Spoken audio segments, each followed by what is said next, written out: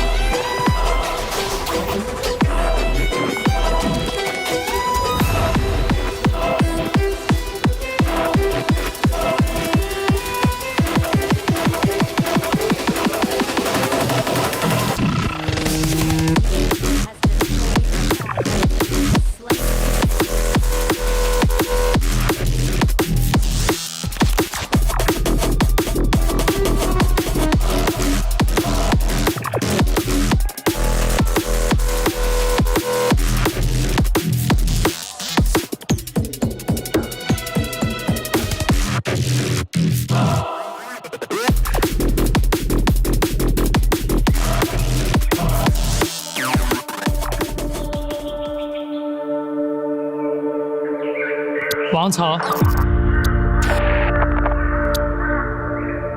世界舞台的交手确实让人血脉喷张。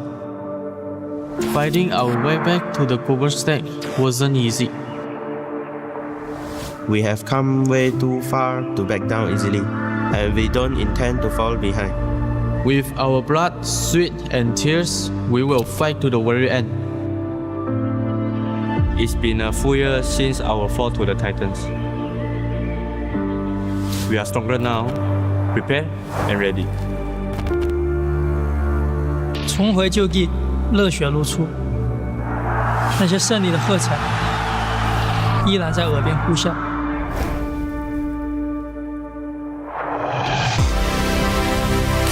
这一次，我们要的不只是过往的荣耀，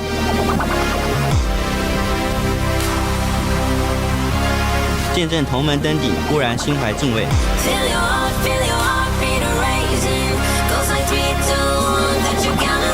To share this stage with Enoch is an honor.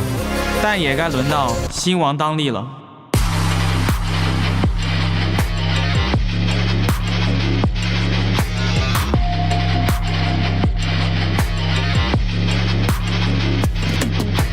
这一次，我们要的不只是过往的荣耀，一战登顶，视为冠军，连霸开篇，方筑王朝。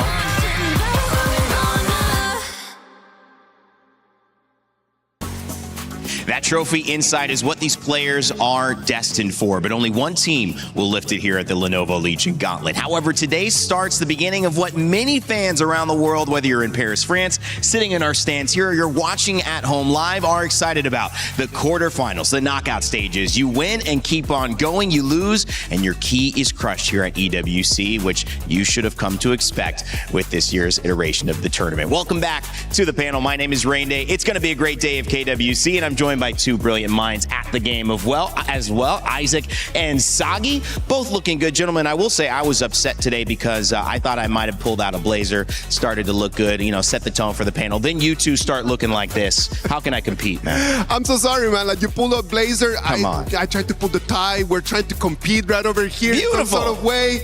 But you know what?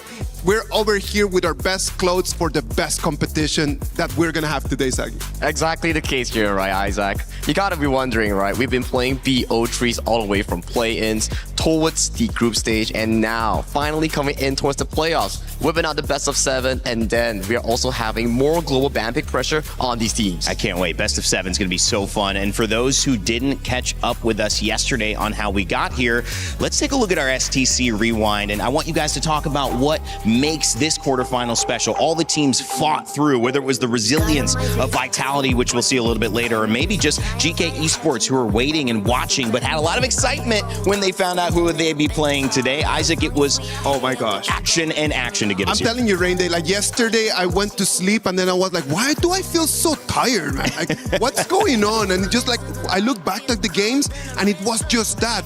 It was like ups and downs and then just running around, yelling, just being nervous for them. I was really, look at Sagi right over there just jumping on stage.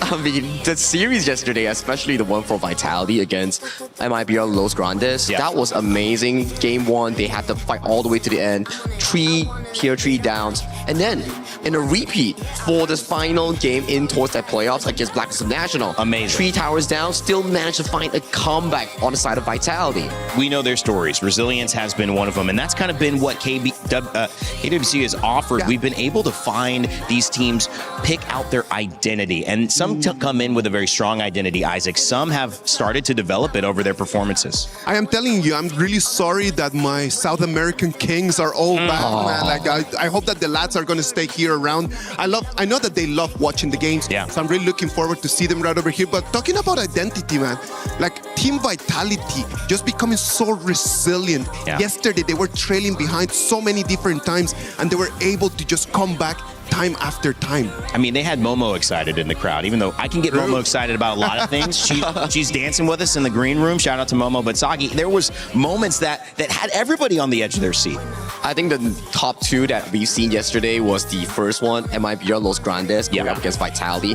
That crystal hold just a bit, like the capsule like to say, if you blow on a crystal, it's gonna go pop. And the next one was the insane comeback. 8,000 goal behind, still managed to find a comeback against Blacklist International. You'll be thinking, it's like, finally, Blacklist about to make history, make it into the top 8. But oh my, Vitality, Dream Crushers. That PKL, IKL, classic regional matchup. It exists all around the world. It certainly exists in HOK, but best of threes, gentlemen. Now we switch to best of sevens, and Isaac, that's a whole new ball game. A different game, and I'm telling you, like right now, we're going to start seeing a lot of heroes that probably we have not yet seen in play-ins, we have not yet seen in group stages. We've been doing our homework, trying to put together like what is going to be the meta as we come into the games and to best of sevens. And I know that Sagi and I, we're going to try our very best just to put it out there for the audience, just to see like what are going to be the new picks. I'm thinking like Zhonghui Xiaoqiao or Angela, Liang Frost, Lorian Zhang Fei, more of these farm lanes here, because in towards the group stage thus far, we've been having enough farm lane picks, right? We got the Chicha, Long, the Floorball Marksman, and Chano. Yeah, we've been pretty bored of those because in best of 7 series, that's when you're bringing all the big guns here. We've seen a few, right? Like, bored? I'm trying to learn these. Come on. I need to see them a couple more times. I didn't do group stages with you guys. No, we're having a lot of fun. You will see new picks, new heroes. That is what a best of 7 will bring us. But also on the line, not just the new picks and how you strategize to keep them alive in this global ban pick, but also what your organization stands to win if you are successful. The club championship leaderboard, thanks to Aramco, has given us a clearer picture on what not only AGAL, but Team Vitality, all the teams that are here have a chance to win. Virtus Pro, man, look at them. That's right now, just rocking the 3rd place.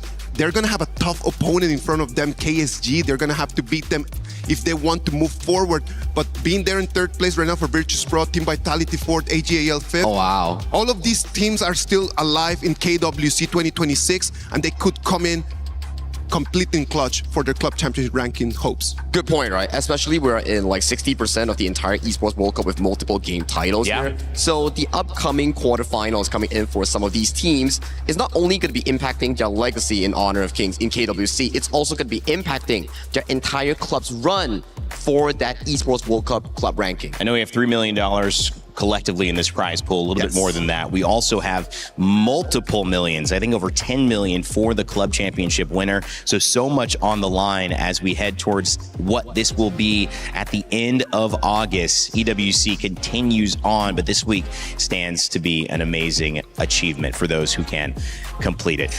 Isaac and Sagi, as you know, we continue to move on, guys. This is a day that brings a lot of elation. It also has brought some sadness. The keys being crushed.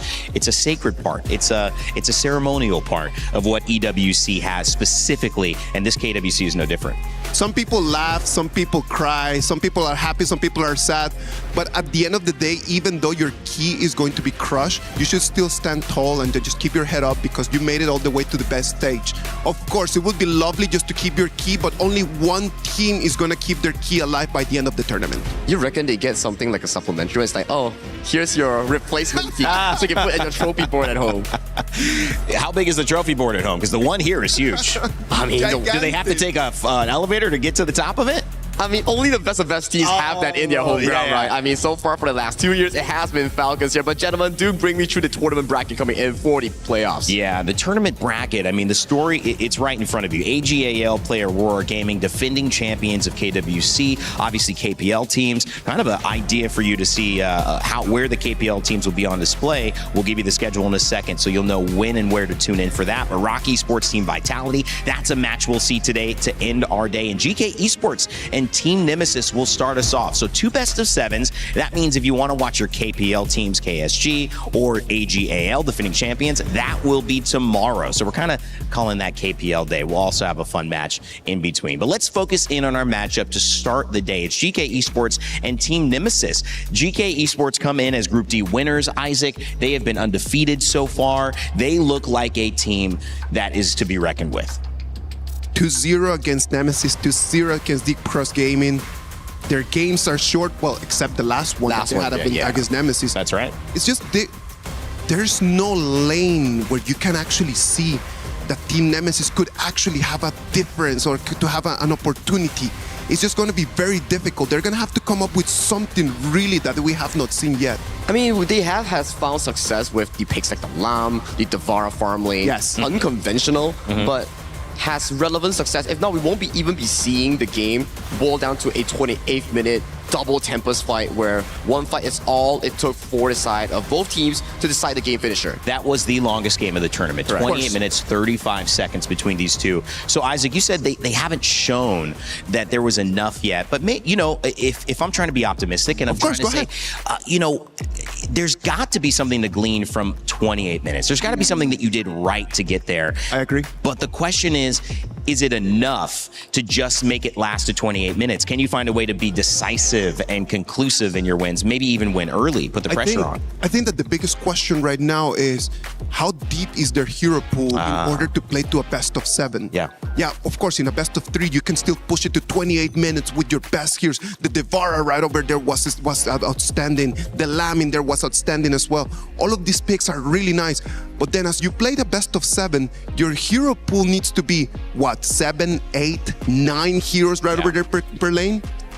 I mean, it's not only about 7 heroes, right? Inclusive the 4 bands, of course, multiple levels of layering, and some heroes are not that, I would say, suitable for the tournament meta. You kind of need maybe like 10, 12 going into the entire BO7 if you play to the full stretch. So that's going to be not only on the shoulders of the players, but also how the coaches, the analysts plan those drafts.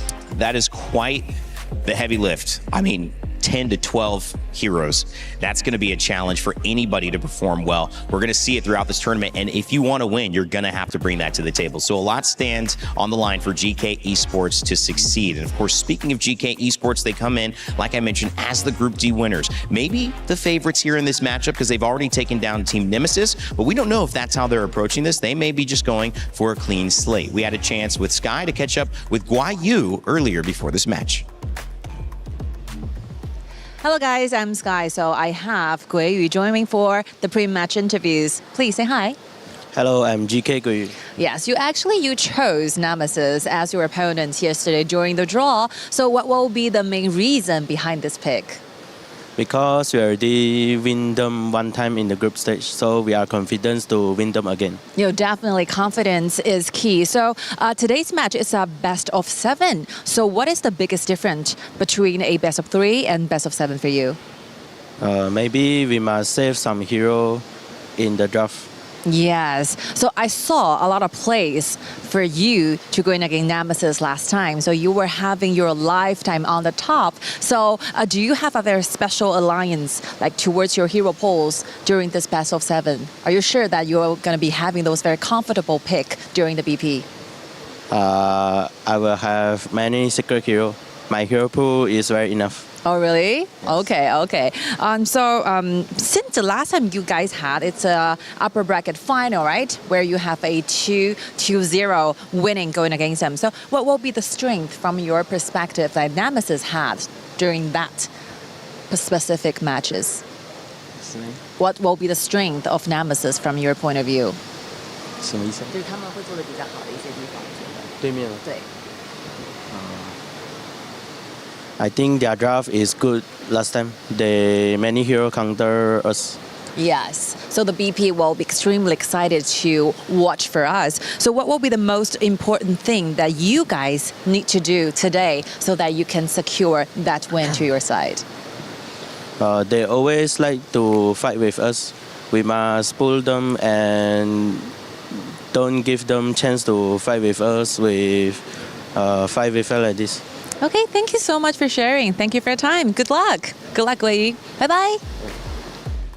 Wei Yu feels like his hero pool is enough, guys. Sagi, this player is ready to perform. I mean, I'm friends personally with him, and I know a bit of backstory coming in from Guai Yu.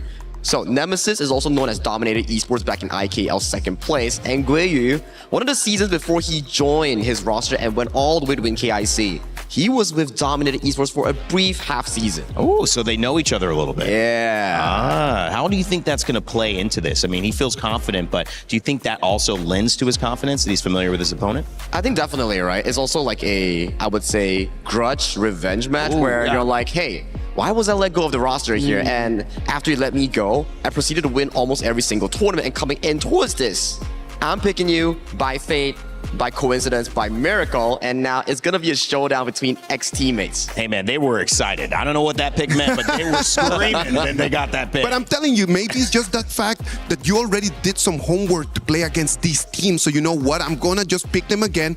Then I get a couple hours extra just for me to do even better understanding of what happened in that game number 2. Just understand exactly where they pushed it against the corner. So I believe that Geekay, by picking Nemesis, puts themselves in a very good position. Yeah, you already did it. You already did it once, now you have a chance to do it again. But speaking of Nemesis, they are a team that isn't going to back down. They got here for a reason. They took them to the longest game of the tournament in 28 minutes, 35 seconds. Don't ask me why I know that from memory. And they were continuing to improve. Can they make those improvements fast enough, though, to get a win and maybe even win this series as it goes to a best of 7? We had a chance to talk with L as he sat down with Sky before the game. Hello guys, I'm Sky. Good to be back. So I have Elle from Nemesis joining me for the pre-match interview. Say hi. Hello. How are you feeling today? Very excited. All right. Because I won this rematch lah. I won revenge for the last match. Oh really? Yeah. So yesterday, when you got chosen from your opponent today. So how do you feel? What's the first thing that you have in your mind yesterday during the draw? I already expected they will choose us because I think they don't want against the Malaysian team also. So yeah, I'm happy lah against them also because I know them very well. Yep. Then I'm very confident lah for this match. So it will be a revenge stories from your side, right? Because the last time you guys had that match, you lost with the 0-2. So what will be the adjustment and changes comparing with the previous match you have with them? I think the different for our team, I think teamwork. Yeah. Because for the last game, our teamwork is not very good lah. So we will keep improve for this match lah. Since we're playing the playoffs, so it will be a best of 7 instead of best of 3. So do you feel different, like playing in a best of 7 since it's a global pick, you know? I think very different because the hero pool also make this game more fun lah. So I'm very excited for this game lah. Have you secretly prepare a lot of secret heroes that you might be getting for today's matchups? Confirm I have lah, and I hope they will get surprised. Okay, so what will be the last words you want to give to your opponent before the game? Sorry Guyu lah. I hope this our time. I am so excited for the match. Thank you so much for sharing. That will be it. Bye-bye. Panel, back to you. Thinks it's going to be a lot of fun. Isaac, I think that's a good statement. Nemesis in good spirits heading into this. They're in good spirits. They've played against Geekay. They know exactly what to expect. They know, a lot of these players, they have either played together or played against a lot of different times. So there's kind of a love-hate relationship. We're friends, but at the same time, we're opponents. Sagi, that does have some weight, no? Let me break down the entire family tree. Break it down.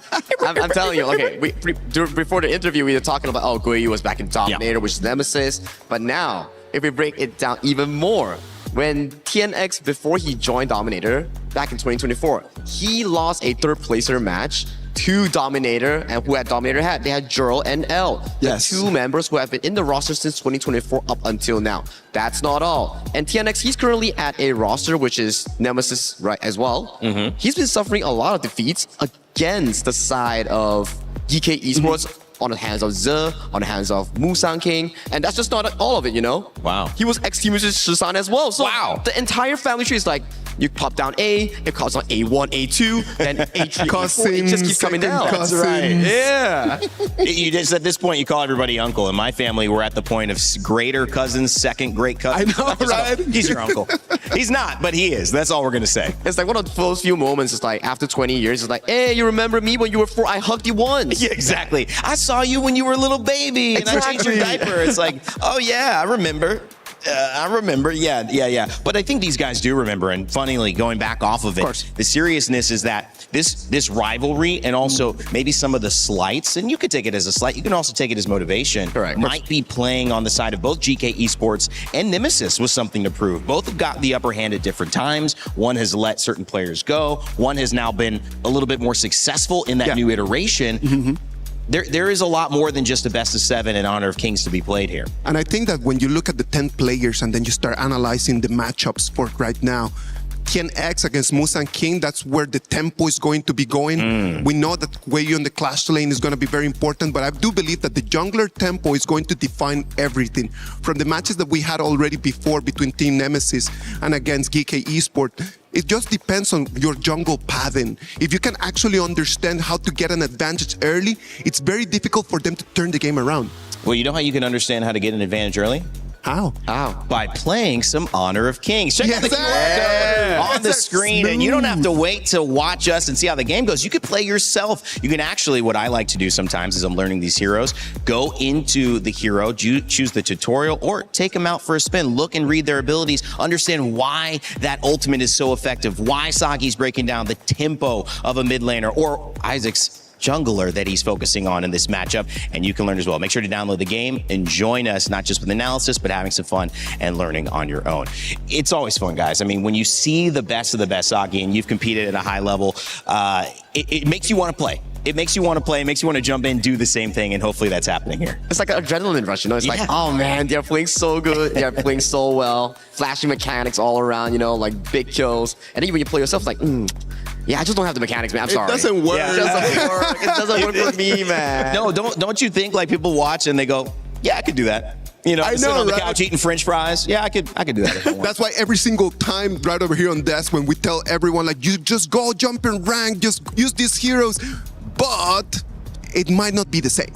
It might not be the same. Well, it may not be the same when it comes to playing Honor of Kings, but when it comes to watching, we know that the same thing is on the line. $3 million of prizing, but more than that pride, the ability to lift a trophy and say, I was the best. The championship waits to be claimed, and the quarterfinals and our knockout stages begin.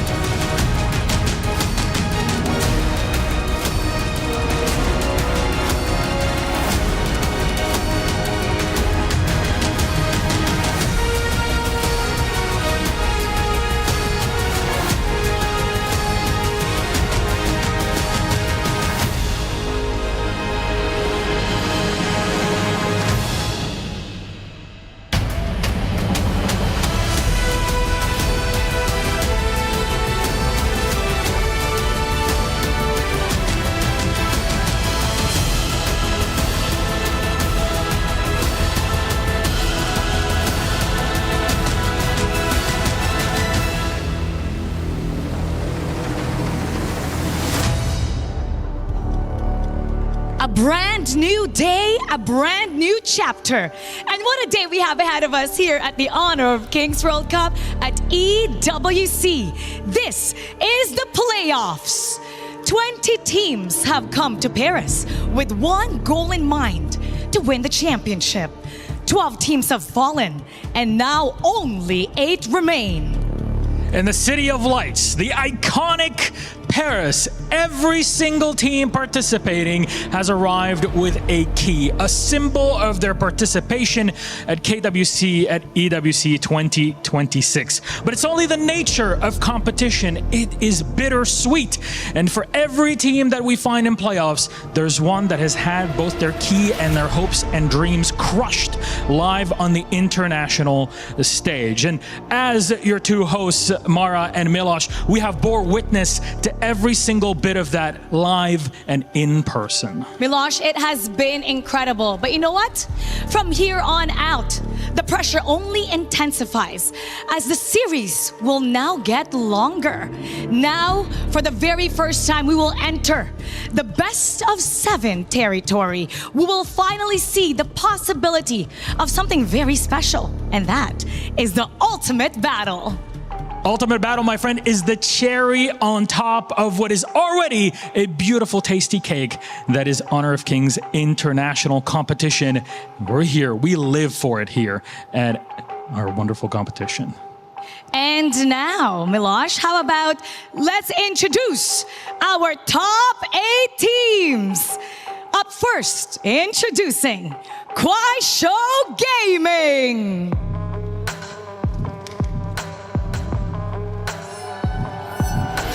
LFF, Yu, Liu Lang, Ju Hao, and Silence.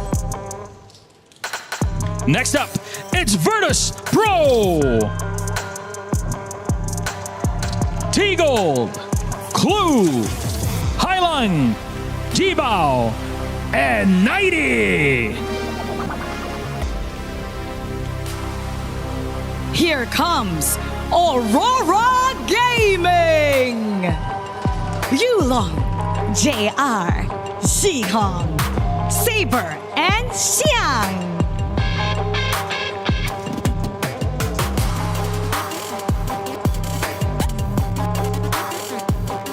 Joining us on stage, it's Rock Esports,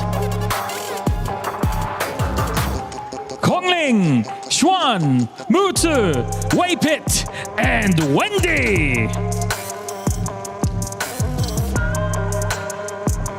Put your hands together for Team Vitality. Bao, Genmith, Jiang Q, F1, and Lan Fang. Our next 2 teams are kicking off the playoffs here at KWC at EWC 2026. So join me in welcoming, first up, Geekay Esports, Jem, Musang King, Guiyu, Je, and Shisan.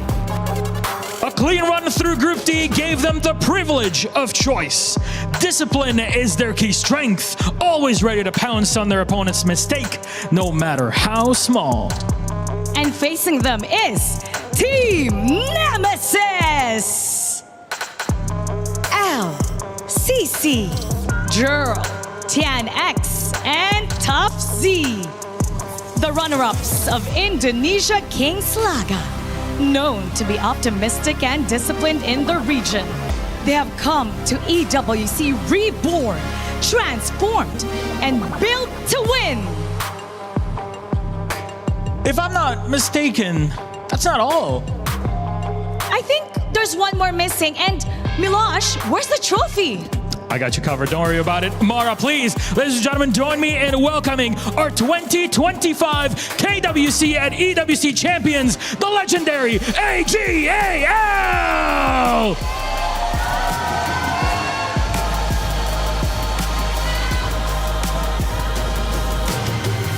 Shuai, Zoe, Yinuo, Sheng, and Ran!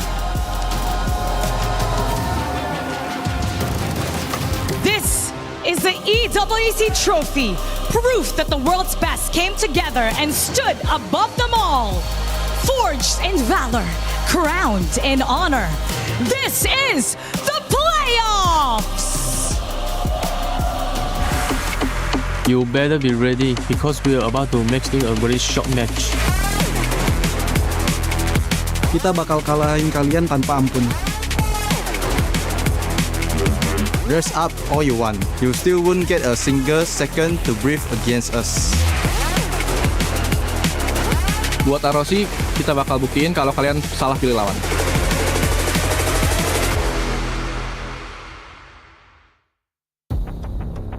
Wow, Mara, Milos, congratulations on an amazing opening ceremony. That was hype. I mean, seeing the players, seeing them looking at AGAL, that entrance, Isaac, I mean, that got me going. I don't think that they're looking at AGAL, they're looking at the trophy, man. AGAL They're looking happen to be in the way. I'm telling you, man, like they want to come over here. They respect AGAL, that's for sure, but at the same time, they want to put their hands on the trophy. That is exactly why they came here. Sagi, my question is, did they sleep with it? Did they take the trophy home and then they just brought it back? What happened? I think you can think of it like this. They're the gatekeepers, they're the guardians of the trophy. That's true. And if you set your sight on that line, they're right in front of the trophy here. If you want to touch that KWC trophy, you gotta go through AGAL as the final boss. You know, I love that, and I think that's exactly what these teams are thinking, but there's the first step before that you have to get through, and that's winning this game, this set, day by day, moment by moment. The first opportunity is in front of both Geekay Esports and Team Nemesis. And we've got, I believe, Nora and Blam standing by, ready to go. Absolutely. It's going to be an ecstatic day today. And after that entrance, I have literally all the hairs on my body standing up as we saw those teams facing off at looking at the trophy, looking at AGAL there today. I am Blam, and with me is Nora. We're going to be breaking down today's action for game number 1.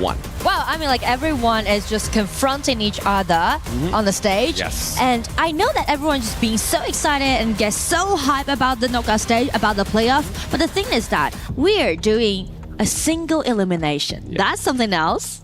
Exactly. Tournament life on the line from the very first game you get here into the playoffs, right? Obviously, we have Geekay Esports going up against Team Nemesis for the first game of the day. As you saw there, they were trash talking each other in the introduction, and there has definitely been some wise words being said there, but there's definitely some family business like Sagi was talking about in the introduction. Yeah, I mean, like these two teams actually already been played once in the group stage, right? In Group D. So this is kind of like the rematch of the upper bracket final in Group D. Rematch of the rematch, right? But I mean, they both had the same result. So for me, you can understand why Geekay Esports went for this one, right? Yeah. They know they're going to beat this team. They are looking, as Shishan said, for a quick match. And as for Nemesis, as they also said, like they know well about Geekay, right? Yes. Even though they lost the matchups, but they're ready to get revenge. So that's something to do with these two teams. They're already being so familiar with each other and also highlight the draft importance.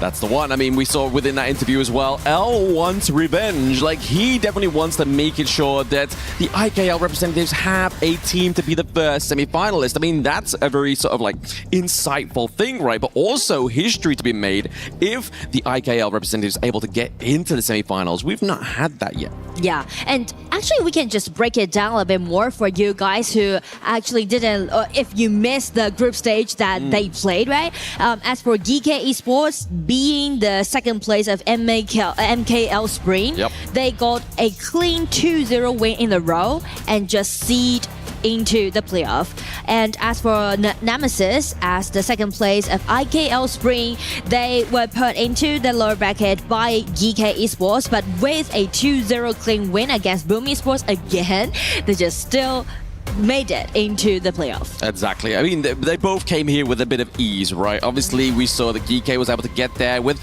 probably say a little bit more ease than obviously Team Nemesis did towards the end there, especially yesterday's matches as well. It was definitely a hard battle to swallow there for them. But obviously Sagi was talking about obviously Guayu and TNX also being teammates last year on Dominated Esports, which was Team Nemesis before coming into this competition. But L was on there as well, right? So L not only wants revenge from that last series, he wants revenge against his ex-teammate Guayu. So definitely those players know each other very well and also speak to their journey. For example, Guayu, you just mentioned, right? He actually he's gonna be so hyped about taking into the journey into the KWC.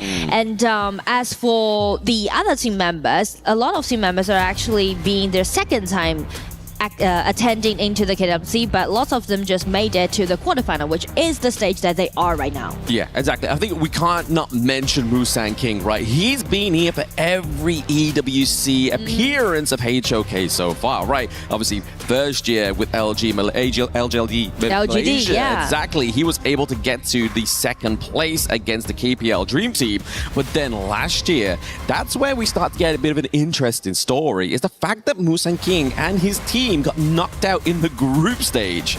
So already Musang King is here for his third rendition of KWC to get further. He's into the playoffs. He wants to make it into the semifinals with his new band of brothers. And who's gonna play against him right in the jungle will be TNX. Actually, TNX started his journey back into 2020. So that's quite a long time for him participating in HOK's Absolutely. Tournament. And also it's gonna be his second time in KWC. Last year, he didn't even make it to the quarterfinal, but this time, I mean, like, he's ready for the KWC. It's the same story on two different pages, right? But it's all about who's going to write the next chapter between these two teams. Is it going to be the representative from MKL? Is it going to be the representative from IKL? Classic. And exactly, yeah, it's always this mashup. We always talk about IKL, PKL, sort of like revenge tour, but maybe this is the sort of branch out to a new universe between these two regions. Yeah, and also because they are very experienced in their own region, and so does mean that they are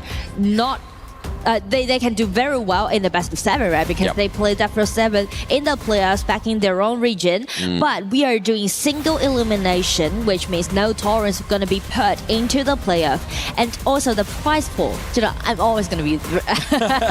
You're about the money, Nora. You're about the money. I like it. Right now, both teams in the quarterfinal are holding $150,000 in their hand. And once, if they won this best of 7, they're going to have $50,000 for extra. Exactly. I mean, it's really good right here. Like, obviously, either of these teams that win go into the next part of the bracket that potentially go up against, obviously, AGAL or Aurora Gaming if there's going to be a massive upset tomorrow, right? And then they can enrich their pockets even further. Like, if they take a game from AGAL, if that's their opponent to be, that's $10,000 on top of that $50,000 extra. And if they win the series, they get the KIC's first prize pool for just winning one game. $100,000, which is crazy. Well, everyone just going to be so obsessed by those dazzling hero ball. But if we put it into realistic way that they need to do it step by step, and step 1 is going to be game 1 in quarterfinal. Absolutely. I mean, this is the one thing that I was touching on within the introduction as well, right? This is a best of 7. It's no longer just a little bit of a best of 3, which can be over so quick. You can blink and it's done. No, this could potentially be a marathon between these two teams. Team Nemesis is going to be on the blue side here. We see that team Geekay Esports is going to be on red. So what are we looking for in this game 1? Is this going to be kind of a similar story to the best of 3, or will they kind of change it up just so they've got heroes to last them through all these games? Well, let's just break it down a little bit more. I mean, like, due to the results that they offered in the group stage, both teams, they got a 2-0 or 0-2, right? Like, all results has been put in such a clean way, which also means that the first game matters a lot to both teams, right? You need to set up your momentum. You need to do it in a continuous way. So which means game 1, we should really highlight it more. And if we're speaking to those composition with high winning rate for both teams, I definitely gonna bring up this Frost Leon composition aside of Geekay. Yeah, I feel like that could be a good call here, but it looks like not for game number 1 so far, but definitely something they're going to be holding into their utility throughout this series. But we now have the bracket onto the board here for you in terms of the band picks. The Aoin going up against the Flowball Marksman. It seems to be, obviously, once again, just that time tail of the best of 3. It's either Aoin going up against Chana or Aoin going up against the Flowball Marksman, because you need the extra bit of range, and I prefer the Flowball Marksman matchup because you have the Arrow Storm. We saw it many times yesterday. It puts enough pressure onto this pick into the farm lane to exhaust that ultimate. Yeah, so being a really good counter-attack, prioritizing their bottom on the side of Geekay, right? To build up a winning lane at the bottom, and so does the Charlotte, can do great deal damage upon this all-in during the team fight. So it's gonna be really good if they do so on the red side. And also for the bans, I think Geekay is for a potential Agudo play. They could this kind, but Nemesis just spotted out, so that's the reason why they just take Agudo being unavailable. Yeah, Agudo's unavailable here for Musang King. We know he used to play this back when we had Blind Draft, but he's taken a card back off of Just Cheese Blacklist here. He's going for the Monkey, giving him a little bit more of an extra tank into the front line, but also a great engage potential. We saw many times yesterday when that Dream Roam, it looks sparkly in game, but the devastation for a team fight is definitely not sparkling or glitter for Monkey. Yeah, I mean like double initiator, double engagement, and also double tanks. That's what we're gonna say on the side of Geekay Esports. And also like just feel the hype of the ground right now, of the stage right now, because we are doing a single elimination, and we mentioned about what brought them into this journey in KWC this year. So everyone just aiming to the trophy, standing right in front of them. Absolutely, eyes on the prize, and not only for the cash prize, but for that golden trophy right in front of them, as you say there, Nora. And as well, we are crowning our first semi-finalist today as well. So that's going to be a huge burden for these two teams to be thinking about when it comes into these team fights. If they make any errors, if they make any mistakes, it could cost them tournament life. And best of 7, I'm always going to be a big fan for these kind of marathon play games. So why not just dive right into game 1? Ready for the battle, ready for the quarterfinal. Absolutely. Team Nemesis is onto the blue side here. Geekay Esports onto the red. I want to shift focus over to this pit. I want to see the in-game votes. I want to see which team is currently got the bigger fan base here. And I'm seeing a huge red wave. It looks like Geekay is going to be topping up those votes. I feel like it's going to be very important for them to give an optimistic result to those fans who showed such great support. Yes, absolutely. Support in-game, at the venue, wherever you are, your teams need you indeed. But I feel like in this early game here, it's just going to be a lot of tip for tap between these two teams, right? Obviously, we've seen already right now quite an aggressive play here from Guayu going into the enemy jungle, taking a lot of beating here from Tufts. They forced a flash here. Tufts comes from Flash as well, but that is going to be enough for Guayu to escape thanks to Shishan. I mean, already being so fierce in like game 1, yeah. And in 1 minute, I just like that's too much for me. It's too much, but Shishan did say he wants it to be quick, right? So maybe this is why they just need to make sure they're not being a little bit too quick, a little bit too hasty here for the side of Geekay Esports. But to Nemesis' defense here, they do actually have a little bit of a goal lead so far. Yeah, I mean like 300 goal lead, that is very decent in the early game. And also because of Joe, his rotation, he's actually give up one of his mid lane over to TNX, which also accelerate TNX farming pace in the game. Yeah, I mean, if you know anything about Hire, right, that pick, you're not really needing the gold in the early game. You just want to get to level 4. You want to get that ultimate, and I want to see some of those aggressive Moonskin Mirages, right? We've been seeing some fantastic ones yesterday, almost game clutching and pretty much game over for your opponent team if you get taken into that Moonskin Mirage. But if we're looking here towards Geekay's draft, who's going to be the prime target into that ultimate? Well, I feel like it's going to be hard for him to get his hand on this Flowborn Marksman or this Garuda. So potentially it's going to be a Monkey or this Charlotte. Yep, or potentially, yeah, Monkey or Charlotte. I mean, you're going to take away that Dream Roam, take away that big chunky tank here from the jungle that just stacks up that passive, gets that shield. But as he's stacking up the passive, he does more damage from it as well. Yeah, so actually they really need to focus on the timing that Haya is going to break out his ulti.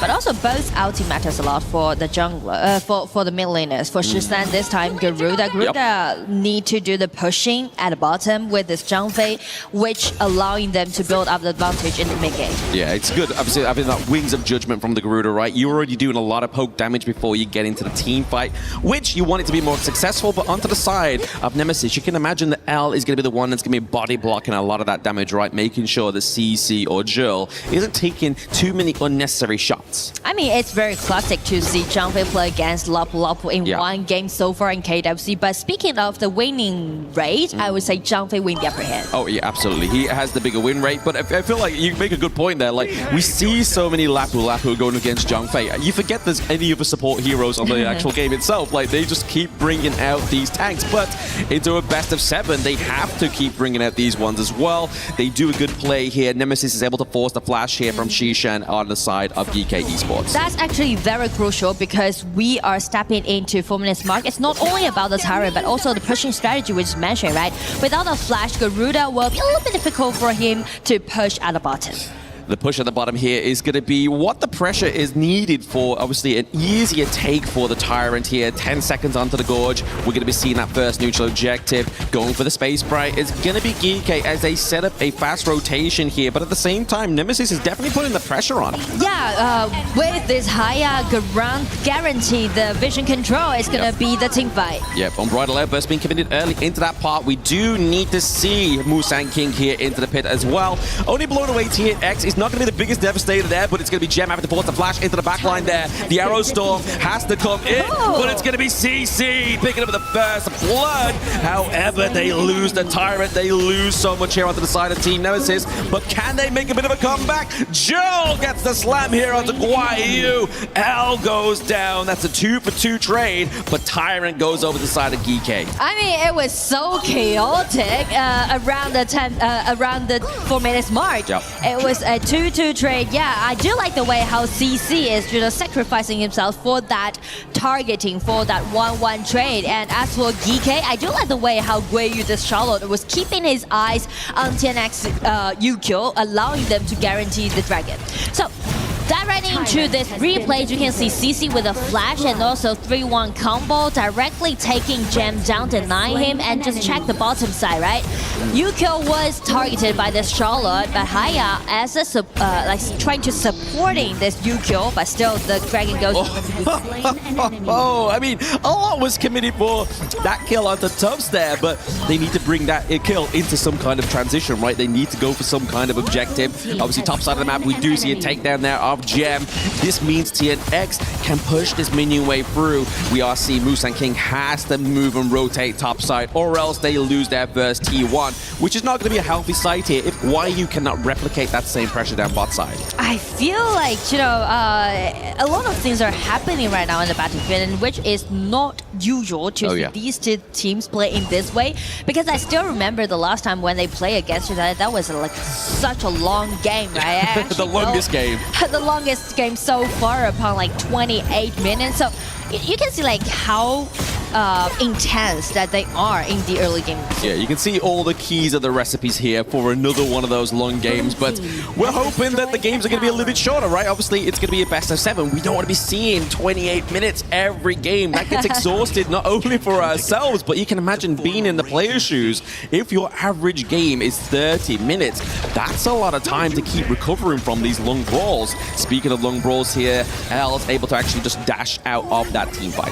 I mean, like, playing a more aggressive way, that's the reason why Jill, this Zhang Fei, is always break out his ulti as long as he got it, right? Playing very fierce. And as for Nemesis, I do like the way how they are doing the settling pushing. Because Dharma and also Yukio, both heroes, allowing them to do so, which also gonna, just kind of make some distraction happening to their opponent. Yeah, and naturally, TNX here on the Yukio pick is going to have a faster wave clear, right? You can see the clear XP differential between these two players. Musang King still sat on level 10, whereas TNX is level 12. We do see a bit of a flank here, potentially brewing up by CC, but soon gets answered here by Guayu, keeping the man check come through here as well. Forcing out that ultimate, Guayu does take a lot of damage, but once again, Nemesis are just playing the smoke and mirrors that we've been seeing the entire time in this tournament, just getting that minion wave back into the top side. And I do like, I really want to highlight CC, right? Put this player on the spotlight because I think he's so well played in the group stage, and he actually outplayed all the marksmen that he faced in the group stage. A lot of damage, long-range damage that is being put onto TNX there, brings his health down to a substantial point that he has to recall.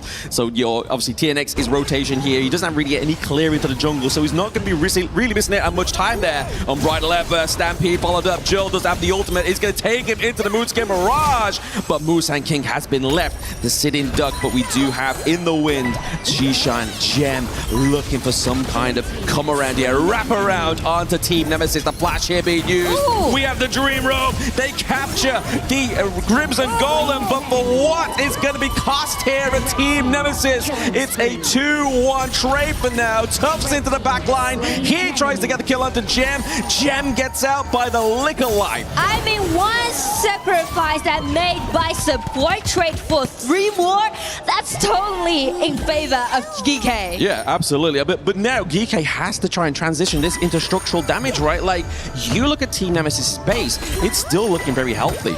Yeah, I do like the way how they just kind of lay back, you know? Yeah. After Haya break out his ulti, everyone just waiting there with full composure and just check the ulti, break down that monkey and also flash in by Charlotte and just like reinitiate for the whole team fight. Exactly. When you got 3 initiations kind of types there for the side of Geekay Esports, it gives you so much flavor to work with, right?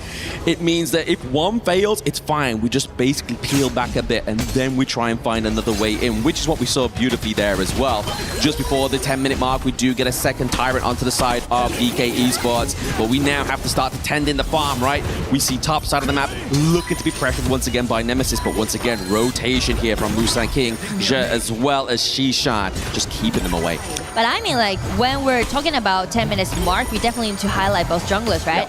And if we check the goal difference, actually TNX got like almost 2,000 gold lead against Musang King, which also means Nemesis relies a lot on the personal damage coming out from TNX Yukio. Yeah, which is a weird game state to be at, right? Your overall global gold goes into the side of Geekay, but you've got the differential into the jungle. I mean, Yukio, you need that, but at the same time, we're seeing a contestant for that Crimson Golem. Musang King steals it away again. The Smite diff comes through, but this is where the Smite matters. Musang King doesn't have it. TNX is primed and proper to try and get this contest here. So Geekay still need to kiting it for like 20 seconds more. That's the reason why they're dragging out this Tyrant, trying to buy them more time. Buying them more time. He's going to be down Bridal Embers, pushing back 2. It's going to push back LCC onto the back line. Once again, it's Tufts. He falls. That's not going to be a good initiation or disengage potential here for the side of Team Nemesis. Gem takes down Earl, and L is on the run. They have the Tyrant. TNX is just trying to capture any kind of means of stopping this escape here. But I mean, just check the coordination that Geekay has about those team fights, right? Actually, they are in closing. They're moving in groups, so which also isolates Tufts in that case. Yeah, it's a hard isolation, right? If you're committing on a Dharma, it's going to mean kind of pretty much life or death, right? Because you have no real disengage here onto the side of Team Nemesis unless you get that Lapo Lapo Rising Tide ulti or a Moonscape Mirage onto like somebody that's already aggressing Tufts into the backline. But we know that Dharma, when you're currently 0-3-1, is not necessarily going to have that great itemization, what you need for that. Yeah, I mean, like, definitely the damage out isn't that sufficient on the side of Nemesis, but it's more about their purpose, right? Because actually they're trying to vie for the Tyrant, and, you know, as a result, it's an open misground. Yep, open misground, but the higher ground trying to be claimed here by Geekay Esports. Takedown of L. Once again, that repositioning, a Raging Tide is not going to be coming through here. Forced back to the base. TNX very low. He doesn't want to blemish that 2-0-1 KDA, right? But at what cost is it going to be this T3? We have the Vanguard here. I mean, in the mid-game, the most painful thing that Nemesis is suffering right now is because how they're gonna eat up all those poking damage dealt by Geekay. As you can see, Flowball Marksman with a red buff and also Garuda with such a long attacking range, they can just easily take a lot of HP down before the teamfight even happens. Exactly. It just shows you the benefits of this draft, right? Like, Geekay was struggling in the early parts when obviously the fight was coming into close quarters. They weren't able to get that kind of initial fight that they really wanted with that long long-range poke. The Winds of Judgment here once again. Yeah. Just placing down, Just knocking like out the this. minion wave. But it's going to be the Raging Tide met with the Unbridled Outburst. The T3 top side has been taken down. They have the Vanguard here. It's coming through. It's going to be shut up to the back line with a Stampede as well. TNX is trying to do his best with the burst damage to take down the Vanguard. Tufts connects Musan King onto the back line, but it's not enough. They don't have the damage. They have the minion wave here into mid. Nemesis has to mount a defense. Oh, game one goes to Geekay. Such a clean operation that Geekay did. Well, it's kind of be a little bit chaotic in the early game, but they just pulled themselves together in such a quick way and just check the settings that they made around the 10 minutes mark. Show their composure, show their experience, show their determination to game. Yeah, they're just like the kettle that I use frequently in the green room. You're just waiting for it to boil, and then when it goes ding, you get the hot water, you get what you wanted and what you came for, and that's exactly what Geekay came for, is game one victory. We go back to what we were saying in the pregame. Game one, match one means so much to these two teams. And I do like the way how they execute their composition in the mid-game. Just check those settings that they made, right? Yep. Around the 4 minutes mark, I do appreciate CC's 1-1 trade that was so fierce and set the standard really high. But once we getting into the mid-game, you can see like the poking damage. It's like too much for Nemesis to soak in. Oh, absolutely. It's too much. I mean, you look at that draft, right? Obviously, if L falls, who's going to be the one that's going to be taking the brunt of that damage? It's naturally Tufts, right? Obviously, you normally see the Dharma go for the Either Phoenix later on within the game in terms of itemization. But the fact is, you weren't able to claim that because a lot of pressure was put onto Tufts into these team fights to make the difference. Like we're seeing here, he dives in, there's no follow-up. All they're really hoping for is a takedown of that Tyrant, which is what TNX did there. But what they did, what they didn't do, is what the panelists are going to talk through now for you. So Rain Day, take it away. I feel like it's all upon to one different decision that Nemesis trying to guarantee the Tyrant, but as for Geekay, it's not that. Well, thank you guys for the analysis, Snorum and Mitch. Yes, or Blam. I don't know, man. Listen, I don't know anymore. I almost said Blim at that point because I was catching myself on the timings of some of these things. I said, I'm not going to say Blim. I'm going to go Mitch. And we're gonna keep it true. Whatever it is, we're saying true things here. And speaking of that, I will say that it was a great game for Musan King on the Menki. Did not die. And that was also a major element of this whole team from Geekay Esports. They kept themselves in the mix, Isaac, but how did they do so well? How did they turn this game into their favor? I think that that's the difference between best of 3 and best of 7s, right? Like heroes like the Monkey just come in right now and they become like the first pick, something that you would not have seen in the play-ins or in the group stages, right? Because there's so many other options out there that you can actually use. But right now you need to be thinking, all right, what if we go into game 5, into game 6? So the Monkey right over there was a good pick, and Musan King just taught us exactly how to use it. TNX also, pretty good game, even had a steal on one of the objectives, but it didn't work out. So what was stopping Nemesis from capitalizing on some pretty good jungle play as well? I think if we can jump right in towards this like title strader that we have right now on our lap, we can analyze the draft here. So if we were to bring it up, the video clip right here. Come on, King Sagi is asking for the production, guys. So let's talk about draft, right, ladies and gentlemen. So in game 1, yes, you want to start off strong, but in the BO7 series, you drafted the Lone, this thing over here, Haya, Ukyo, and Lapu Lapu. These 4 picks are extremely expensive, and we practice the global ban pick. So once they have selected these 4 picks, it's gone for the remainder of the BO7. That is aggressive, man. Like they decide, you know what, I'm gonna take the tempo at the beginning of the game with the Ukyo, and then with the Aoyin and with the Lapu Lapu, everything's gonna go well for us. Now, to their point as well, once you take the Aoyin, you're thinking like, okay, I have strong burst, I have strong sustain, but what does Aoyin lack? Long range, dive capability. So what do they pick? They're like, okay, let's do a flowball marksman. Let's do a Garuda. Then you're thinking like, man, I don't have range. How do I reach the backline coming in from this? And I don't have enough DPS to realistically take down this Monkey here. So the last 3 picks coming in from the side of Geekay Esports just perfectly dismantling the side of Nemesis. They decide just, you know what, you want to play aggressive. I'm gonna just kind of like hold it for the first 4, 5, 6 minutes. I'm gonna try to survive, and then after that mid-late game, you have nothing to answer back. Seems like looking back, it's a bit of a mistake, but also they're prioritizing getting somebody strong in the farm lane. And you could say maybe that's the general idea. However, they don't do enough with the bans to avoid taking mid laners like the Garuda that you mentioned that could be effective from range, so they don't actually have to fight with Aoyan, and so they don't get that game plan going, Sagi, is kind of what you're saying. Yeah, they wanted to use the Ukyo, they wanted to use the strong engage coming in from the side of Team Nemesis to look for those engages here, but Geekay Esports played really safe and they stalled to this crucial fight. Let me whip it up. It's going to be the 10th minute fight that we will be having on our screen. Take a look at this. Tough Z all the way towards the back line here. He doesn't get it. As of this point, you're thinking like, oh, we got the Tyrant, but every single one of our members are incapable of fighting anymore, and it's just a clean and easy pickup coming in from Geekay Esports. I'm telling you, right over here is the moment where Musan King just popped up, man. Like, he just comes in, he sees Tubbs just jumping in too late, a little bit too deep and too early, I would actually say.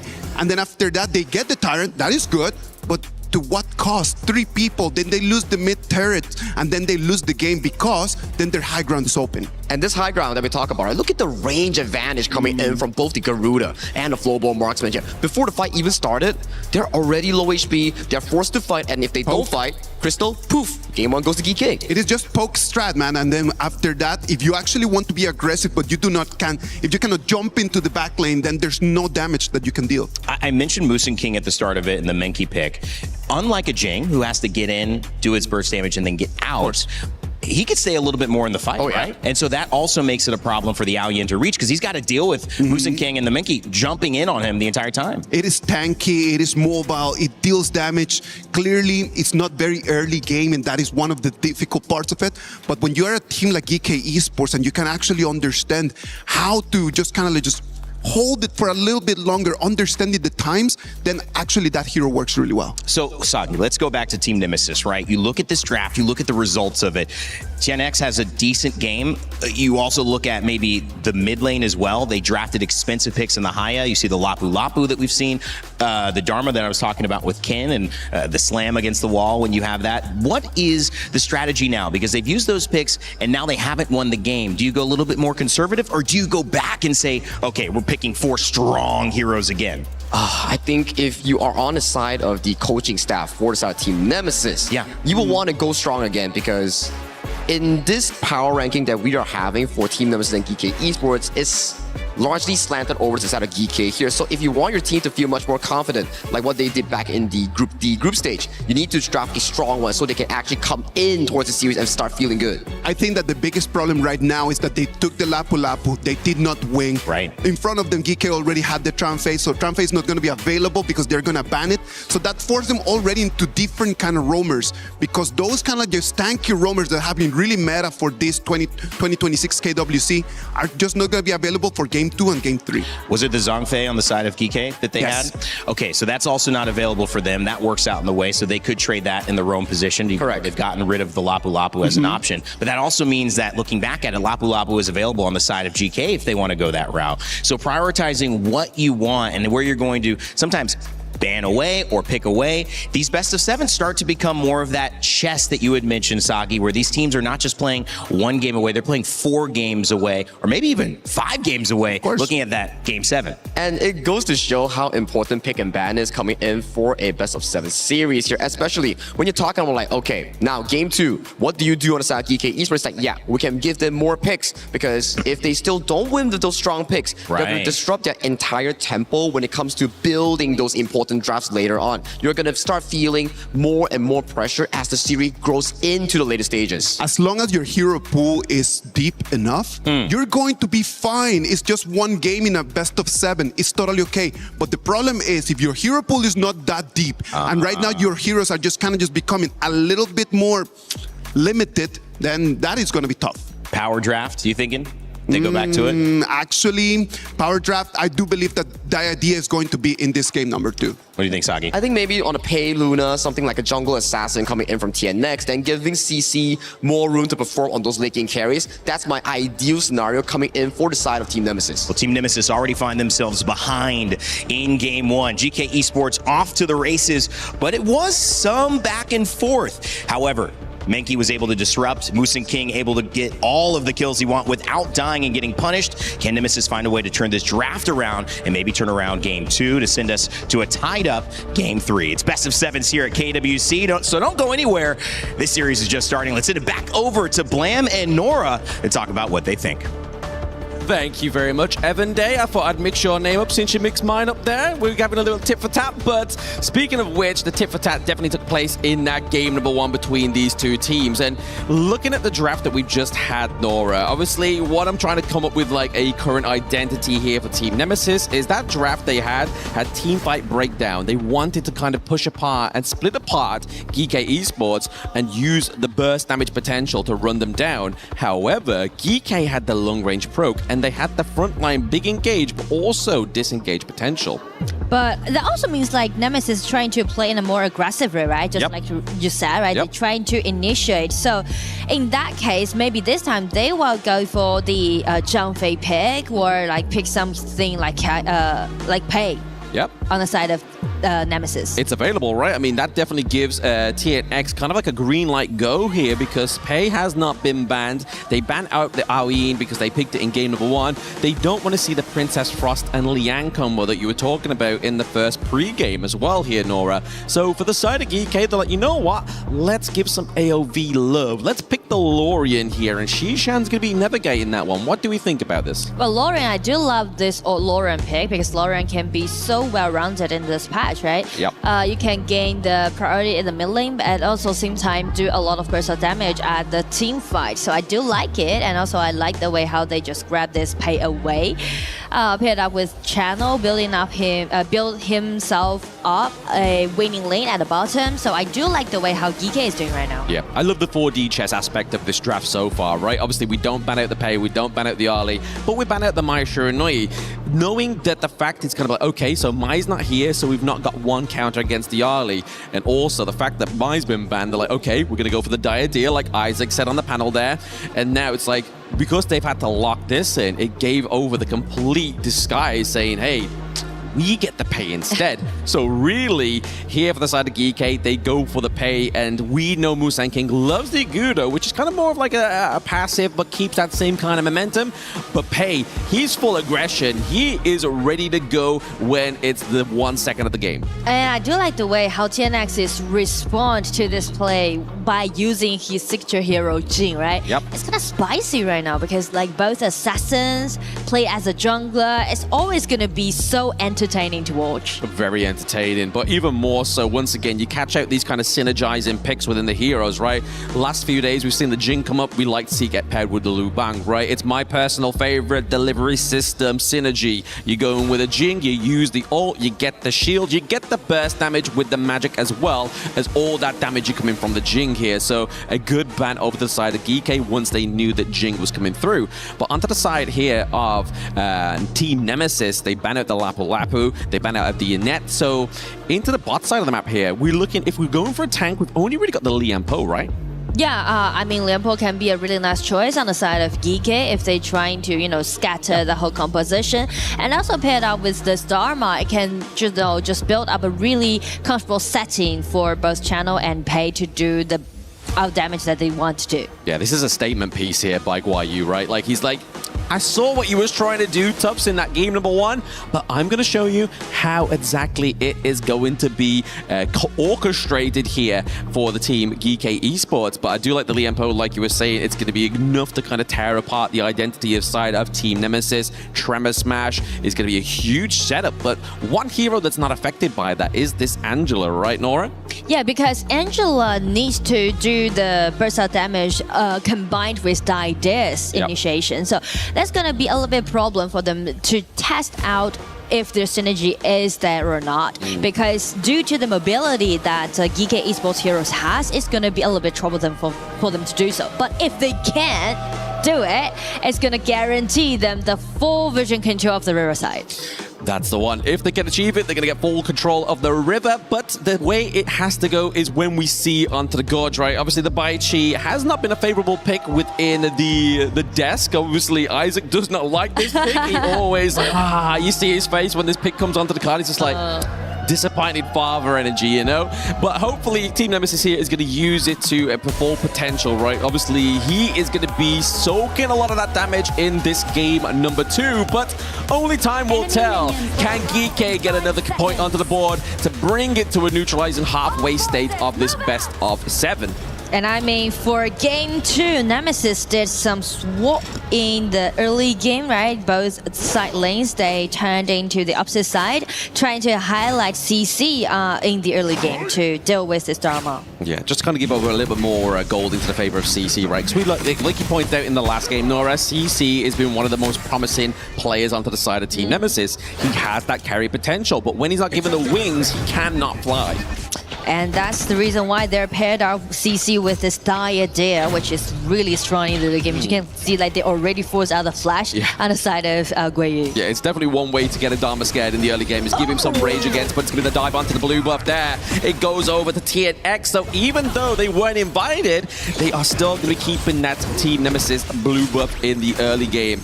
I mean, they are able to help themselves to a little bit more camp, so why not? If you're already in the enemy jungle, why not slow down the Jing while she's there? I mean, like, I do like the way how Musunki is doing those early invasions, because we mentioned about both Musunki and TNX are known for their assassins, but actually throughout the journey that they played so far in KWC, it's their first time to picking up assassins, right? Yes. TNX Jin is really entertaining to see play it with it, but both of the junglers actually played more tanks so far in KWC, so that's why I'm so thrilled to see them to play like Pei and also Jin contest each other. Absolutely. I mean, Musang King loves to play the Ogryn, right? Like, he's probably been the player the most within the group stage to pick up the Ogryn pick into the jungle, but he's synonymous. Synonymous with Musang King is Ogryn, but we look at the bot side of the map here. Obviously, Baichi started against Achano. It puts Baichi at a bit of a disadvantage to actually get the Phoenix down bot side, right? Yeah, but that's something to do with the balance on the map, right? If you feel like a deficit at the bottom, which also means you're gonna be more aggressive on the top side of the map. Yes. So Nemesis just keep pressing in on the top. Keep putting pressure, and there's the pressure. The tip for tat going on between L and Zhe, right? Just CC after CC, a little bit of blow there as well. But level 3 goes off the Geekay support quicker than the rest. He gets a CC knock up here onto TNX. He stops the TP as well. Yeah. Now he has to burn out the bit of Mirage as well. We need to see a little bit of a stop show here onto TNX. Or First Blood could go over to the side of Team Nemesis, but it's going to be Guiyu tasked with that inevitable defeat. And it goes over to CC. Jill gets the kill onto Zhe as well. 2 for 1 trade for Team Nemesis. It began with a 3 versus 3, but just check the mobility that Nemesis has, right? CC just play around with it, and also TNX Jin just shine out and gave them a 2-1 trade. Well, I mean, it looked frightful for Team Nemesis, right? If I was in that position, I honestly thought the TNX was going to get pinned. It was going to be difficult because he not only got hit by the Liam Poe, he got hit by the Lorian, right? That's a lot of time to be taken in a CC'd state of mind. But by his mechanics and also his ulti allowing him to do some pushback.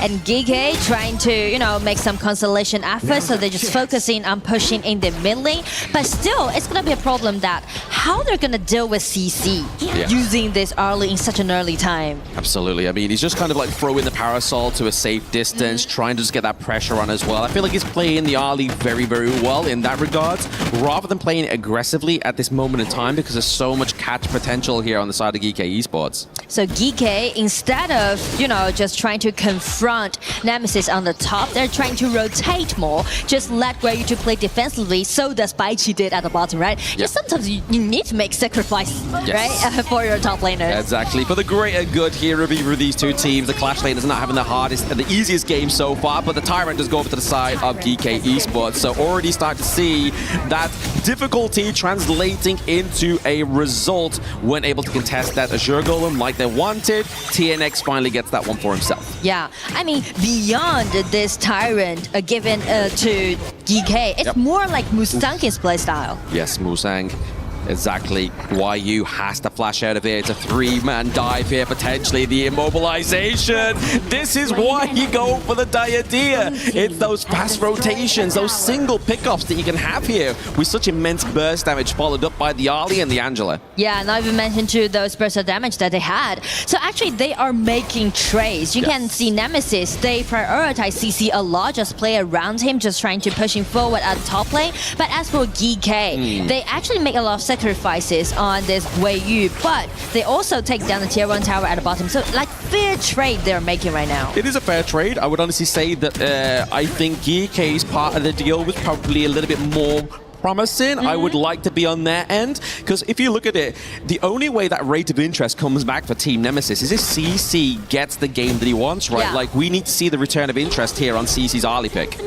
So that's the reason why they're giving CC this red buff, and also like instead of the name CC, but also the CC control on the side of Nemesis. We mentioned that it's sufficient enough for them to do so they can get the vision control. Is this going to be a sufficient play here for the side of Team Nemesis as they try to push down that mid lane? Tufts, as the tank gets melted down, they don't get the T1 in the mid lane, but Geekay once again transitioning structural damage onto the side of Team Nemesis. Opening up them side lanes is just as important as that mid. I do like the way how Geekay is trying to equalize the goal difference and also the vision difference, because they know that it's going to be uncontested against this CC in this kind of certain stage. So instead, they're trying to push forward in the mid lane and also rotate channel a lot. They're trying to prioritize Gem's farming pace. Yeah, and no one's caught out Gem just yet, right? Obviously, the pressure was there for Baichi to kind of just like soak that damage, but there it is. CC has to use the Parasol dance there. It's going to be caught out. It's going to be the double man levitation there for Geekay Esports. CC falls. L as well. Tough is looking to follow themselves on the river of sticks. He gets taken down. 3-0 trade here for Geekay Esports. I mean, it seems like Nemesis is going to be a little bit overcommitted. Check out the ulti, right? Get in, but check CC's like positioning. He was knocked out by Shizen's Lorian. Yeah, I feel like that definitely the interest, or at least the given over to the side of CC hasn't quite come into fruition here for the side of Nemesis, right? We were putting in our stocks into this pick, and then to be put into a position like that really just mitigates many kind of that comeback potential here for him. And that's the discipline that we always mentioned in game, right? Once you win the upper hand, how you're gonna stabilize yourself. It seems like after they got the Tyrant, they're just gonna be a little bit overcommitted and to be a little bit reckless. But speak to Geekay, they're just, you know, play defensively but effectively. Yeah, they're playing everything within their hands, right? They're not kind of... to be honest, Geekay should be the ones playing aggressively, like you were saying, Nora, because they have the Tyrant buff. But you see it here, Nemesis is like, well, how can we overcome this Tyrant buff with how many seconds are remaining? Let's try and take a team fight. And I feel like that's the worst kind of situation to put yourself in, especially when you're behind in any kind of game state. Structure-wise, we see the CC here onto TNX after he brings out that mirror domain. So the ulti for Jinx has been used. I mean, like, in that case, I do want to highlight Musangi's playstyle, right? Because of his passing, he's not only doing those early invasions, trying to harass TNX a lot, but also distracting Nemesis, pushing strategy on the top. You know, he's buying a lot of time for himself and also his teammate. Absolutely. He's playing the paint very well, right? And we expected nothing less, because this is Musang King. We know he is one of the best jungle players within Honor of Kings Esports Global, but there it is. We see a huge transport here for TNX into the mid lane. Forcing the flash out here for Lorian. He overcommits. They need to get that T1 to make that play worthwhile, but Tufts falls. There is no minion waves to get the result that they want. L has to flash. Use the art link to stay safe. It was Nemesis trying to make some trouble against Geekay, but it's Geekay again making a nice counter attack and pushing back. Yeah, no, you saw the aggression, right? Obviously, this replay, you saw it's already past the point where TNX made that huge dive with the mirror clone, right? And it was all for that T1 in mid lane. They weren't able to get it, and they lost so much in that means. I mean, like, TNX, I do like the way how he's showing his aggression, but the thing is that if he trying to make that tower dive possible, it's gonna be a little bit too much for them to do, so it's gonna be another team fight happening at the bottom right now. It's gonna be the ulti coming out by Baichi, but he's just being isolated, and it's gonna be a double kill because of it to Shizen. It's gonna to be a 2-2 trade as a result. At least TNX got a little bit of something for that one, right? L already overstated that play. He got caught out by Guai Yu, but then TNX, the lord and savior of the side of Team Nemesis, was able to pick up a double kill at least, but it just means the inevitable still happened. They're still behind in the gold, so they aren't able to kind of get as much of an impact as they would. If this was like a 4-minute mark team fight, it would have been a lot better for them. And I mean, like, speak of impact.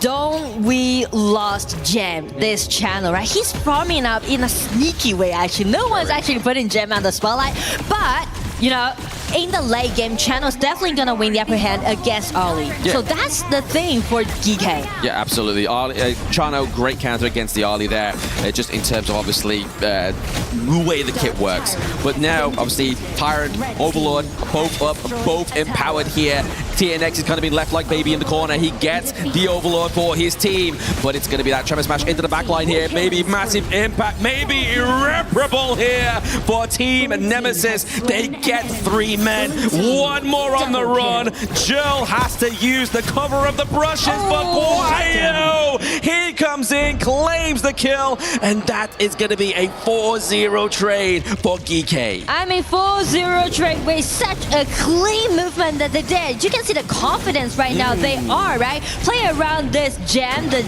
fully scaled up channel with this red buff. Everyone just prioritizing his satin.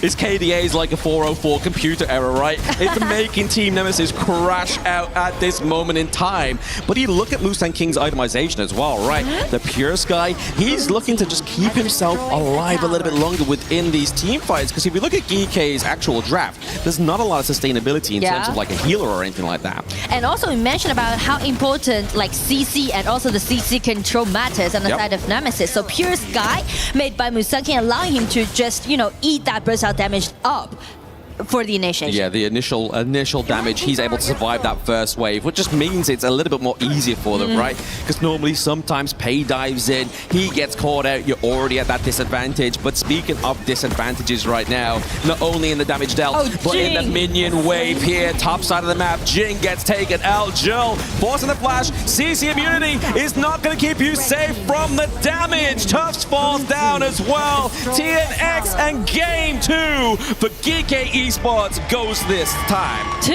games already been taken by Geekay in their hand, full of composure. That's what we saw in game 2. Even though they faced a little bit of trouble on the top side of the map, and as you can see, Guayu just played defensively and they turn into another strategy.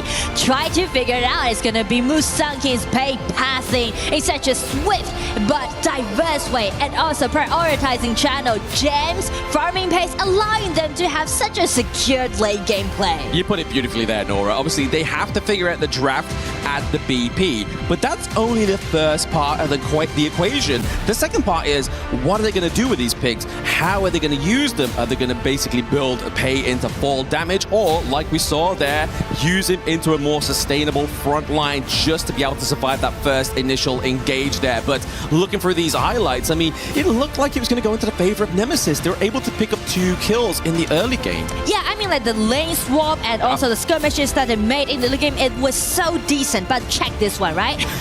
Around 6 minutes after they win the upper hand, it's gonna be like a little bit overcommitted and being reckless to commit that mistake, and which allowing Geekay to ball them more time and just push back. Yeah, I think this goes back to obviously the story, or at least the ethos of these teams that needs to be is discipline and also decisiveness. But to be more decisive, we're going to get this breakdown here from the panelists. So Rain Day, take it away.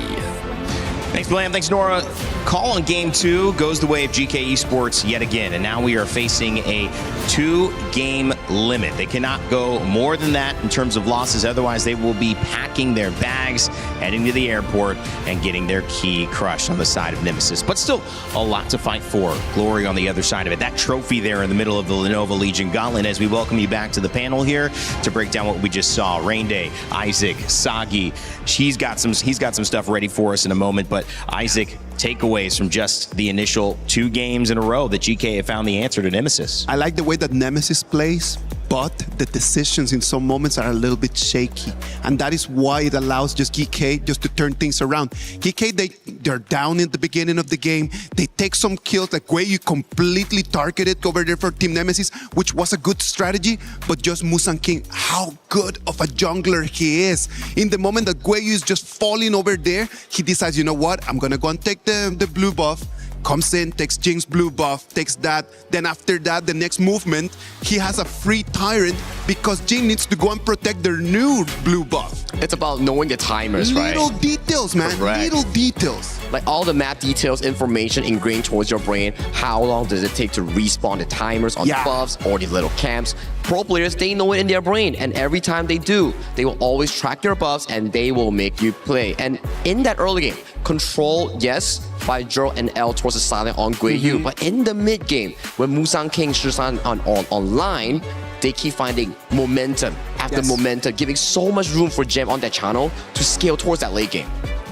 The best thing about a best of 7 is you do get the response. And unlike a best of 3 where this would have been done, and we've seen this before, Geekay won against Nemesis in a best of 3. Nemesis now have another chance. And they get to say, okay, this has happened before. The last time we took it to a long game, the longest game of the tournament in 28 minutes. But now we have at least 2 more games to go. So it's not over for them. But we need to start looking at, again, what is working for Geekay so well, but also what can Nemesis do? What are those tweaks that you mentioned, the little mistakes that they need to impact? It's just those little details. I do believe that their openers are really good. Their openers are really nice. I like the way that they play the first 3 minutes. They're solid. They're playing to their game, to their strat. But then after that, when you need to start fighting for the Tyrants, set up your ways better. Your positioning needs to be a little bit better. How Tubbs is going to initiate. If Tubbs decides to jump in, can we communicate it with everyone else in a better way? Because Geekay, they have been preparing for this such a long time. They know exactly that even if they're down 1 or 2 steps, they can still just leap in back into the game. And I'm sorry that I'm forgetting exactly who it was. It was one of our losers in the exit interviews of MIBR Lows, or it was Blacklist International, who took ownership of the fact that, I think it was actually Blacklist International. Blacklist, just G. And it was saying that I took ownership of maybe being a little bit too hasty with choice. And I'm taking that as a learning opportunity. Sagi, we'll see, if, especially as looking at what you can point out, how Nemesis can turn this around. All right, let's bring up the telestrator real quick right now. I want you guys to take a look at this play that coming in from the side of dominated by Team Nemesis. Just too hasty. They hold the lead. Similar to game 1, they have the goal lead, they have the structure, but when it comes down to small skirmishes, big team fights, it's just not in their groove where they are desynced compared to Geekay. Of course, like that. I think that this fight is where everything just falls apart, right? Because they had a nice advantage right over there. They jump in a little bit too deep. They want to try to get a kill that they do not need in that moment. In that moment, they were still like pretty leveled, man. Like it's totally fine. Like you have a Jing, you have a CC on the early. Like you just need a little bit more time, a little bit more items, but then you drop the ball there, snowball all the way. Now take a look at this screenshot real quick. Gueyu managed to survive that fight. They lose 3 kills are fine, but when you lose mid lane towers, side lane towers without trading any single kill, that's a big blow to your economy going in towards that late game here, which we'll bring up this upcoming clip. Yes, it's the same thing. You're trading kills, but your jungle, which is right here. Take a look at these little quadrants here. This is still available coming in for the counter invade. So even if you make it an even trade, it's still gonna be a good trade-off for the side of Geekay. It's not even if you are going to lose your resources after that. It might be just even in terms of like the kills or something like this. Like, okay, we made it a 2-2, we made it a 1-1, but then after that, your blue buff, your red buff, your whole jungle is open for your opponents. So they're getting more than they're giving. Exactly. And with that snowball coming in mind, you start to see team fights like these few moments, right? Yeah, it's a good initiation coming in from the side of Nemesis trying to trade the objective on the Shadow Overlord, but they're too slow, and when that formation has already been shattered, Zerg comes in towards the backline here, finds a beautiful knock-up in, and as of this point, there's no one coming in playing for Gem, there's no one coming in playing from the side of CC, and it's all burning down one member after another, and this game, in the later parts of the stage, goes in cleanly. for the side of Geekay. In Chinese, there is an expression when something just explodes and then you know that the game is gone, it's just trala. when that just happened, I was just telling the side, you know what, trala. Direct translation, it means kaboom. Kaboom. Kaboom, you're Kaboom. gone. And so that seems to be the way that this game has gone. There have been a little moment here and there where Nemesis could have played or approached it a little more disciplined, less hasty, correct, or a little bit more in sync, one of the words that you mentioned as well, and maybe stayed in it. But they have made those moments, they haven't taken advantage of those moments. GK have, and then it's gone, how do you say? Chala. Chala? Yeah. Okay. Gotta go Kaboom. down. So at the end of the day, the conversation has to turn to what does this next draft behold? Because we're going deeper and deeper. We've seen a few swaps here and there. I love GK still have strong mid lanes. They still have strong supports. I mean, the Lorian we've seen quite often in this meta, and also huge for team fighting as well. That lift up. Yeah. Oh, that was so good. I mean, so good. And that has been a part of our best of threes. But now we get to see what's going to be a part of our best of sevens. What comes up? What can we start thinking about, guys? And I think that this is the beautiful part about the global ban pick, right? Yeah. As we move into game 3, then you need to start thinking, everything that I was protecting myself before, everything that I had already banned before, I cannot just keep banning it right now anymore. In some moment after game 3, game 4, you need to start allowing strong heroes to your opponents. And that's why you need to be protecting some of the hero picks. Juan Yu is kind of a big Clash laner. Of course, still we available. haven't seen yet, and still available for both teams. I think it's gonna be increasing popularity, especially when it comes down to more of these counters being not available here. So coming in towards game 3, game 4 draft in a best of 7 series is vastly different compared to a BO3. And if you're a team Nemesis, all cards must be shown right now. If you're not showing it and you're going into game 3 with another L, you might be bowing out a tournament at top 8. You basically can't do that, right? You have to almost treat this like this is the knockout game, right? Of course, of course. It's very difficult to come back from a 3-0. Right. If you allow the other team to take 3, I think that that's going to be done. I do believe that right now, as we start thinking about the new picks, what is going to happen, what is going to be showing up, I am looking for a Mai Shiranui over here in this one. Oh, Sagi? Well, I think Mai Shiranui is gonna be an interesting one, as both mid laners love to be making those insane plays across the gorge. But Rain Day, why don't we pass it over to the casters to find out? Let's do it. Blam, Nora, what do you guys think? I mean, there's a lot of emotion going on right now as well, right? Obviously, for the MKL fans, they are in elation. They are 2-0 up, whereas the IKL representatives, obviously, at the venue or online, are definitely feeling the burn here, Nora. I mean, we are at the victim of the global ban pick right now, and there is a lot of picks that have been taken off the board for both of these two teams. I suppose the question is, who's going to be better in the long run? Well, I feel like due to the draft, it's more about the mindset, actually. Yep. You can see like Geekay with these kind of advantage, they can go whatever draft they want. But as for Nemesis, just like you said, right? Pretty expensive heroes that they used in the previous matchup. So this time, I would say it will be more available for them to take a Byron pick or a Guan Yu pick on the top instead of like Bai Qi or Dam or those like Miracle Maker or Chance Seeker heroes. Yeah, absolutely. Maybe something that's going to set up the plays for somebody else to take over the reins, right? But for the side of Geekay Esports, they have the Yarli being picked up here as well as the Annette. So they're running through these AOV heroes, right? Like the only one left for them to play maybe in game 4 for Guan Yu would be the Florentino. And I do like the Annette pick, you know, allowing a lot of things happen during the team fight, and also this early guaranteeing themselves a winning lane at the bottom. And on the side of Nemesis, this time they are trying to play safe but strong. I really like the draft, right? It's really solid. You just poke like double warriors for your composition, and also like double tanks that you can see on the side of Nemesis. Really well rounded.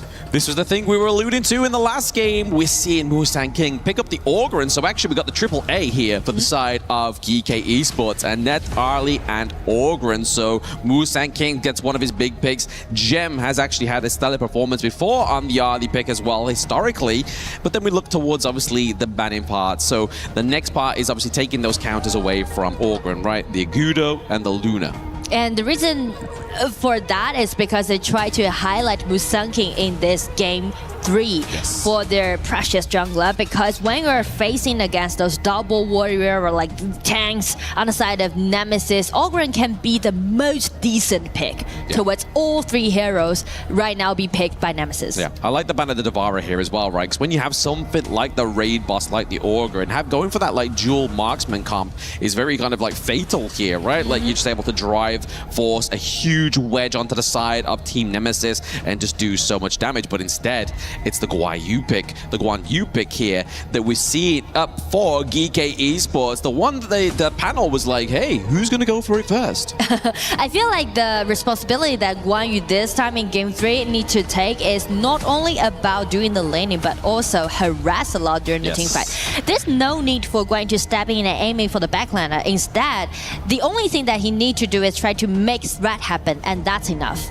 Just play in a more psychological way. Yeah, exactly. You put it in a good term there, psychological. Like, if you don't know where the Guan Yu is, you're kind of just like, ugh, like, where's he gonna go you're gonna from? hold it. Yeah, in a moment's notice, he could be here and we could all be crying. But we're actually seeing the second Hino for this entire tournament. The only other player that's played this hero is Shishan, and that was in the group stage. But now Nemesis is like, okay, let's try and slow down the barrage of those structural damages, which obviously using the Fate Rewind here for Hino's ultimate, you're able, if you use it correctly, is bring those structures back up. I mean, you know, like the strength that we can see on the side of Nemesis is solid enough. Yep. Or just give me the kind of feeling that is it like over solid, because you know it's not that mobile, right? Yeah. And also you might be kind of kite or baited by Geekay in this game, and also how you're gonna deal with a split push that might came out on the side of Geekay. Yeah. So it's all about the drop and also the execution, that how you're gonna deal with such a strong but muscular composition aside of Nemesis. Yeah, I mean, they definitely have a solid front line. They have the poke potential as well as the burst potential here from the Chicha. So for me, yes, taking a lot of the brunt of that damage is gonna be Musang King, but it's all about that early game, right? If he can kind of start the scaling on this pick a lot quicker, it's gonna be a lot harder for Team Nemesis to actually run him down. But I mean, this is going to be Game 3, and Geekay 1 game away from the match point, but will Nemesis allowing that happen, or using this kind of well-rounded composition to make a pushback? I mean, it'd be a heck of a statement here for Team Nemesis if they're able to get a victory against Musang King and Guan Yu on these huge 2 picks, the Ogren and the Guan Yu. A lot of focus has been put onto them ones, but the Zia here pick. The Zia pick into the mid lane for Shishan, obviously good anti-tank potential for the damage reduction using that second skill. Yeah. But also kind of amplifying somebody's late game earlier on. Because he can upgrade this early to level 15, level 20 after this. But still, I mean, like this game, a lot of potential play can be seen from Musang King. I do want to highlight this Ogre because there are 2 ways to build up your items, and this way he might go for some more damage items instead of to be more tanky. Okay, so he wants to be the carry again. He got the thirst for blood in the last game, playing the pay. So now he wants to go for the carry potential on the Ogre here rather than going for that raid boss, going for the Giant's Grip instead. But there, we're just seeing it once again back to kind of like vanilla HOK gameplay. Bot side of the map just going to try and contest the Phoenix here. We feel like a good game state's been built here for Team Nemesis. Yeah, because of the tankiness that we can see on the side of Nemesis, allowing them to secure the river side. So the rotation will be very smooth. But only like the depth, will they be available to do it in the mid game? Yeah, that's the only time will tell, right? Obviously, if time will tell, we can see that Hino can reverse that time. He can reverse the damage for his team and himself here. So, but the deadliness here for me is Hino. If you can land one scepter, then that's where the damage starts to build up, right? But if you can't land that poke, it becomes a little bit of a, I don't know, like a non-starter pick here, you know? So, if they want to do so, they definitely will highlight their mid lane this time, because if they just fix the spot in the mid lane, you can see like the vision is quite secure, right? Everything just being open very wildly on the side of Nemesis. Yeah, they're not looking to put the stops here anytime soon for Geekay Esports. A lot of pressure into the mid lane, just making sure that Hino's not having a freedom to roam like we've been seeing in the early parts already. That 3-2 minutes down to the bot side, trying to put pressure onto Gem, just trying to out-poke the Arlie. So how they're gonna start their snowballing is that Nemesis need to secure the turret around the 4 minutes mark, and after that get early invasion into Musangking's jungle. That's the only way that they're gonna stop Musangking for those potential plays. But you think Ying's the pick to do that, right? Like, can Ying actually get into the jungle and do that kind of irreparable damage in terms of the tempo upset for the Ogre? Yeah, I mean, that's gonna be a potential play, and at the same time, it seems to me that because it's gonna be a little bit hard for them to target early during the team fight, but Ying can do the job, so they just go for the in at the last pick. Yeah, and I feel like for me, if TNX kind of overcommits here, we know Xishan is able to actually land those trick shots, so even if the Ying gets in there, she's gonna be a little bit too slow to get out of that team fight, you know? Like, that for me is where my eyes are gonna be in these team fights. But still, like, speak of the power pike both composition has, Geekay can definitely allow... Ooh, forcing out the unbridled outburst. 3-4 minutes is what you want to be doing when you're against a Zhang Fei, but what you don't want to be doing is letting Gem fall too early on. Musangking as well, looking like he's in trouble, but we are seeing just the sustainability of this pick on his own, just in that team fight. Not even mention to with this and Nat, just like we said, right? A lot of potential play can be seen by Musangking, but the thing is that how could this Guan Yu coming out behind the Nemesis formation? You know, that's a little bit threatening to them. Oh, absolutely. It definitely is kind of like a curtail in any kind of progress that they was really hoping for in this. I mean, you saw Xishan's cheeky smile. He was just like, hee, we got the play, you know. He was very excited about that one. Well, a lot of credit can be given to the top duo on the side of Geekay in that case. Absolutely. But 4-minute mark right now. Obviously, we saw a big brawl into the mid lane. Not quite going for the Tyrant just yet. You see that Earl is just trying to kind of like offset the potential bait here. He doesn't have the unbridled outburst. Now he does.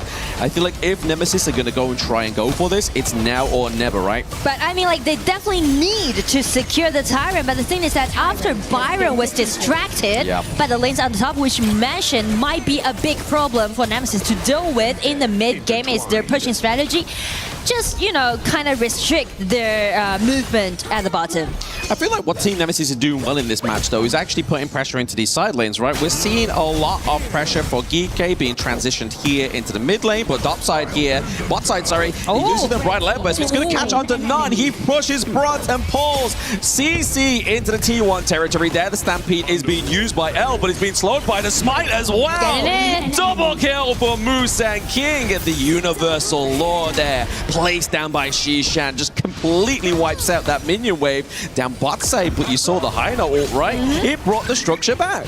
I do like the synergy, you know, between Guiyu and also Musangking. As you see the mechanics that Guiyu has using this Guan Yu, you just keep doing those controllabilities and just buy time for Musangking to chase in, because this Ogren has a great ability to do those constant damage, but the thing is that less controllability, little controllability can be seen from the hero. Yeah. I mean, you saw how annoying the Hino's ultimate is there, right? He used it bot side, he used it in mid. Unfortunately, they had enough minion wave to just keep that pressure on down to the top, into the mid and the bot side there. So what was actually repaired is now been taken away forever onto the side of Team Nemesis, because we don't have the Fate Rewind at this moment in time.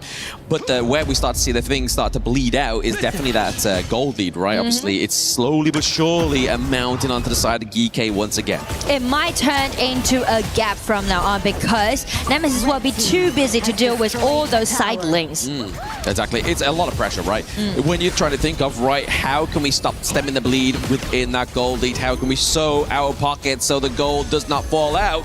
It's definitely not this way where TNX maybe get caught out. We get sandwiched between the T2 there on Geekay Esports as they're looking to push another turret. This could be the fastest game of the series, Nora. I mean, that's quite painful for Nemesis to deal with, and not even mention to the gold gap between both junglers, right? Already, like 2,000 gold lead can be seen, and we hasn't reached 10 minutes mark yet. No. It's scary. If you're slowly getting out of hand here, it could be irreparable. It's giving the burst damage onto the back line. Xishan is not going to be the tankiest of heroes here, so beautiful setup here from L, follow up by CC. Now, what needs to be remained here is the exit for Musangking. Oh, he used uses the ultimate to keep himself alive. The untarget ability there from Shi on the DNS, and then out of nowhere, the silent assassin Guan Yu comes through, turns the tide of the battle. They get a 2-3 trade here, and Gem's still not done. He's looking to claim some more structural damage. Wow, nice double kill goes over to CC, make some consolation effort, but what a beautiful team fight we just see, right? Musongi, he was taken extremely low. I was thinking like, alright, is he gonna die? But with the ulti, with the sustainability that he has, and also the first skill allowing him to bait a little bit, to kite a little bit, and with the synergy with Guan Yu, this going to step in and just cause a huge threat towards Nemesis and allowing them to do the counterattack. But you saw that beautifully, that cone damage, just the hone-in missile of the Chicha was really kind of the saving grace, like you were saying there, Nora.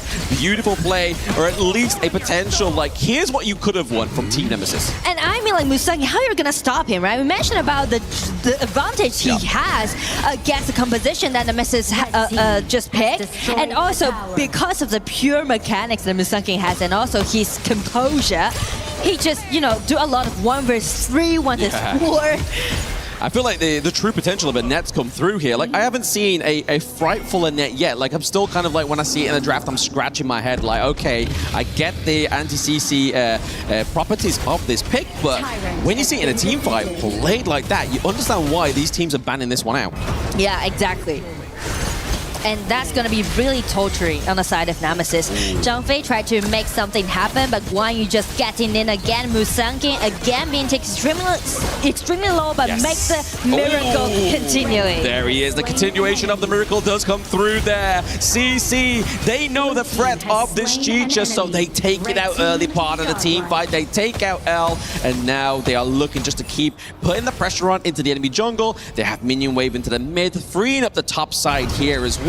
And this could be a push for the first T3 of this game number 3 there. Oh my goodness! You lay down the law, you get the kill! That is going to be Shishan picking that one up onto T and X. And just before the 10-minute mark, even if they have to go for the Overlord or the Tyrant, it's still going to be too much for Nemesis. And there's minions on the top, trying to take down several HP bar on the high ground tower. Everything just went totally in control on the side of Geekay. And just check Musongi's KDA, 604, which makes him godlike, and also he's got like 100% of the killing participants. He is the guy, right? Like, he's like, okay, we're not going out unless Musongi is here into these team fights, because he's stacking up the kills, the assists, just not the deaths, and that's the most frustrating part here for Team Nemesis.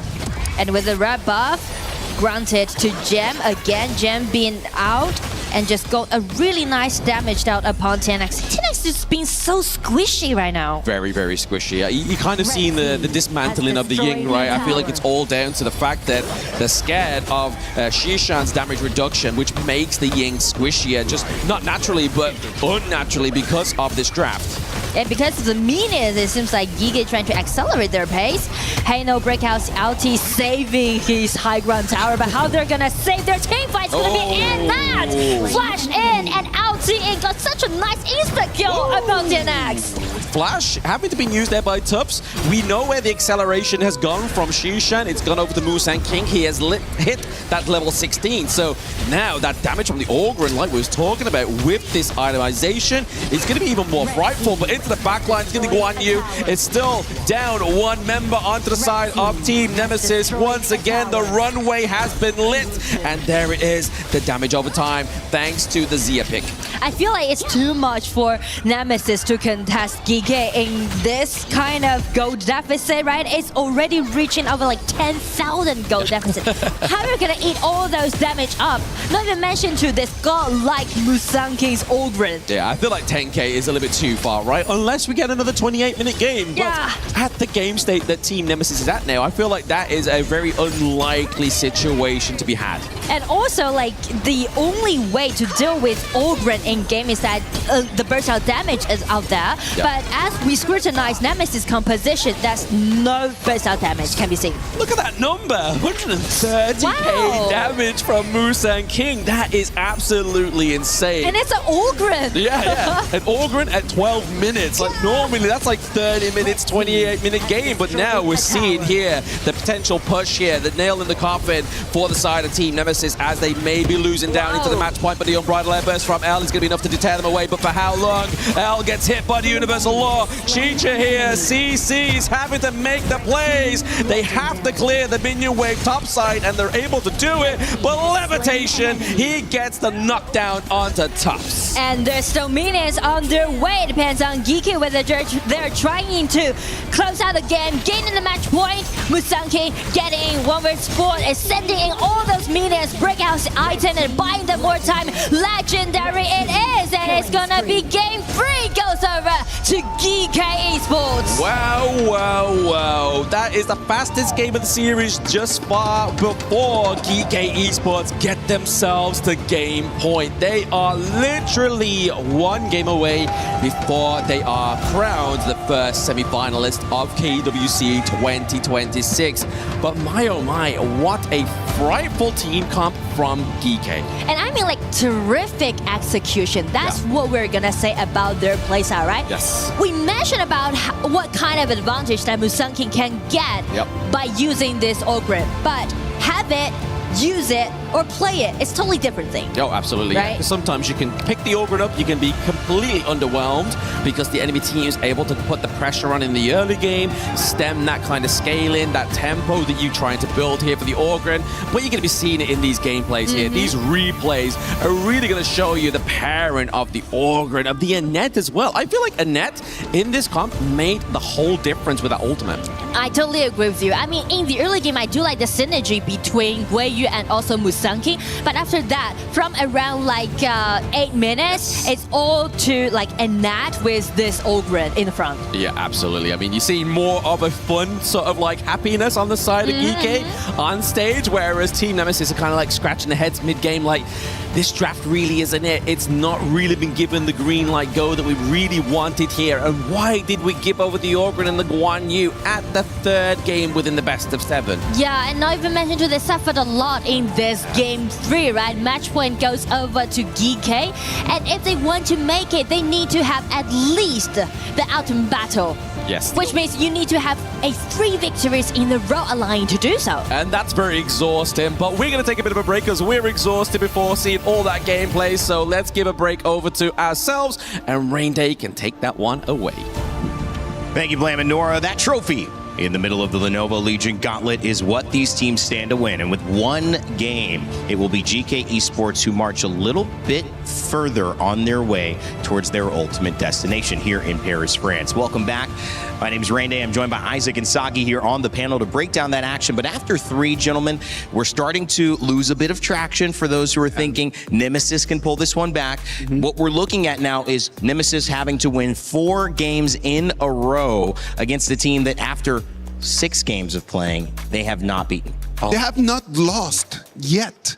Like Geekay right now in the whole KWC 2026 just has not lost a game. And that is surprising, man, because the top level competition of in here, like when you came over here already to quarterfinals, you're expecting that it's going to become shorter and shorter, the distances in between the players and in between the teams. But this game 3, it was the biggest gap that we have seen in between. Is this draft component, Sagi, before we dial in, is this more draft component as somebody who's played at a high level, or is this more just the momentum and energy of the competition? Because both of these teams have kind of gone toe-to-toe. You've done it enough. You face the same opponent, you lose, you lose, you lose, you lose, you lose. Now you start to, do you start to think about that?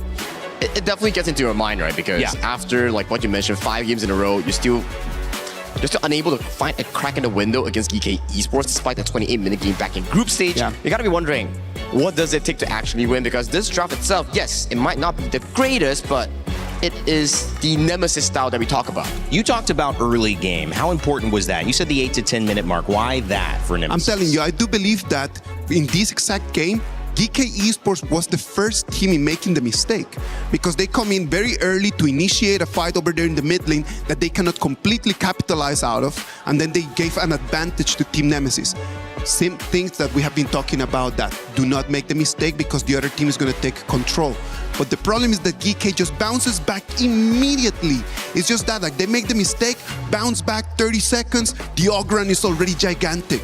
And it's also how they realistically expand that goalie through those little plays, right? Every time we see, Geekay, they lose a fight, but there's no detrimental consequence that actually puts them behind. But every time, if Nemesis makes a mistake, their towers goes down, their mid tower goes bankrupt, and then their jungle just explodes immediately. That really puts the side of Team Nemesis so far behind every single time they lose a team fight compared to the side of Geekay. I want to dive into some of the new rosters that we've been seeing, especially if we've gone deeper into this tournament. I know you guys were talking about, you and I behind the scenes, the Zia, the late game, and we've seen that twice now, at least while I've been here on this stage with Lenovo Legion Gauntlet. You might have seen it a bit more in groups, but I don't think as much. The Ogren obviously had a big impact as well. We saw that come out just now.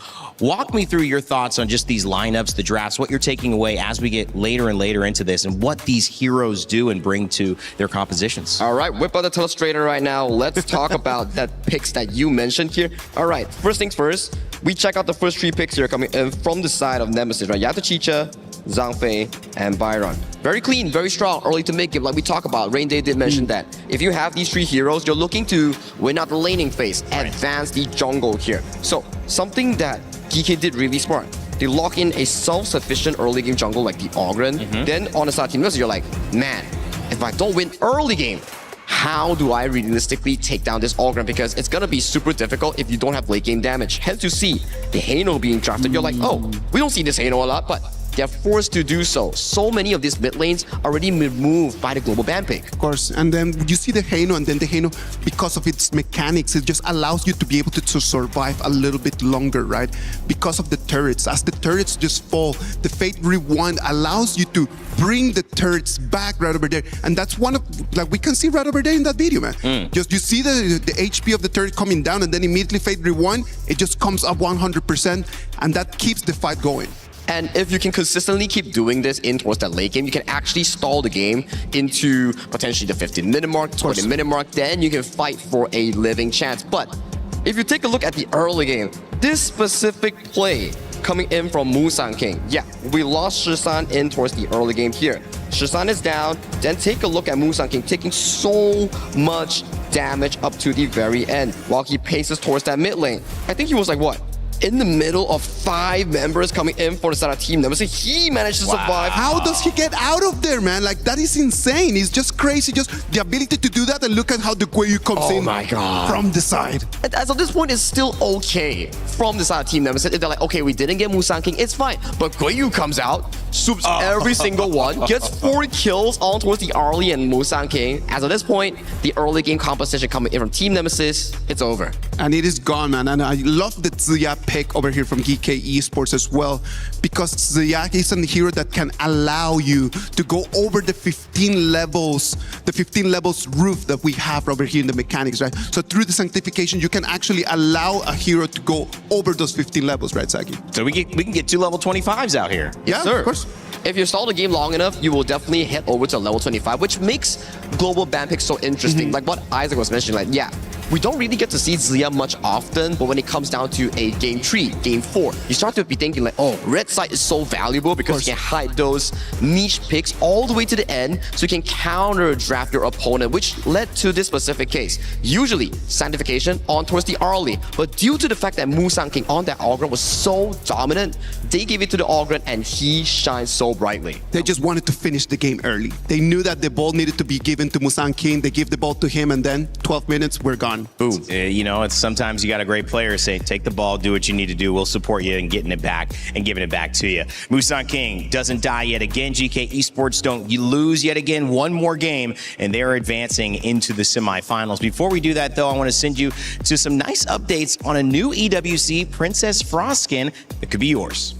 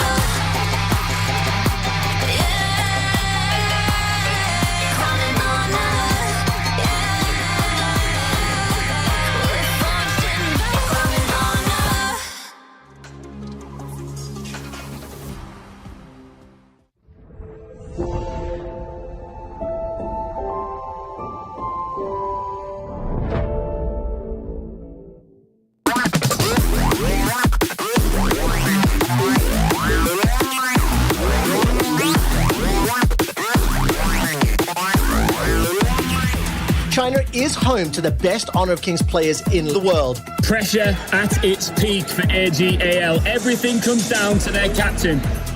I love you, family. He thinks he can come in here and play my game. Let's go. He knows nothing. Let's go! Tyler 1, you're done. Raw energy. Half and blow the house down.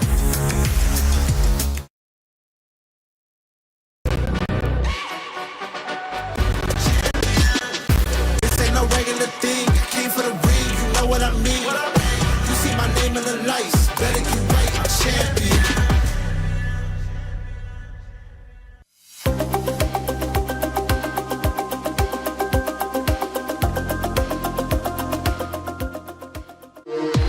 We were there. For every click, every clutch, every respawn. We were there for the years of grind. And we're here. Now. The proud founding partner of EWC. Powering the biggest event in gaming. Shoulder to shoulder with the world's best. Making history. Greatness deserves a stage. Lenovo Legion. Reach your impossible.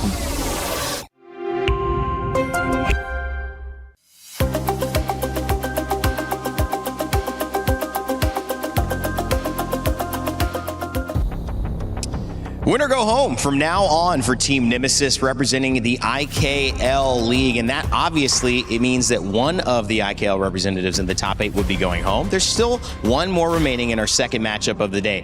For Geekay Esports on the other side of things, guys, it is going to be keep the undefeated streak heading into the semifinals, which is a statement for the rest of the tournament bracket here at KWC. Rainday, Isaac, Sagi, before we throw over to our casters for this maybe final game, some final thoughts here as we head into it.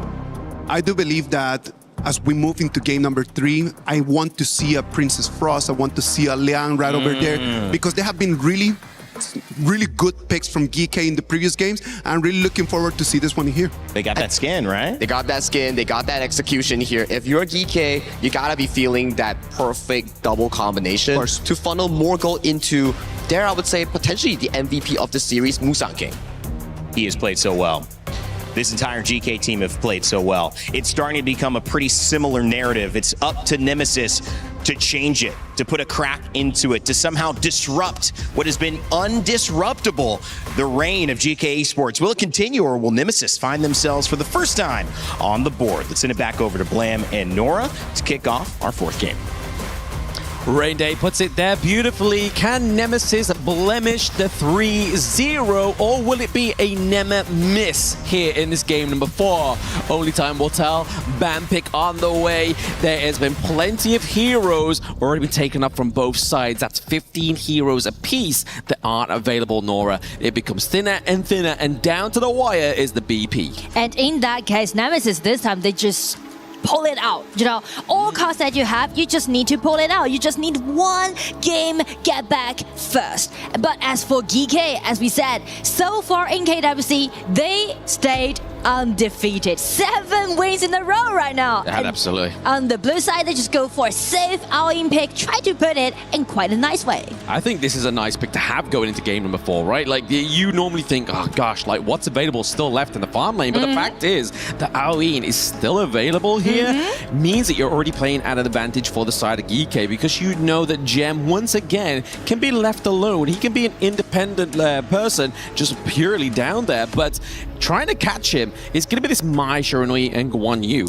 The most interesting part is that actually there's a potential Frost and Liang played by Geekay. So that's the reason why Nemesis on the red side this time, they're prioritizing this Mai and also Guan Yu. Try to, you know, a little bit predict what Geekay is going for. Exactly. They do say it's a 4D chess game, but they're like, you know what? We're not going to give it you. We're going to go for the Lapu Lapu. We still have that tank in our bank, but we're also going to go for the mid lane Hu1 here. So Shishan going for, again, just more of a utility, right? Zia can do the damage, but here, Hu1, you're looking to just get and catch out, and at least like long range poke the Mai Shiranui, right? And also, both Loon and also this Yu-Huan allowing them to be untargetable during the team fight, which is going to cause a big trouble towards Guan Yu and also this Mai. So that's how I love the draft that Geekay so far did on the blue side. But due to this Anat, just allowing them, to have a wide open window for them during the team fight for the initiation. Yep. So I would say Nemesis, they do need some assassins for their jungler to make sure that they're going to secure that insta-kill. Exactly, because if Mai gets caught off in the early part of the team fight, it's like, where's the damage going to come from? Guan Yu's not going to be dealing the damage, and Net's definitely not going to be dealing the damage. But this might be the new Wombo combo of KWC, right? Like the Annette and Guan Yu combo definitely aids the team fight into your favor. And hey, here's the answer. It's the Aaron. Aaron. Well, Aaron with Annette at the bottom during the lanings, I do think that they can have a waning lane at the bottom on the side of Nemesis. Yes. And the thing is that once Aaron being so immobile and once all his teammates just left him and just dashing in, who's going to protect our link, right? It's going to be all on CC himself.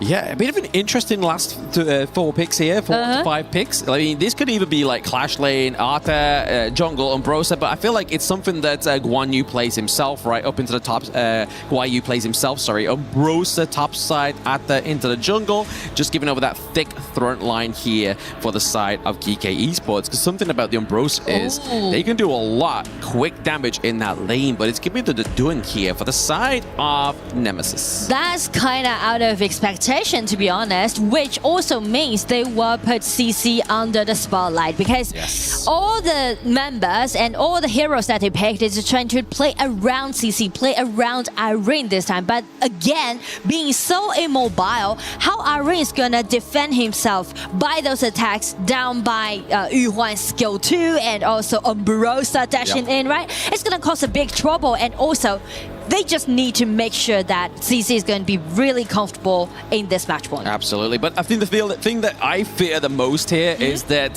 TNX isn't on the carry pick right now. So it's all going to be down to either the Jerl in the farm in the middle lane, or you're looking at trying to see that CC can pick up the reins of being the carry in this game number 4 for them to potentially get a point and basically further this best of 7 into an ultimate battle. But it is going to be Mustang King on the Arta here. A lot of front line and need to build that anti-heal onto the side of Team Nemesis. And since this is their match point, Geekay is trying to put it in a more solid way. Yep. They are trying. The Geekay are definitely like, okay, so let's see what you can do, right? Obviously, it's not typically their best draft here that we have, but Gem does get the Aoin. Generally, a really good self-sustained marksman down to the bot side here. But still, they're looking to try and take away a few of these camps early on. Well, I mean, with this Arta gaining those camps and also the vision control, goes over to Geekay in the early game. But check the laning. Both side lanes are actually playing head-to-head. Do a lot of H3 trade. They just love trading, right? That's one thing we've been seeing this entire series. It's just that head-to-head top side of the map. And pointing out here, Jill looking to be very aggressive, trying to put pressure onto Musang King. But Arta's one of those naturally tankier heroes, right? Like, he doesn't need the itemization in that early level to kind of sustain any kind of burst damage. And because of the diversity that we can see of the hero pools that Geekay has, allowing them to do very well when we're jumping into best of 7. Yeah, speaking of jumping in, we have Nemesis jumping into the enemy jungle here, trying to contest that Crimson Golem, Shishan as well as Jet. And we see from the behind here, Musang King looks to try and go in. It goes, and they are saving it here for the side of Geekay. But can Nemesis get out of this jungle? That's the problem here. TNX once again on a pick like Dune. You are naturally sustainability there, but it's going to be the CC, the lockdown. Geekay here. The ghost ship has there to be sailing and split apart. And Gel falls. Double kill to Gem. Oh, Flash, that's what we're going to see in the battlefield. Both teams are actually pulling till the end.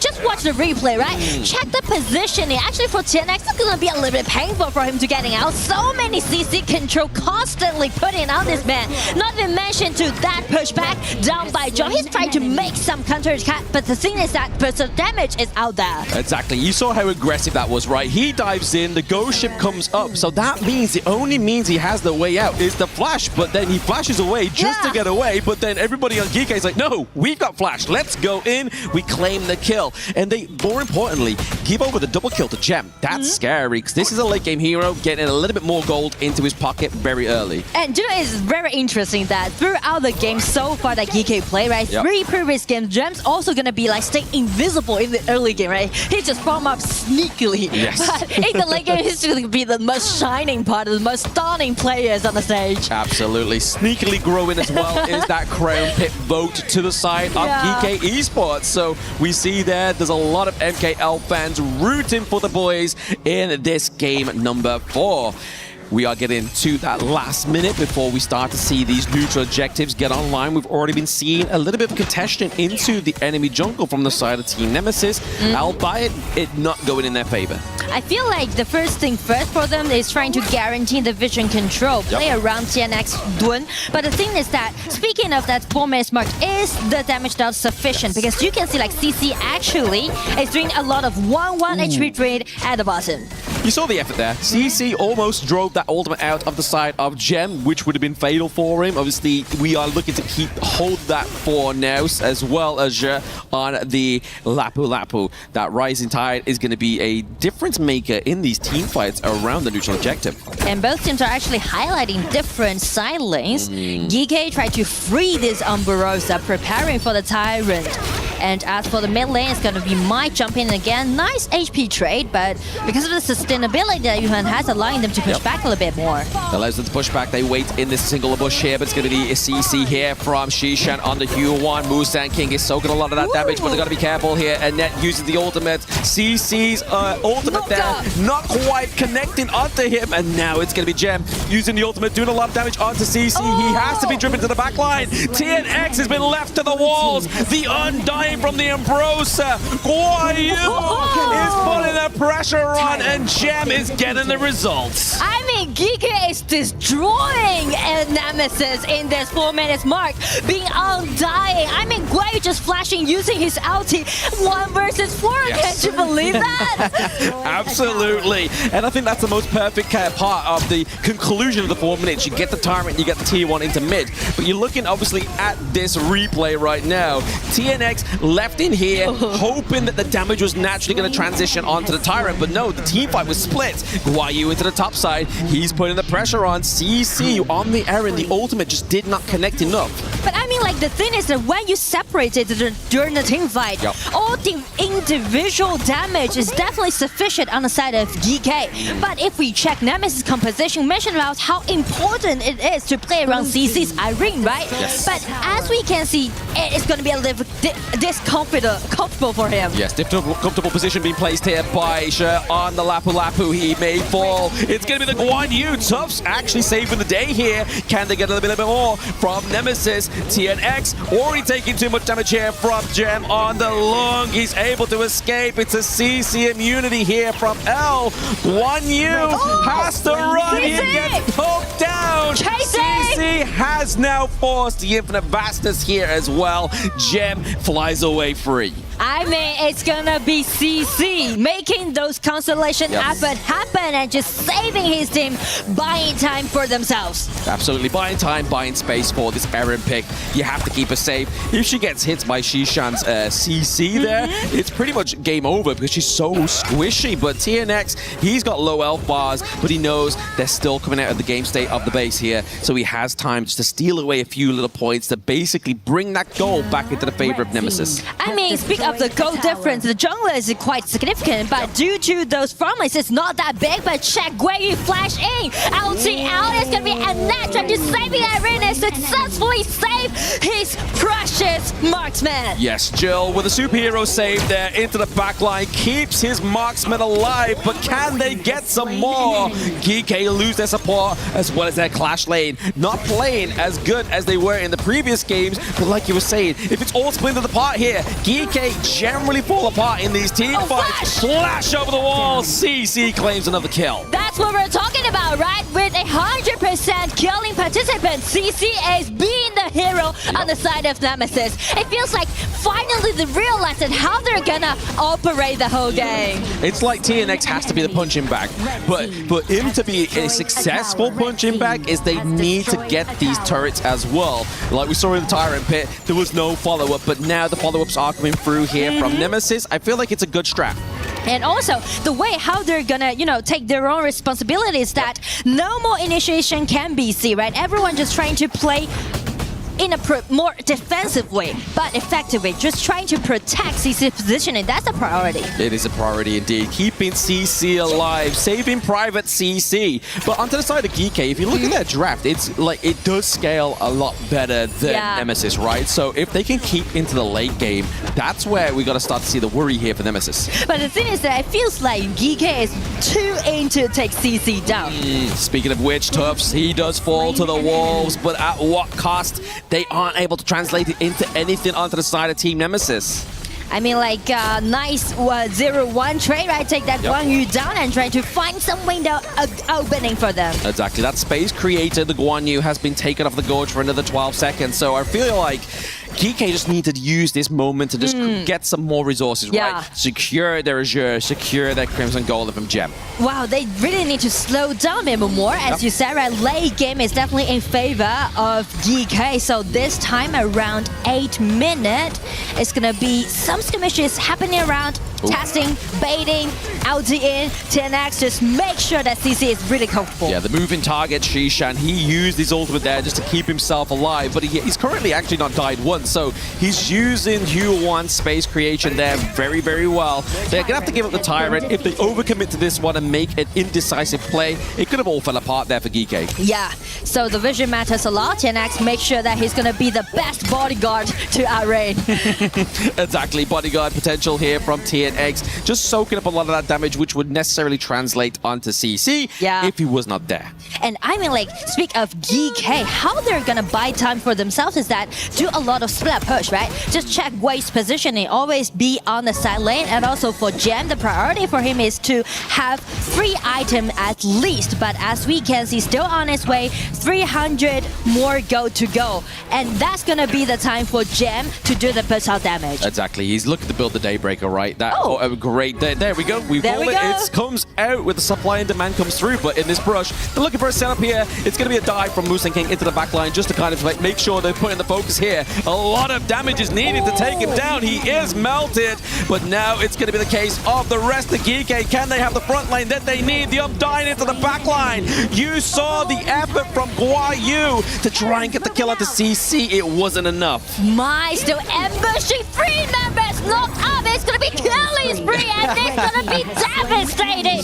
Can you believe the ace the Geekay at their match point at 10 minutes mark? Yes, the first ace within this whole series, right? And it's given over to Nemesis. The team that are behind 3 points are able to get themselves back on the horse within this game number 4. Still, however, getting that Tyrant is definitely where they need to be in this game state. It's just procuring any kind of space they're creating for themselves. I mean, it's so vital for Nemesis to play so, because they're under 3 games in deficit, but check their coordination. It might be the best so far they played in this best of 7. Absolutely, definitely a valid effort here for the side of Nemesis. You do see them breaking apart the side of Geekay, and that's a problem. When they're not all there committing, Geekay fall apart. I mean, like, everyone just make sure that they stay at the same spot, and you can see, like, they're trying to, keep their composure and just stick to the strategy. Absolutely, sticking to the strategy, sticking to the potential divide here that Guan Yu as well as a net creates for your team. CC's always just sitting behind somebody on the side of Team Nemesis, getting that poke from that first skill and just making sure he's able to actually get the burst damage come through. It's always going to be TNX pulling the trigger there. The wind slash comes through, doesn't connect on anybody but forces out the infinite vastness. Guan Yu is always being man-checked by Tufts. I mean, like, I do like the ulti from Dun, just do a really nice trade, and another ulti coming in, directly aiming for the Zhao Ying. Yes, but it's going to be too much damage here from TNX. He gets taken down. Can the health bars of Geekay remain in this one?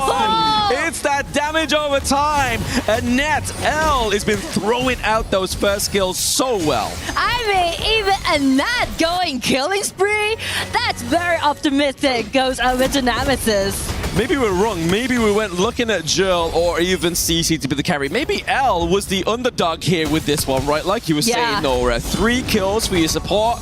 That's not normally what the support should be doing. Exactly. And also, that's something that Geekay really need to slow down, pull themselves together a little bit more, because the priority is that not only take CC down instantly, but also bait some of those, precious skills. For example, the flash from CC or the ulti from Mine. Exactly. We're getting right about that game state now where the goal difference is becoming a little bit more of a lesser thing, but obviously itemization is still going to be classified in this one. However, Shadow Overlord does go over to the side of Nemesis for now. They're still looking for the right moment to pull the trigger here to summon the Shadow Vanguard. Obviously, mid lane is already been damage dealt. Did they look to put it towards the side lane? Looks to look to making an easy effort top side of the map. But also, that's gonna be some time for Geekay trying to make the pushback happen, because the side lane tower is still standing there. They need to aim it at CC again as usual. Try to test a little bit more Vanguards at the bottom. Yep, all hands on deck for the side of Nemesis down to the bot side, whilst the Vanguard looks to push top side of the map here as well. That burst damage from Gem is not quite doing what they thought they would onto TNX now that he has that itemization. I mean, like, the reason for of that is because almost all of his burst damage was dealt on TNX Dun. That's a problem, right? Exactly. All be soaked in by the tanks on the side of Nemesis. And that's the whole point. I mean, look, if L takes the hit, that's what happens. You lose almost more than your health bar, half of it as well. But then we see Shadow Vanguard here, second attempt onto the T3, top side of the map, that gets taken down also. We are seeing the potential last front here for the side of Geekay as they are about to lose their blemish-free scoreboard here. Well, Geekay is definitely on the edge of the game in Game 4. And also, this might be the most painful game that they went for so far in KWC. Very painful. I mean, 14 minutes, not quite as obviously fast as what they did last game. Mai and Guan Yu coming looking in. for a stalk onto the back line, forcing out the infinite vastness, but he comes in with an aggressive invade, but he gets caught out. The wind slash connects. The Kachu sends the knock-up from Joe. Means that Gem gets taken down, as well as they need the minion waves into the bot lane to force this game. Number 4 coming into the best of 7. Nemesis are not out yet. Got them 1 game back. I mean, Nemesis, just check it out, right? Yes. With 3 games in deficit, can you believe they played so explosively in Game 4? I mean, like, everyone just put themselves together and play around with CC, the most outstanding player so far in KWC on the farm lane. And definitely CC brought the victory, brought the precious 1 point back on the side of Nemesis. Yeah, absolutely earning his accolades there down bot side of the map. It's going to be CC, but I have to give props over to Jurl as well as L. They were getting the kills when it mattered. It didn't matter that it went to the support. What mattered was the impact of these team fights, which is what we're going to be seeing in the replay. I mean, in the replay, you can see everything just went so out of control from the very first minute, actually. It hasn't been 2 minutes yet, but still a lot of initiation can be done by Jurl's Mai, right? And do appreciate Guan Yu and also Mai's performance in this game. They just caused such a great harass towards Geekay. Yeah, massive upset there for Geekay within that one. They weren't quite sure what to do within those team fights. I mean, for the first, obviously, few minutes, they got that 5 kills on the board over the 1 there. But it seemed like it was going to be their game, but they're not quite written in the stars. So Nemesis takes 1 point. Let's see what Rain Day, Isaac, and Sagi have to think about that one. Thank you, Blam and Nora. It's going again. We are not done. For many of you who've been watching, maybe thinking that would be the end. Even rookies standing up in the crowd saying, give me another game. I love it as Nemesis find the answer. It took them 5 games, but by the time they were here on the stage facing a potential defeat, looking to book those airport tickets back home. They said, no, you can't crush our key just yet. And now, maybe, guys, we start to see a little bit of hope enter back into the arena. They just directly canceled their taxi, man. Yeah. They canceled the taxi. Canceled the Uber. They booked them a car, and they were like, no, hold up. Wait. Cancel that. Yeah. Cancel that, first of all, because we still want to play a little bit longer. Such a beautiful game, and it was really nice because it showed us what they needed to do. It's just when you analyze like the decisions that Nemesis just made in here, they decided, you know what? Let's put KNX over there on a tank and let's just pass the ball to someone else. And that someone else was Gerald. For me, Gerald was amazing. It was the key to turn things around. Not only giving vision, not only giving initiation, but giving damage as well. The key play coming in from Gerald that we will be seeing later on, that was the deal breaker coming in for Team Nemesis in finding that comeback moment in towards that late game here. My oh my, I think Gerald, he definitely was feeling it. And I'm telling you, I was talking to the Chinese casters a couple of days ago, and they were like, Mai Shiranui is like the best mid laner right over there because there's no one that can counter it. It just has burst damage, it has mobility, and in the moment that it initiates in multiple people. They had a lot more control in general, and all that comes down to a conversation, Saki, between your mid laner, usually your clash laner, and your jungler to help set that tempo. Did you feel that that combination worked well for Nemesis for the first time in the set, finally?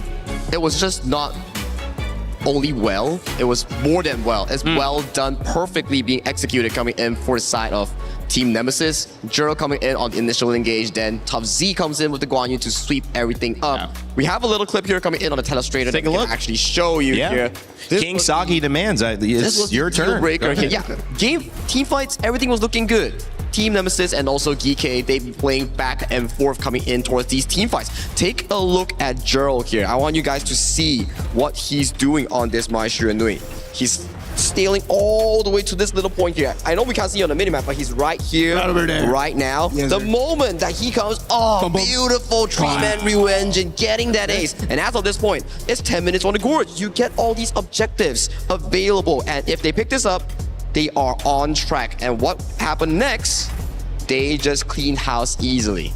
Taking a bit of a playbook of what Geekay Esports were doing to them, Isaac. Of course, and I do believe that in here, like not only it was just Nemesis taking advantage of these little plays, but it's just the whole perfect point of like, wow, Geekay has been playing so well. Geekay is just like so unbeatable. It kind of fell apart in this one very easily because they wanted to finish the game too quickly. It was very cool. It was very good for them. The initiation, the whole beginning of the game was really good for them. They give Gem a couple kills. It looks pristine. The Lapu Lapu steps in a little bit too deep.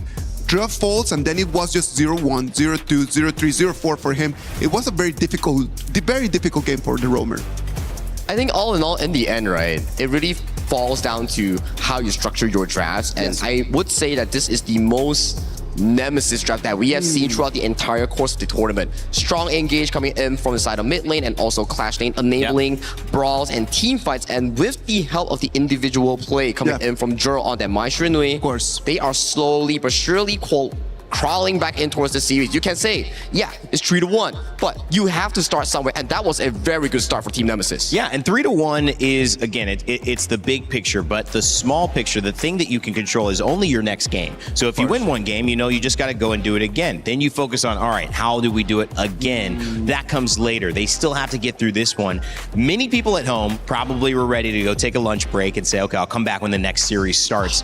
I've seen Rain Day enough. However, I think that now, when you look at this one, guys, we have to start saying, okay, what's the tether connecting the success we just saw Nemesis have, their draft, and what they might be able to do in the next game? Because our pool is getting more and more limited. The Guan Yu is going to be out for them as well, which was helped a lot in the clash lane and creating the engagements that allowed Gerald to also combo with that and just be so successful. So how do they do it again, Isaac? So right now, what we can see is just that both teams are moving away from, well, what happened in this game number 4, it was they moved away from giving the ball to the junglers and they just passed the ball to someone else. They decided, you know what, let's just put it on the clash laners, on the farm laners, and that is something that we start seeing as we move into game 5.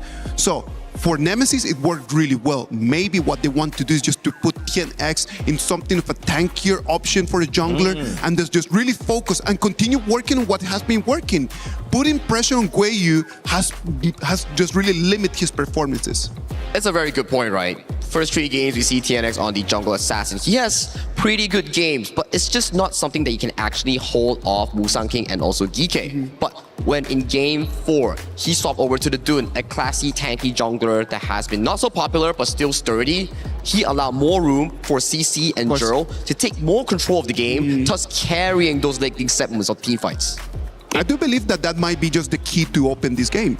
Yeah. Maybe we're going to move into the next game and we move into game 5 and it's going to be just something like another tanky option right over there. The attack would be available for them as well right over there. It's something for them to explore. I love these thoughts as well. And for those of you who want to share your own thoughts, I know many of you might just be in the chat typing it out. But if you stream or you want to stream, here's a great opportunity. The EWC Creator Program allows you to get involved into the action and help build the narratives across multiple streams, multiple conversations, which we know are happening all around the world, but you can earn prizes for doing it. The same stuff you're typing in chat, you could be saying online to viewers, building up watch time and earning as you go. So make sure to scan that QR code and join us if you want to get your voice heard in a bigger way for all of EWC, especially here at KWC 2026. All right, guys, heading into it. Now we have our draft coming up in just a moment. I want big picture thoughts. You said maybe a tankier jungle for TNX. You're talking about how they move the ball as well, which I love as footballers coming from that experience. Sagi, where does the ball go here if you're Nemesis? Do you put it back onto TNX? Do you try to make sure that clash lane matchup like the Guan Yu goes in their favor for Tufts? What do you do? I think you put the ball back onto the side of Jurl's hands. Okay, and talking about balls, mid lane. who plays with the orbs coming into Honor of Kings? Lorien. I think if you can give Jurl that Lorien pick that he had amazing performance back in group stage, that could be the deal breaker in trying to claw back even further towards the series. And GK played the Lorien already, right? So that was GK. So it is available. So that'll be interesting. Well, let's wait and see what's going to happen. I do believe that there's plenty of heroes right over there. What Nemesis needs to do is just take it one game at a time.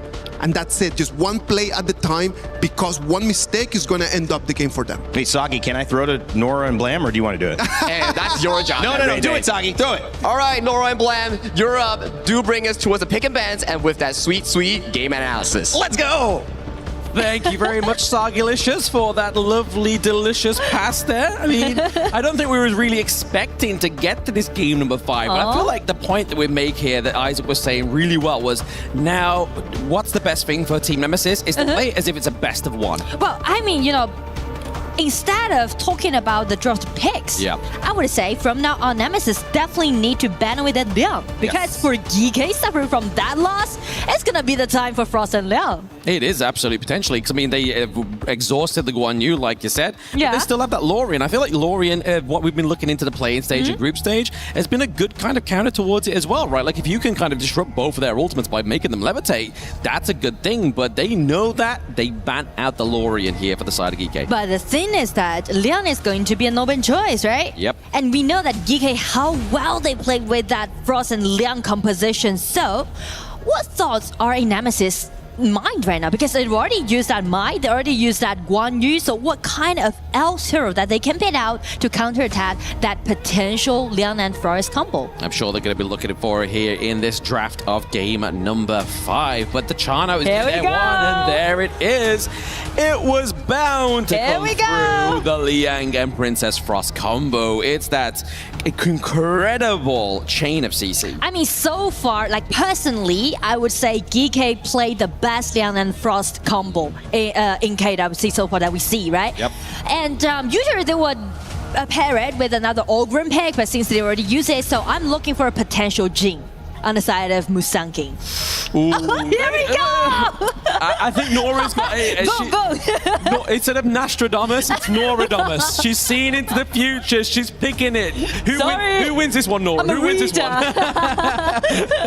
But onto the side of Team Nemesis, they go for a bit more of a cheeky IKL identity, which is the Koi here into the support role. And then obviously we have Joel going for the Xiao Chao as well. A little bit more poke potential here onto the side of Team Nemesis. But definitely the Jink here is a scary one, Yeah. especially encompassing all that CC. Yeah, exactly, and also allowing them to do some insta-kill, not only on channel, but also on Xiao Qiao. But I do like the way how they're pivoting the point of both teams, you know, because we highlight the marksman, the jungler all the time, but this time I would say this is a game to testing the synergy between mid and roam. Yeah, I think like the Kaiser's a good pair counter here as well, right? Okay. Obviously, banning that one out because we saw it yesterday when Just Chi went for the Jing, Jiang Q went for the Kaiser. And how did they win? It was just kind of always getting that initial engage there, being the invincible warrior, being able to actually soak that damage into the late game. That's part of the equation. You have to get to the late game to have that impact, but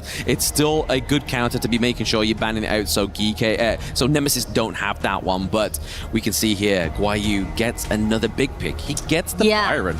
And I mean, like, if Nemesis is going for a substitution for the Kaiser pick, maybe a potential monkey that we might see in this game. And also, they need some kind of hero like Charlotte on the top. Well, do it. Oh, they go for Luna pick. Like it. The Luna and Sensei combo as well, right? I mean, I've seen this sometimes happen with like not only within like 5Q games when people are actually playing as a team, but taking the ride on his ship, then going in, getting that setup, and then just seeing Luna just dashing everywhere is a good potential setup here for Team Nemesis, especially into these team fights. Yeah, I feel like it's going to be the showcases provided by both amazing junglers, right? Both Blue Assassins, Jin and Luna, just can definitely showcase in game. But in the early game, I would say the rhyme, the tempo will be settled by both mid lane roam combo. Xiao Qiao and Kui is kind of be a little bit risky, but due to Joe's performance, like amazing performance in last game, I would say this time they will let Joe to lead the whole pace. Absolutely. See what he can do there with the Xiao Qiao. But you have to give points over to the Sunset pick as well. Again, like, if he's on the boat, he's not going to get hit by the Liang ult or the Princess Frost. He's not going to get slowed down. But when he dismounts, that's when the problem occurs, because you've got the flash, but if you don't have it going into that engage, you're pretty much just committing into a full team fight knowing you're going to die. It's all about vision control. It's all about pure mechanics trade. So how they're going to execute it, let's dive right into Game 5. Absolutely. Again, it could be match point here for Geekay, but it was also a potential comeback for Team Nemesis to almost get the first ultimate battle within KWC 2026, which for day number 1 of the playoffs, I would not be angry about. But still 2 games to go, so who knows? It's not going to be a promising even matchup, but still it's going to be so promising at the bottom that they will go head to head. Absolutely. I feel like the thing here for Geekay Esports is because they lack obviously frontline, obviously Byron is going to be kind of the only frontline that they have. They're going to be looking for important pickups into those team fights, so they're already playing from the side of Team Nemesis at a disadvantage. So maybe some kind of damage potential being taken off the board here. Yeah, maybe, or like those melee fight might happen on the top side of the map, but I would say in the early game, it all matters to the level 4, right? Yep. Because at least you need to get level 4, allowing this Leon to make things happen. Exactly. That's the point. Like, if Nemesis want to make an impact, they're going to make it early here. But into the bot side, they go for a bit of a dive. The hook comes through onto Gem. Can they get enough damage? Joel comes here. He gets the knock-up. Oh, okay. Okay, it was a long delayed first blood, but nonetheless, they got it. It puts Joel in a bit of a tricky position, though, there. He gets hit by a lot of CC and gets taken down as well. Oh, but I do like the aggression that showed by Joe, right? If my Roma just took her back, I'm gonna get the nail down. Absolutely. I mean, we saw another hook there before the replay into the bush. Beautiful. Getting in. I mean, the accuracy, that's all out there on the side for Nemesis, right? How accurate this Quay is using his skill too. It's already looking like a very messy match, though. Like we're seeing people dive in very aggressively, like you say. It gets everybody excited, but the problem is, if you're too aggressive and so non-disciplined, you just think you can be able to keep constantly committing for it, but they are able to take down the Muzak King on Jing as well. It means that Joel gets the Crimson Golem. They are able to stave away that Azure Golem, and TNX claims back those buffs. I mean, I do like the way how Nemesis is showing their preparation, you know, because last time when they play against each other in the upper bracket final, they lost the game when Geekay played that Leonard Frost play, right? But in that case, you can see how sophisticated they are. They definitely did their homework, did their research on how their counterattack the most signature picks on the side of Geekay. Absolutely. You just got to be ready for whatever shows its face within that best of 7, right? I mean, it's a lot of predicting, but like you said, if you do enough homework, you're going to be prepared regardless. And it's definitely put them in that favorable situation right now where you see Nemesis a whole 1K ahead of them before the 4-minute mark. And also, I do appreciate about Gui's accuracy and also Tian's composure so far in game.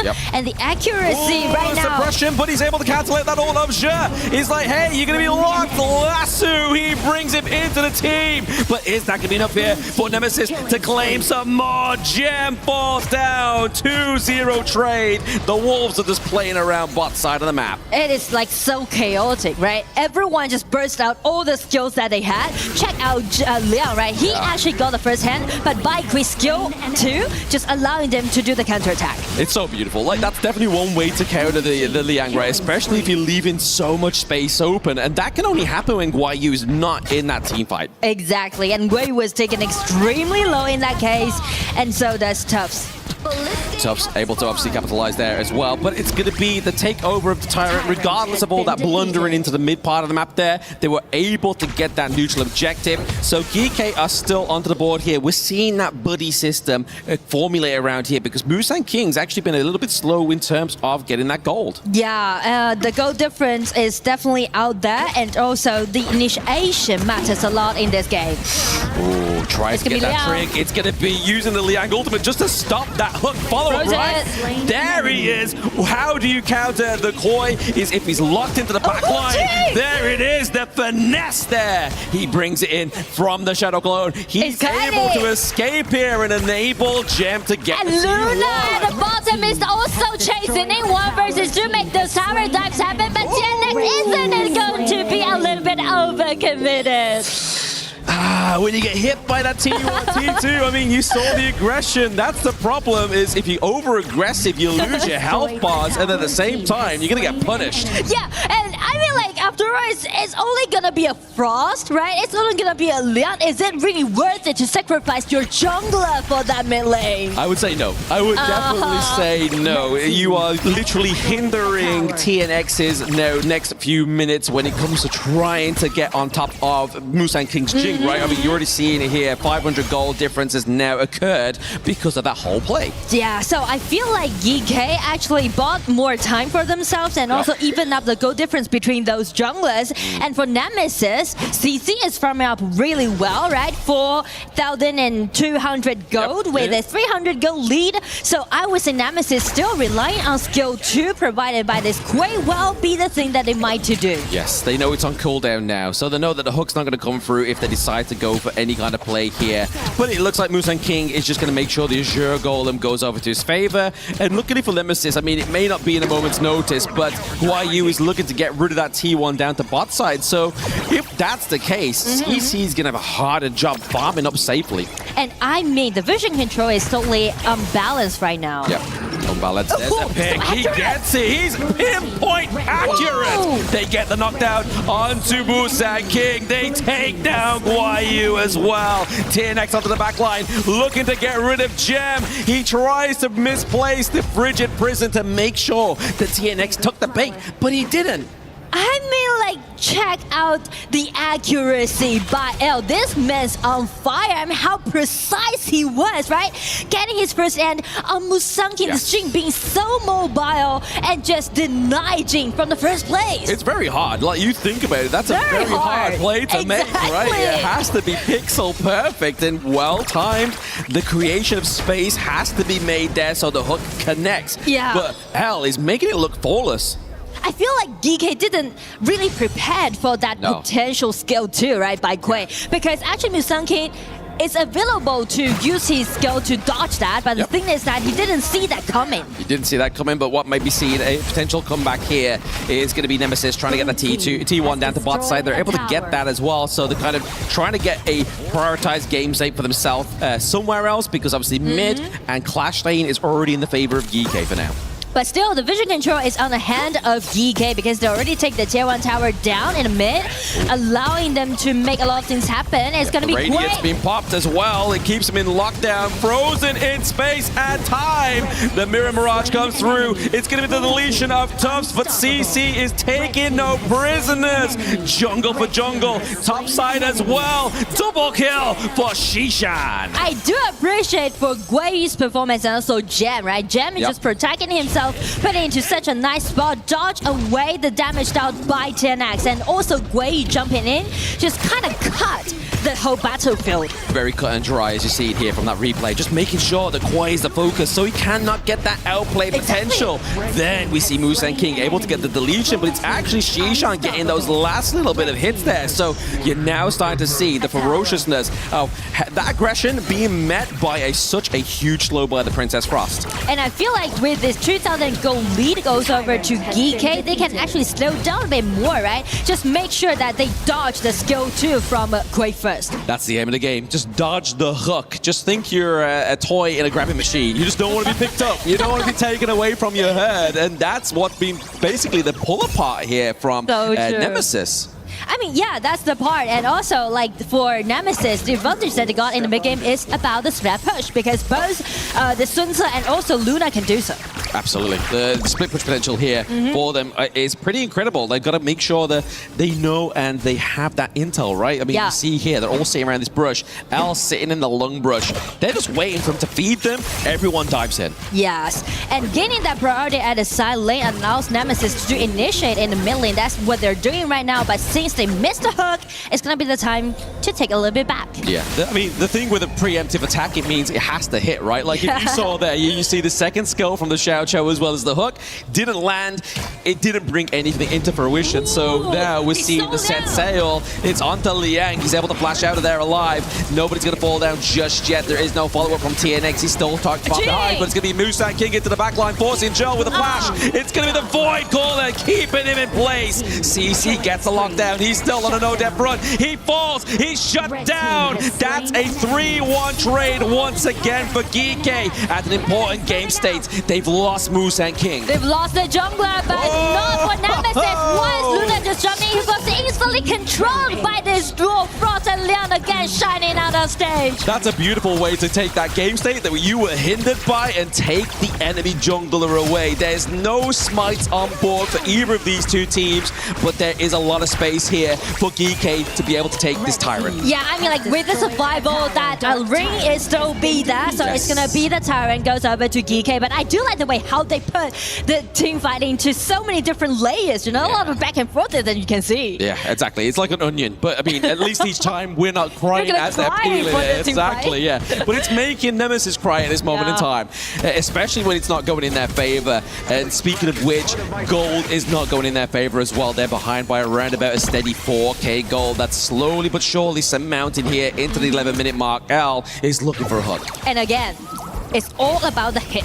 Yep. Well, L hook a ring at this certain stage, buying them time, saving the team to push back, or else it's going to be Musang King dashing in and get that denial on CC. Yeah, I mean, you're kind of looking at here in terms of itemization as well. Shishan and just looking and be like, okay, if we are going to be the ones that's being pulled, we do have the Splendor. Exactly. But it's got to be a perfectly timed Splendor. You need to predict that whether L is going to hook or not. Yes, exactly. It's going to be like, okay, it's a kind of case-by-case basis, right? Yeah. If it's going to work, we need it to work. It's then going to transition into a much better team fight for us here as well. Joel using that poke just to try and clear out this minion wave here, using the Radiance as well. There it is. The Splendor cancels it just in a moment's notice. Byron into the back line. He is mobbing up the damage onto the side of Nemesis. Has just fell by at least 66%. And now Tufts falls as well as L. This is looking scary. It is a quadra kill here for the side of Geekay Esports. They ace Nemesis. Musang King dashing in fearlessly because they know it's going to be their match point. And with their signature picks, this Frost and Leon and also Musang King dashing in minions on their way is going to be the victory. Goes over to Geekay Esports. Absolutely. The redemption arc for Musang King does follow further into the story. The next chapter for the MKL representatives has been written. Here is your first semi-finalist, Geekay Esports. And it's gonna be the double kill when they play against Nemesis, just like what they did in the upper bracket final in the group stage, which made them getting into the quarter, but this time they made it to the semi-final. Absolutely. I mean, definitely a stark difference for Musang King this year, right? He's going to be so proud of himself and his team. But also, Guayu, right? Both of these players, like we spoke about before this match even started, were both denied access into the playoffs in the last KWC. But now they are together, they are a band of brothers, and they are here to make a statement. And to me, personally, I feel like this team, Geekay Esports, have grown more mature. Yes. Because you can see they fell behind. They suffered a lot from L's accuracy, right? They did really good job, and also check out Gel, right? Play so aggressively. They definitely fell behind in the early game. But the thing is that after this, everything just went so well in favor of Geekay Esports. Yeah, that quarter was a masterpiece at points. Yeah. Like, there was a point in time where maybe Geekay were thinking, how are we going to overcome this one? But they adapted very quickly, building the Splendor, making sure that he was the vocal point, right? Like, if they hook somebody, use the Frigid Prison, lock him in place, follow up with the Winter is here, it becomes so hard for Hell to be the playmaker. And I do love the way how Musang King is sacrificing himself, right? Try to make sure that he got a secure damage down upon the backliners, and also the synergy between Guayu and Musang King at the last team fight. Yeah, very beautifully played by them both there. The Byron, the Jing, so well done. But it also is sort of very well complemented by that crowd control couple, the Liang, the Princess Frost. I feel like they wouldn't have been able to do it without every member of Geekay. Yes, Gem is 0, 2, and 7, but at that moment in time, someone's always going to have the lack of kills. But let's hear it from none other than Geekay Esports with the interview on stage. Yes, my friends, we're here with our victors, Geekay Esports, and of course, Guayu joining us for a quick set of questions after this big victory. Congratulations, though. What does it mean to you to qualify into the top 4 and get even closer to the win on the crown? I felt we are lucky because I think we haven't against the team that can give us pressure. It was a choice. It was a great choice that you had in yesterday in our draw show, and it worked out really well. You win twice now against Nemesis. Very well done. Now, you had a great Guanyu in Game 3. Game 4, however, there was a loss. You almost won it perfectly cleanly as a game. How did you recover and take the win in Game 5? Last year, my Guanyu is very bad, but I always learning from KPL now. I like to see the KSG silence. His Guanyu very good. It was good inspiration, taking it from another legend in the region then. And your next matchup is either Kuaishao Gaming or Virtus Pro. Who do you think will be playing against you in the semifinals? I think, of course, is KSG. Okay, I mean, they're great for a reason. Anything you'd like to say to Kuaishao Gaming then, since you're so adamant that you'll be playing against them in semis? 小雨，你给我低调一点。 Very good. And finally, anything you'd like to say to the Geekay fans that have been supporting you for so long, and now especially in your big run from top 4 onwards? Thank you for our fans watching us in live now. We will be more stronger. Thank you very much. All right, now let's bring in the rest of the team. Come on over, GK. Come on over, Guayu. And let's all go to the back because we have a key to crush. Come on over, gentlemen. A big victory here for GK. And that's gonna mean a key crushed for Nemesis on the other side. We'll be saying goodbye to them, but in doing so, we guarantee the squad in the semifinals. Please, our keymaster is awaiting you. I'll be giving you directions on how to crush your opponent's key. It's one of my favorite things here at the Esports World Cup at KWC. And as the last seconds draw in, that's Team Nemesis out of the tournament. Yes, I know, it's scary. But they're done, they're dusted. You know what's scarier is being the team that gets crushed. GK advanced to the semifinals. We'll break it all down with our panel. Well, you could hear it, and if you're in the studio or watching at home, you could see it. That reaction from Guiyu, formerly top 8, kept him apart from his trip to the championship, but now he has broken past that barrier and finally entered into a semifinal. He may be able to look even more past his 2024 successes here in a new reign in 2026. And his message to KSG means that they better watch out. Welcome back here, Rain Day, Isaac, and Sagi, to close out this set, to kind of also put some words as to what this means for Team Nemesis, who have gone home, which is, of course, a bit disappointing for them. They'll have wanted to do a little bit more, but it was really Geekay Esports who had so much of their number throughout this tournament, the second time they played them. The better team won. Yeah. It's just like that. Like sometimes sports can be a little bit tough, but at the end of the day, it needs to be fair, and then the better team won. Right over there in the game number 4, Team Nemesis came up with a good idea. They were able to win that. In game 5, the beginning of the game, for me, it looks like when you're in a boxing match. And then for some reason, you kind of just lower your guard, you get hit. For the next 1 minute, 1 minute and a half, you're gonna feel drowsy, man. Yeah, you're gonna be a little dazed. bit dizzy, and then your feet are gonna be a little bit weak. And that's what the first 6 minutes of this game number 5. Geekay Esports was not playing their best at the beginning, but after they just kind of recovered, they kind of just started breathing in, they became the top boxer that they can be. To Isaac's point, right? Team Nemesis was finding a lot of successful jabs. Yes. But when Geekay Esports came in, they found the perfect uppercut, and that was just KO, done, and you're next. You knew that was over. There was a moment you guys said, that's game, that's GG. That's game, It happened right after that. Those mistakes, you can't make them against a team of this quality. No. Like if you really want to make your way all the way into the top 4, then you need to be almost perfect. Yeah. And that's what we're fighting for right now. Like top 8, that is really nice. That is a very good achievement. But top 4, that's creme of the creme. Top 4 is one of those timers where you are talking to yourself like, man, one more win and I'm a grand finalist, and another win and I am a champion material going in for potentially that stage trophy that you've been seeing all day long. And the beautiful thing is top 4 means you get a chance to fight for 3rd place, which is $280,000. It's $200,000 guaranteed for Geekay Esports. So they've been just excited the entire time. They were excited in the draw show. They were excited after the win here and crushing some keys. They're just excited about everything. I just believe like the only moment where they're not excited is after they win. Yeah. Like after they win, like they're like the chillest, man. Like they just take off the headset, put it on the side, and like, all right, let's just go. But what an accomplishment, Saki. You mentioned his journey. You were kind of filling me in on Guanyu and his ability to play. I also wanted to highlight his looking towards really the top dogs, KSG in the KPL, one of the best teams in the world, and especially in China, and silences Guanyu. He says he took lessons from that to improve his own game.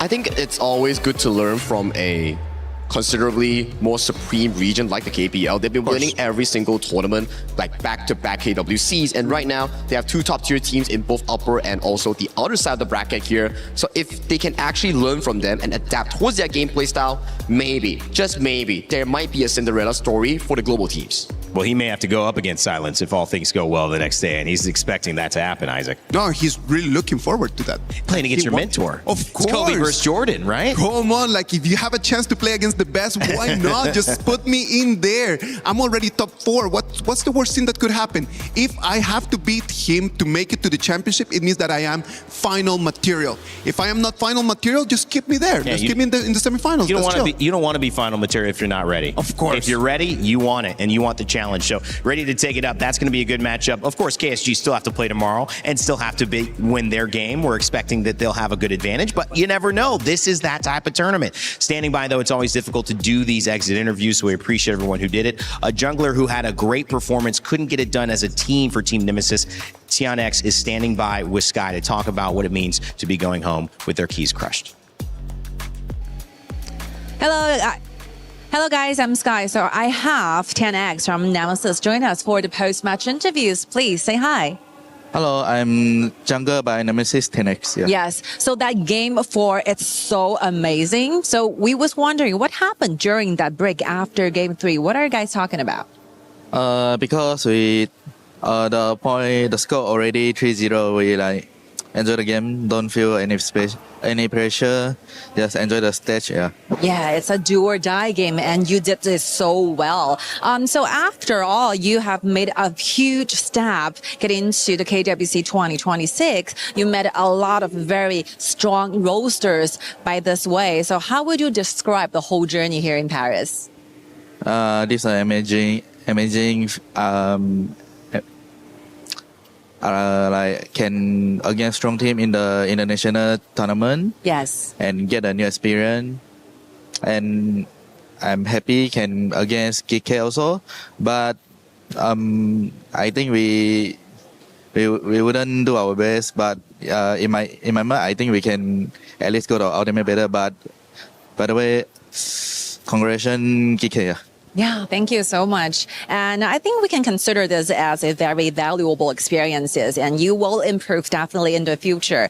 That you are facing new opponents, right? And you came to a new venue, especially in Paris. So how do you like the environment here? Does it feel differently than the one you're used to in Indonesia? I would say Paris is an amazing country. The food is so good and have many beautiful press. Yeah, I like this press, and this is my first time to come to Paris. Yes. Yeah, I'm happy, and the tournament stage is very, very good also. Yeah, I really like it. Yes. And now our journey already finished. I hope we can do our best to improve in the future. Yes, of course, and hope you can enjoy Paris if you got time. So very last but not least, you got a lot of friends and family members supporting you guys all the way coming over to Paris. What will be the thing you want to say to them? Thanks for your support us. So sorry we are lost, but we'll keep improve in the future. Thank you. Best wishes for you, TNX. Thank you so much for your sharing and time. And this will be it. Panel, back to you. Bye-bye. Well, thank you. It's always good to hear those exit interviews. I was reflecting upon this, having some early morning coffee at the hotel, and I saw a clip of Michael Jordan, who we just mentioned, talking about the USA losing in the Ryder Cup, which is a golf tournament, and saying that, you need to have that loss sometimes. Of course. Not as a counterpoint to winning, but as a part of winning. Winning includes losing. Winning includes taking these lessons. So you can kind of make that argument for Nemesis. They've learned something valuable, but also for Geekay, having been undefeated, taking that loss, probably going to help them out heading into their next semifinal. In order to grow, you need to lose sometimes, and that is just very important in sports. Like, it's 70% trying to win, 30% just accepting that sometimes you just need to take the defeat so you can actually find out the little mistakes that you need to improve. If you're always winning, you're going to start believing, oh, I'm perfect, so I'm not totally fine, and it's going to be very easy for you to actually fall. Let's take a look at what's coming up later on today, because we have two matches, two best of sevens. Sagi, we've already seen Geekay Esports take down Team Nemesis. They've got themselves at least $200,000, a ticket to the third place matchup at the very least, and a spot to play again. But Rock Esports and Team Vitality coming up. You're going to be watching that one. Are you casting that one? I'm not casting that one. Okay, I'll you're be just in the watching audience that stage, one. just vibing with the others. How are we feeling? How are we feeling about it? I know it'll be a vibe. Oh, this is just a very cruel day coming in for the IKL fans, because they just lost Team Nemesis, their second placer, made history having two back-to-back IKL teams qualified to the top 8 of EWC. But is this where their journey ends? Because based on power rankings, based on what we've seen thus far, Rock Esports has been looking dominant.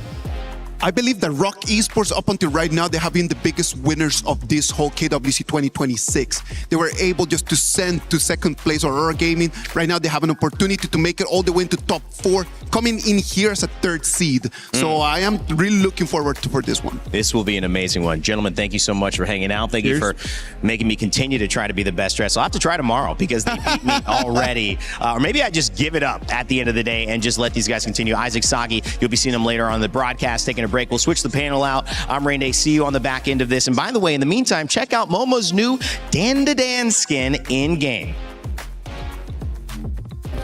Play is in our DNA. Whenever we let it out, it becomes our superpower. Now imagine an entire city being built to supercharge it. Kadir City, powered by play.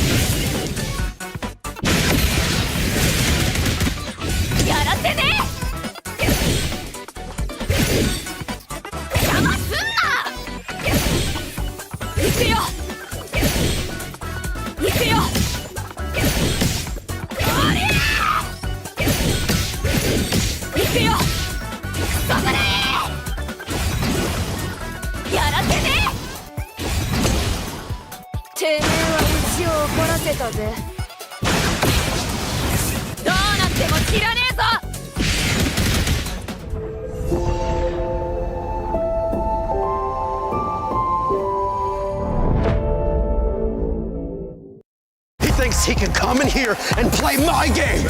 He knows nothing. Let's go! Tyler, why? You're done. Raw energy. Half a puff and blow the house down. China is home to the best Honor of Kings players in the world. Pressure at its peak for AGAL. Everything comes down to their captain. I love you, family.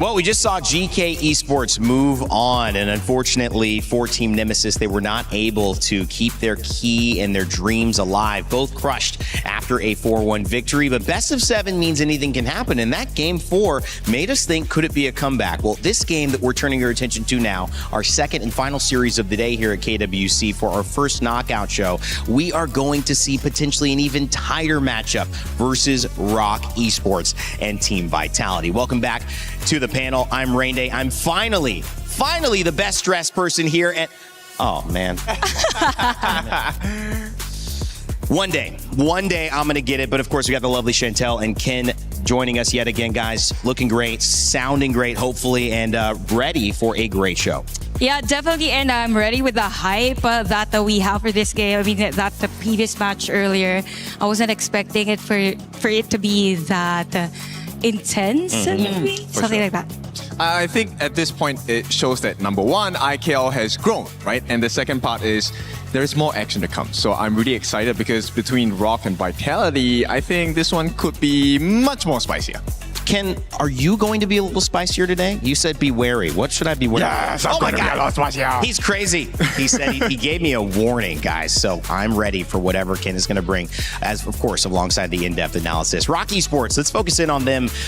This is a team that has shown up and been what I think Isaac and Sagi mentioned before they left, maybe the favorite coming into this one. Of course, Team Vitality from the IKL looking to bounce back. Their whole thing has been resilience. They've made it here despite having to reverse sweep Chantel. Both of these having their own identities, but it's going to be a matchup that you can't really count out till we get very deep in that best of 7. Definitely for this matchup, it's another MKL versus IKL, and we all know that for MKL teams, they're like the top in terms of the Southeast Asian team. So I kind of feel like for Rock Esports also, they were a bit shaky on some of the international tournaments prior to this, but at the same time, when they were able to win against Aurora Gaming, there is already a statement for them.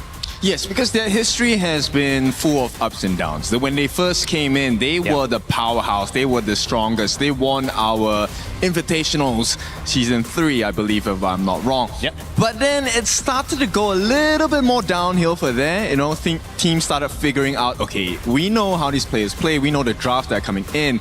and they got, absolutely destroyed in the later parts of the tournaments. Group B winners taking down INF, Aurora Gaming. Those teams, Aurora specifically, still in, but we'll have to figure out how to transition from what Rock has done in the group stage and if they can keep that alive here in the knockout stages as well. We've already seen one MKL representative move on. Will Rock be next? As you see their team ready to go beside my face. We actually had Sky catch up with them for an interview pre-match to see how they're feeling about going into the quarterfinals. Hello guys, I'm Sky, so I'm joined by Whippet. So say hi, please. Hi, I'm Whippet. How are you feeling right now? Very excited. More excited than yesterday? Of course. Okay, so your opponent, Team Vitality, they actually had a very close and tight matchup yesterday. Did you watch that? Sure, I watched their match. What do you think of their performance? They are not that strong. I think they win because they are very lucky. Yeah. Did you spot any kind of weakness during their play? That what will be your target for today? I saw a lot of weakness, I think.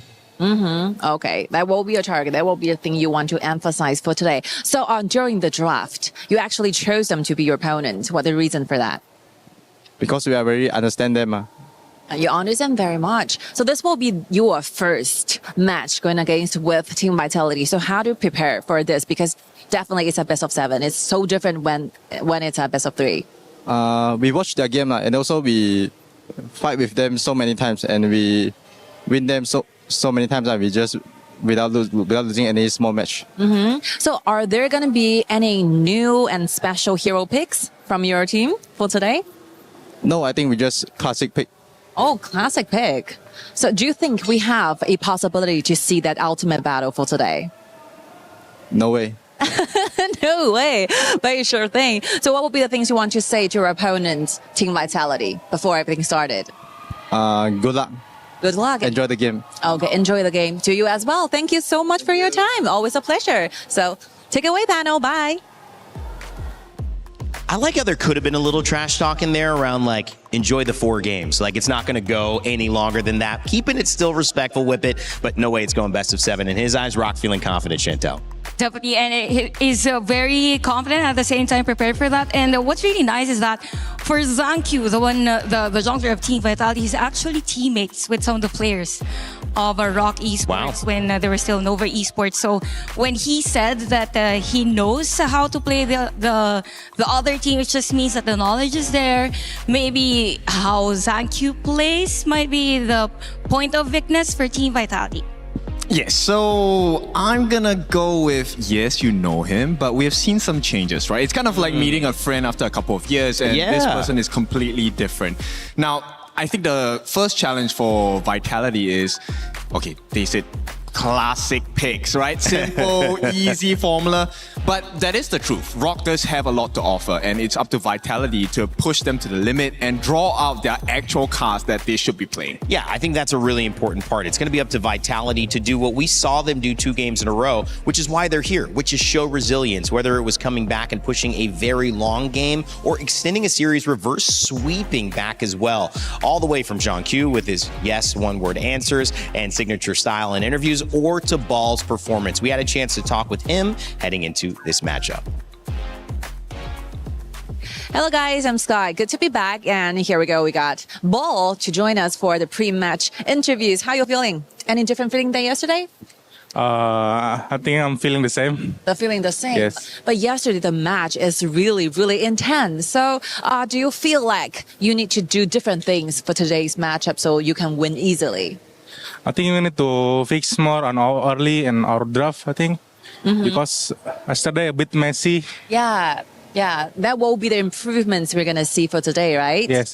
So how did you reset your mental and physical state within such a short time? Because the last game you got was yesterday.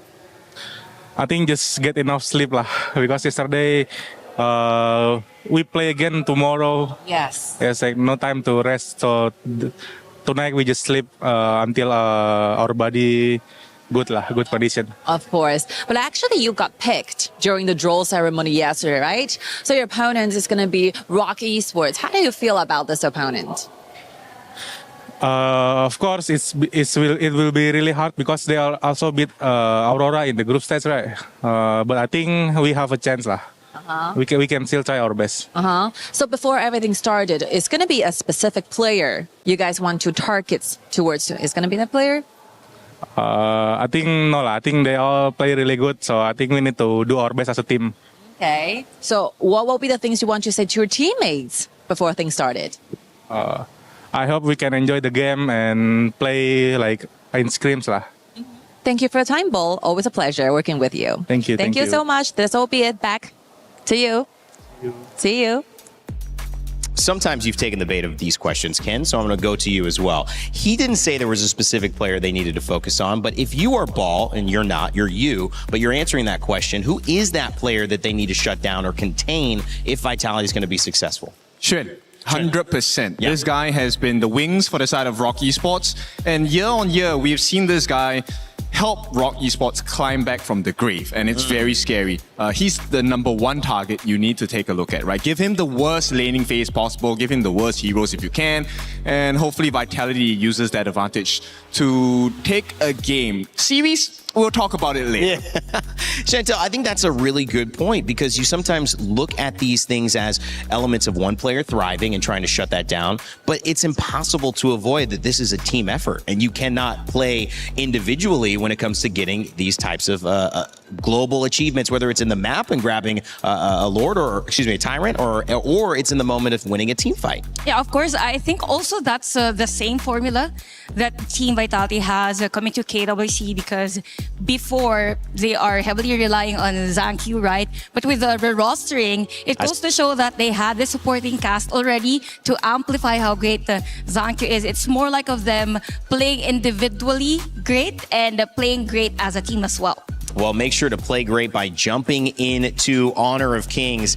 You can go ahead and play right now if you're waiting where you want to do something while we're talking here on stage. Use that QR code and get ready. Jump into some ranked and have some fun. Okay, coming up, we've got a great matchup. Our second series of the day is about to kick off, and it is going to be a good one. Rock Esports trying to see if they can break down what has been the most resilient team in the last 2 days who have had barely any time to turn around. Let's send it over to your stage to get our players walking out and begin our second series of the day. It's going to be a fun one.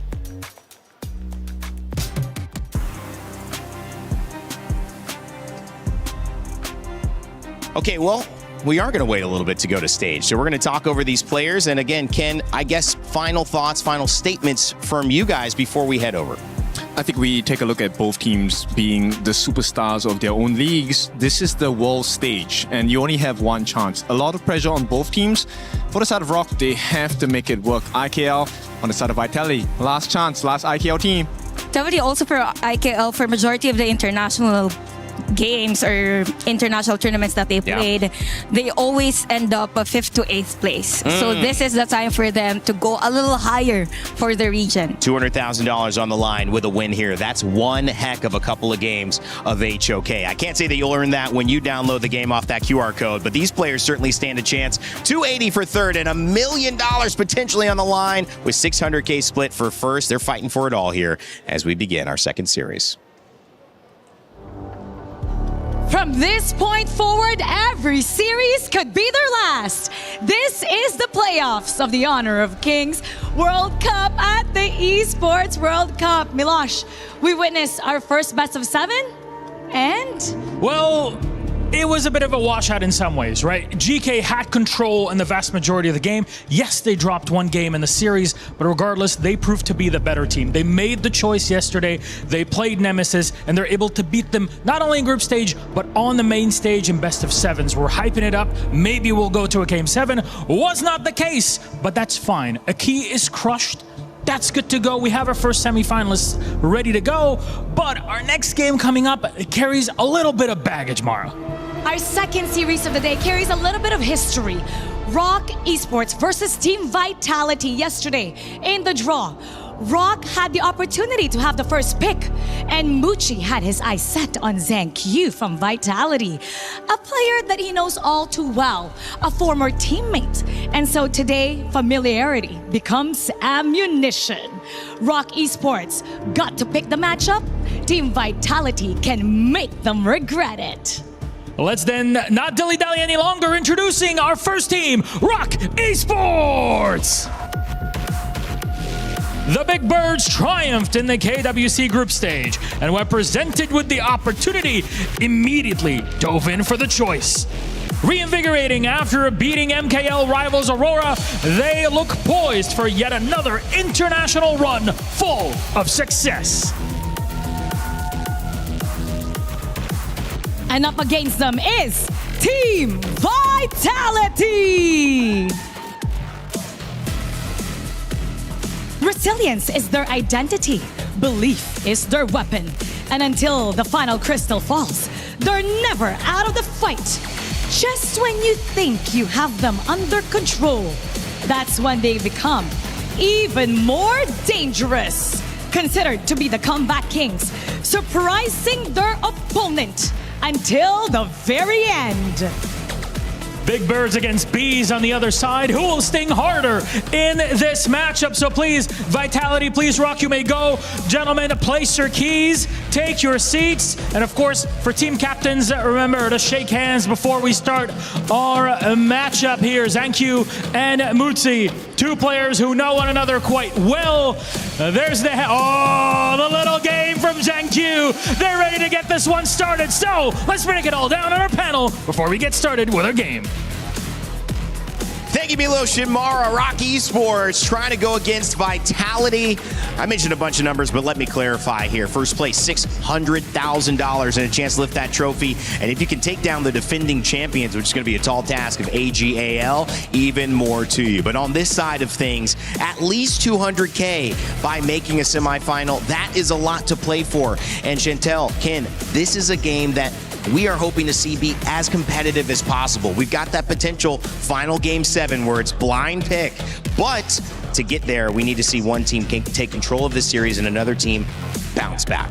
And given that we are already in a best of 7, it begs the question, do you get your favorite heroes on game number 1? There's the hero economy. Are we playing our best duo combos in terms of the latter portions of the game, something like that? It's more like them choosing the better poison against the other. Yes, so you have the cost, but it is not the price, because the price you pay might be a little bit more expensive. If you don't win with the heroes you want and you get, oh, you might regret it later on. It's kind of a fallacy to consider value and longevity when it comes to not overspending in a game of winner takes all, because there's no chance to conserve or get that back if you don't win. So everything spent to win is worth it, even if you spend it enough and you have to claw your way to that finish line. The team that conserves may not have a chance to get back, as we saw earlier in our set. So both set of fans, they don't want the game number 7, but on the panel here, we wanted to. You two. We want the I would 7. love to. That's the 50-50 mark. I want all the action in the world today. Me too. And Chantel, you kind of got a little curse going on with long games, huh? Long Oh, series. it's not just me. You too, Ken? Our friend Kendolfo has the curse as Domain well. expansion. Oh, no! You are stuck with us. Game 7. that is a funny domain expansion. Imagine you're late for a meeting and then you see Ken and he starts to hit his ultimate. Oh no, this is double trouble, especially if Chantel is around. Best of 7 would be a fun one for all of us at home as well. So if you're watching, let us know in the chat. What do you want to see? A fast one. You want to see it go all the way? We've got the chance here. We'll see if the players take it. To get it over to our casters to begin the draft, it's Rookie and Holler for game 1. Playoffs day number 1. This is the second series and of course the final one of the day. And of course this is an elimination game. Rock Esports going up against Team Vitality.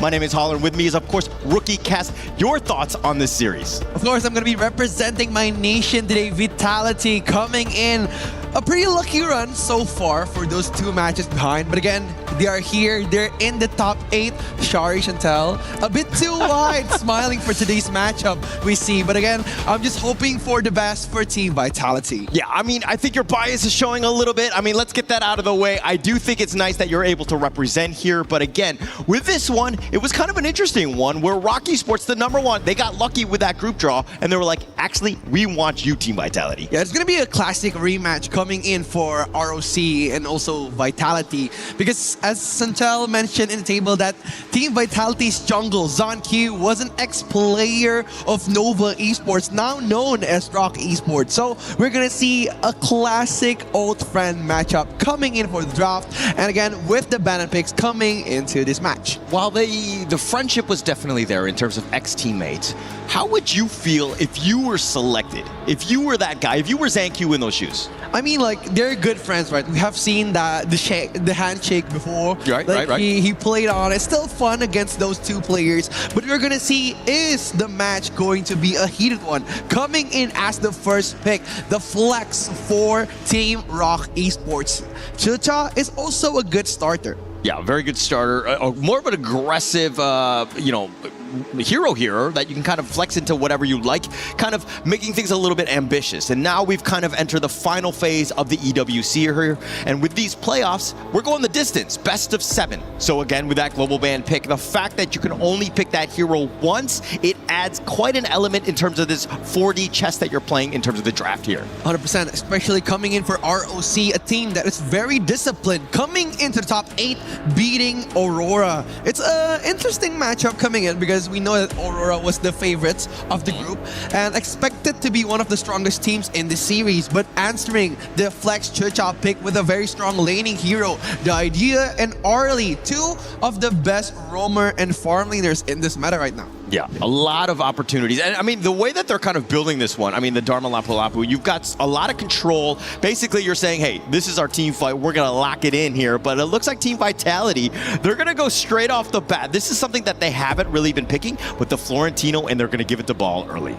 Yeah, again, Ball has been amazing at the Clash lane. But speaking of bootcamp, Ball has been performing really well. He's one of the longest players to ever play Florentino, coming in at 10 years now in the HOK pro scene. And looking at the enemy here, Shran, bringing his one of favorite heroes coming into HOK, the Dharma pick with the Lapu Lapu as the setup. It's going to be very interesting because both teams still have Lorion available as the mid laner, one of the recent favorites coming into KWC. Wait, Ball's been playing Florentino for 10 years? For 10 years. Like, how do you kill something that which has no life, right, at that point? Yeah, because, again, if we're talking about that, like, a lot of teams have respected his Florentino coming in to KWC, but we're talking about the best of 7 here. The best of 7, anything can happen, and you need a very wide hero pool. And coming in, closing in for Wendy's hero pool, speaking of hero pool, is going to be Haya and also Xiao Chao, 2 of the strongest single target mid laners. Yeah, definitely want to focus in on here, especially since that is open towards that second phase of which direction they want to go. They need a little bit more in terms of the damage department. I think that if we're talking about Rock Esports, again, this is a best of 7. It's a marathon. It's not a sprint, but taking game 1 really sets the tempo of this series. Yeah, again, the tempo is what matters coming in to this top 8. And especially speaking of tempo, it's going to be very difficult to go against ROC or Rock Esports, one of the teams who is doing really well in the early game, and they could just control the game the whole match and lead the game to a total dominance if they are given the early game. But the Kaiser pick, again, one of the favorites coming in, and one of the draft that defeated Blacklist in that best of 3. Yeah, and I do think that, you know, when your ZonQ has that Kaiser type and you're looking at exactly how Rock could potentially get onto the Arlie, the Idea, Florentino, these are kinds of guys that are squishy. They need a big brother, if you will. Kaiser fills all of those boxes. Yeah, Kaiser has been really, really amazing at taking in those burst damage, and especially with the Chota and also the Dharma pick, it's going to be difficult for Team Vitality if they don't have a front laner. laner. That's why they're picking Kaiser on this roster. They need a mid laner. Coming in, the Lorion is still available. A possible deny pick coming in from Rock Esports too. Yeah, and also going back to the draft, I mean, with the bans, the Zachao is like that perfect mid to potentially counter the Arlie, right? When you see the Parasol, you know where that light step is going to go, and being able to Honey Sweep Breeze it will just basically just execute her on the spot. Yeah, especially coming into this new meta, this new patch, early game is everything. When you control the tempo of the early game, you can hold the game as long as you want, take the game to the late game, and destroy the opponents just by that small of a lead. That's why Xiao Qiao has been very dominant this whole tournament. Getting those early game damage with the fan and with that knockup could be very annoying, especially coming in with that Kaiser pick from Team Vitality. Better to be safe than sorry. Definitely be safe than sorry. Right here, the coaches, it looks like they're going to shake hands. They're going to be getting underway as we go into, of course, game number 1. Again, who's going to be taking this one? Who will set the tone? But again, with the fact that, you know, we already saw Team Nemesis bounce out. That's one of your IKL teams. If we were to see a secondary one, how would you feel, Rookie? I think it's going to be a heartbreak day for me, Hauler. But hopefully, at least Team Vitality could bring so much of a fight, because I want to see their will. I want to see how they could defeat one of the Titans coming into KWC. But we are going to see the first matchup against Team Vitality and Rock Esports. Yeah, I think for Rock, Team Vitality, that is, this is a never say die attitude type of team, right? They are never going to give up, and until that crystal literally goes down, even with 1 HP, they will not give up anytime soon. Yeah, they have been amazing this whole tournament, especially controlling their emotions against teams such as MIBR Lost and also Blacklist, who control the tempo in the early game, and right now they're facing a very, very strong-willed hero. And for you guys who are watching at home, you can submit your voting and also your support to HOK. Don't forget to follow our social media for all of the eSport news across the globe. Yeah, and as we look in towards this bottom lane, I mean, Lanfeng, it looks like a little bit of action in the bottom. Wei Pit just kind of getting a little bit of a stun, just saying, hey, I'm still around. But Genmith, with this rotation, I think that if we're talking about who needs to be making that initial contact, that aggressive move, which team do you think needs that? I think like for the early game, it's going to be Vitality controlling the tempo for the first 4 minutes, because they brought up a very aggressive lineup here. They got the Arlie idea pick to control the tempo on the farm lane. The Florentino, we know as one of the most dominant Clash laners in this meta. And Florentino could be very good against heroes such as Dharma and also Ukyo Tachibana. So keep in mind, ROC or Rock Esports, they need to be safe in the first 4 minutes. Yeah, I really like how Ball is on this Florentino here, but again, it's more about the isolation, the solo plays. If he's able to kind of take advantage of that, you know, that lane dominance, because again, he is an absolute assassin when it comes to that one-on-one. Yeah, it's gonna be a 1-1-1 against Muchi and also Lanfeng. And again, speaking of Team Vitality, coming into this IKL season, they have been playing very similar to Rock Esports in the MKL, because they are focusing so much on the jungle and also the farm laner. So F1 is tasked to babysit Lanfeng for the 4th minute, making him so comfortable that he could carry after the 10th minute later. Yeah, you would think that both of them would be very familiar. I mean, Zakyu coming in, I mean, he was on the Rock Esports side. He knows how that playstyle will be, so he'll just continue to bring that dominant playstyle that MKL really likes. Yeah, and I was wondering, like, Wendy coming in with the Zillia pick, like, the Sanctification could possibly go to Kongling or to Muchi, but if you're talking about late game dominance, I think Muchi could possibly be the single solo carry that Rock Esports needed. Okay, talking a little bit about Wendy, bottom lane. Oh, Muchi trying to get so much out of Lanfeng here, just coming in to test the waters in the first 3 minutes. I think that ROC Esports, they're just going to play a little bit passive-aggressive here. Yeah, you're talking about testing the waters, but for me, I'm scared. I'm like, Lanfeng, what are you doing? You're getting out of position. But of course, he's able to light step on back, negate most of this. And again, you want to keep Rock Esports on their toes, if you will. Oh, Shran coming in with a Truth Mantra, coming in with a Gentleman's Duel. It's going to be a 1v1 against Ball and also Kongling. But the first blood coming in to Team Rock Esports. Zankyu getting in with that invisible warrior, but Zankyu is still human at best. Human at best. Again, not the superhero mode yet. He just needs more time, of course, to get some of those items. But Ball in the front, it looked like he was like, hey, I got jumped on, but where are my friends? They were right on his back, a little bit late to the party, if you will.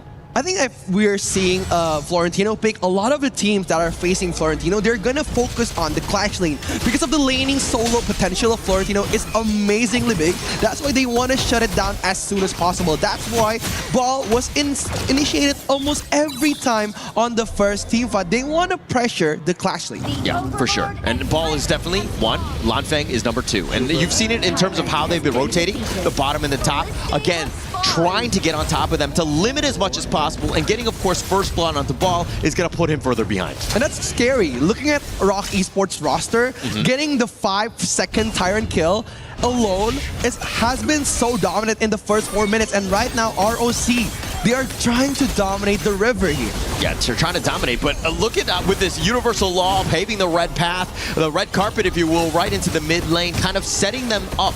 Rock Esports, I like the way that they're being aggressive, understanding that they do have a lead. Yeah, they're trying to control the tempo here. They just want to make ZonQ unavailable for those big team fights. And look at Sven. He's just cutting the lane, cutting the minions, making him rotate as comfortable as possible, making the Florentino switch lanes. And right now, ROC, or Rock Esports, they're trying to take a control of the early game. Definitely trying to take control. I mean, if we're talking a little bit about this draft here, Team Vitality are kind of picking heroes that are kind of not the top tier, but they're definitely more comfortable looking to thinking that this series is going to go long. They're going to have a lot of other choices as we go on. I mean, I think the Arlians idea, they were like, okay, we're going very hot and heavy, and then Rock kind of responded in kind. But I mean, if we're talking about valuable picks that will be available, but as I go, Wave Pit coming and going for Lanfeng being the sole target here. The Florentino Ball trying to dance around with that triple threat coming in. Ball gets picked off. Double kill for Kongling. Rock Esports, all gas right now, no breaks, finding the moments, right? Somebody's trying to go into your jungle, they're going to make a beat, they're going to pay with their lives. Yeah, I think it's very interesting looking at Vitality's plan coming into Kongling's jungle while he's being so dominant this game. The first 5-minute gold spike has been going to Rock Esports. Yeah. I mean, this entire game, right? I mean, we're heading the 6-minute mark. They're invading, they're taking away the Crimson Golem. This is very frustrating, especially as a jungler. ZonQ's got like, okay, we are definitely behind. How do we get back in? Maybe we find some sort of pickoff in this mid lane here. I think they need to hold the game. No more aggressive gameplay until the 10th minute, because right now their gold spike has been falling behind. Look at Sean opening the vision for Team Rock Esports, looking for an opening, but the flash coming in from the Ball. Florentino dancing around. The Raging Sea connects to 4. Look at the players coming in. Muchi getting that beautiful kill onto Ball and F1.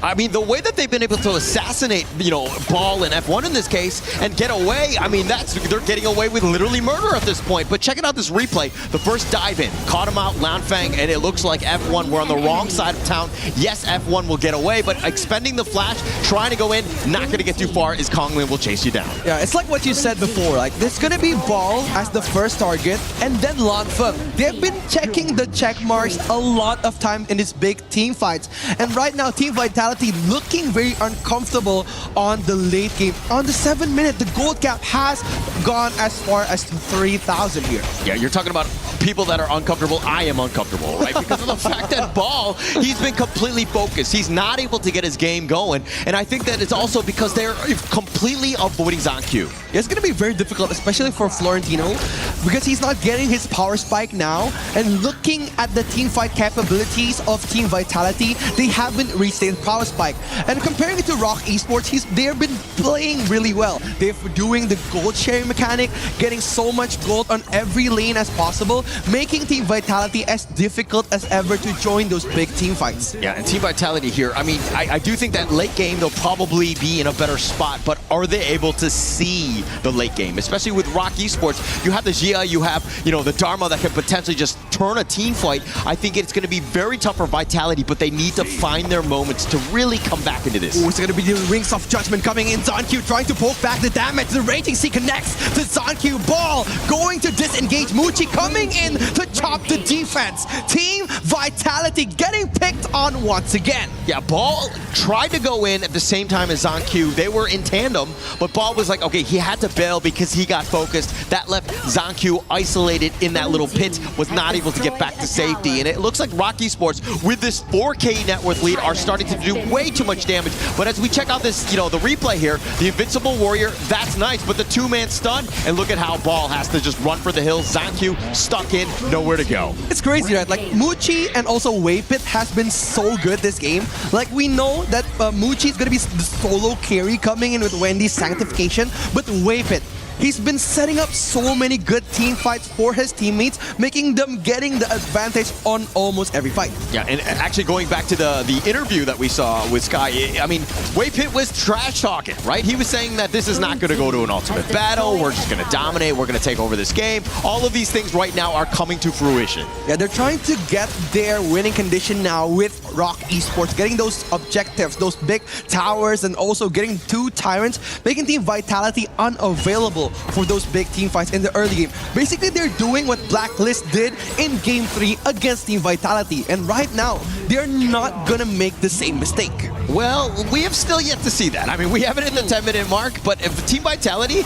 it seems like they don't actually wake up until they lose all their T3s. Yeah, it's going to be very interesting coming in for the Kaiser pick here because they need a lot of items to make him very, very sustainable for those big team fights. But right now, Genmid has been covering so much for ZonQ, and ZonQ isn't dealing the damage that they've predicted that they wanted in the early game. Right now, the focus on Team Vitality is to focus on giving so much gold to Lanfeng so he could change the tempo of the team fights. Have to change the tempo, but this, I mean, the Shadow Tyrant is going to be easily picked off. Look at how the fortifications up in front with these 2 members from Waypit and Wendy. It's like you can't even get to it. The Shadow Tyrant already taken down. I think that was like a bit of misinput coming in from Waypit. The Raging Sea trying to capture Ball just in the nick of time. But again, Gentleman's Duel not only gives you a bit of a dash, but a CC immune passive to your body. So Ball could not easily get caught by that big bait coming in from Waypit and also Wendy. But again, looking at the items here, Ball is going to try to be the second layer of the team fight.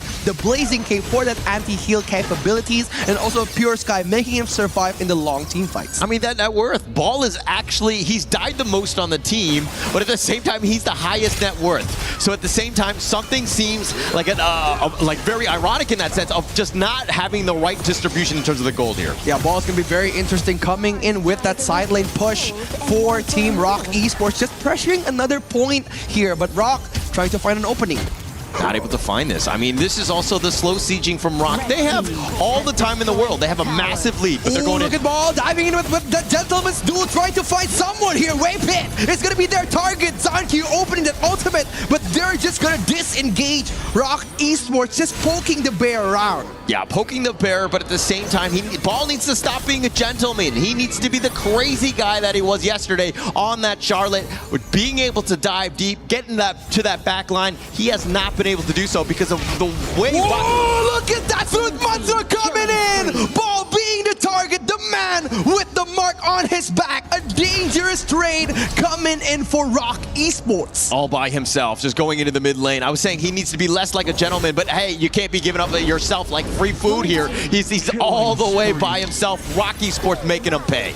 I mean, it's scary, right? To be the guy with the target on his back on every team fight. Making him uncomfortable is Rock Esports' true mission. And right now, without Ball, with 4 death count, it's going to be very difficult for Team Vitality to get those single target picks and single target initiations. All right, but Team Vitality are like, haha, we got them right where we wanted them. We have 0 kills to our name, and that's exactly what happened with Blacklist International when they were able to come back in Game 3. They got 1 kill when Joshi went a little too deep. They're looking for someone to make the same sort of mistake here. Yeah, I think they're just waiting here. But again, playing passive is not always the answer, especially coming in for Team Rock Esports, the team that has so much discipline in the MKL, but opening at the Wings of Judgment just to clear the wave in the mid lane, watching the Vanguards come. Yeah, if I'm going to be completely honest though, playing passive Honor of Kings is losing Honor of Kings. And I think that Team Vitality need to change things up, but this siege is going to be tough to hold here. Yeah, they're just trying to defend here. The high ground has been chopped off. The bottom lane is left. Lanfeng going to disengage to fight Team Rock Esports. Kongling trying to poke it back again.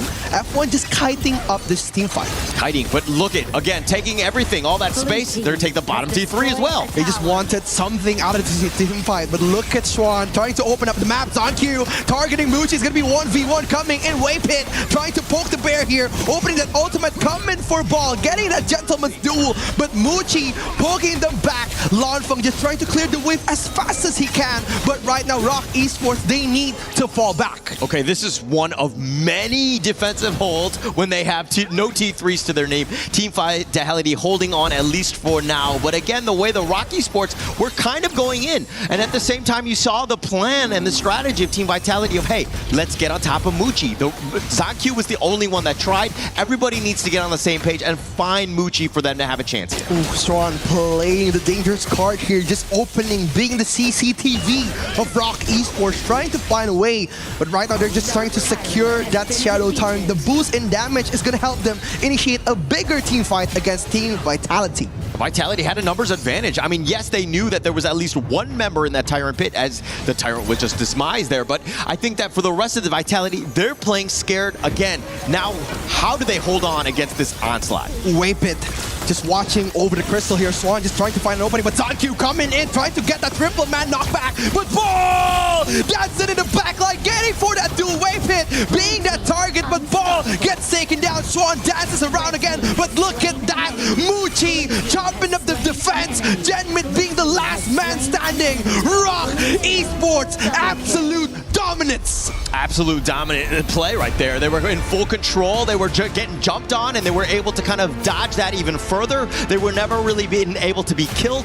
The way that they were playing, it was like playing with their food almost. It seemed like Team Vitality were trying to get the jump. Rock Esports are like, ha ha ha, always at arm's reach. They're very disciplined indeed. They're a very, very disciplined team, and making them play the long game wasn't as good as Vitality planned it out to be. They wanted mistakes. They wanted to capitalize on the mistakes.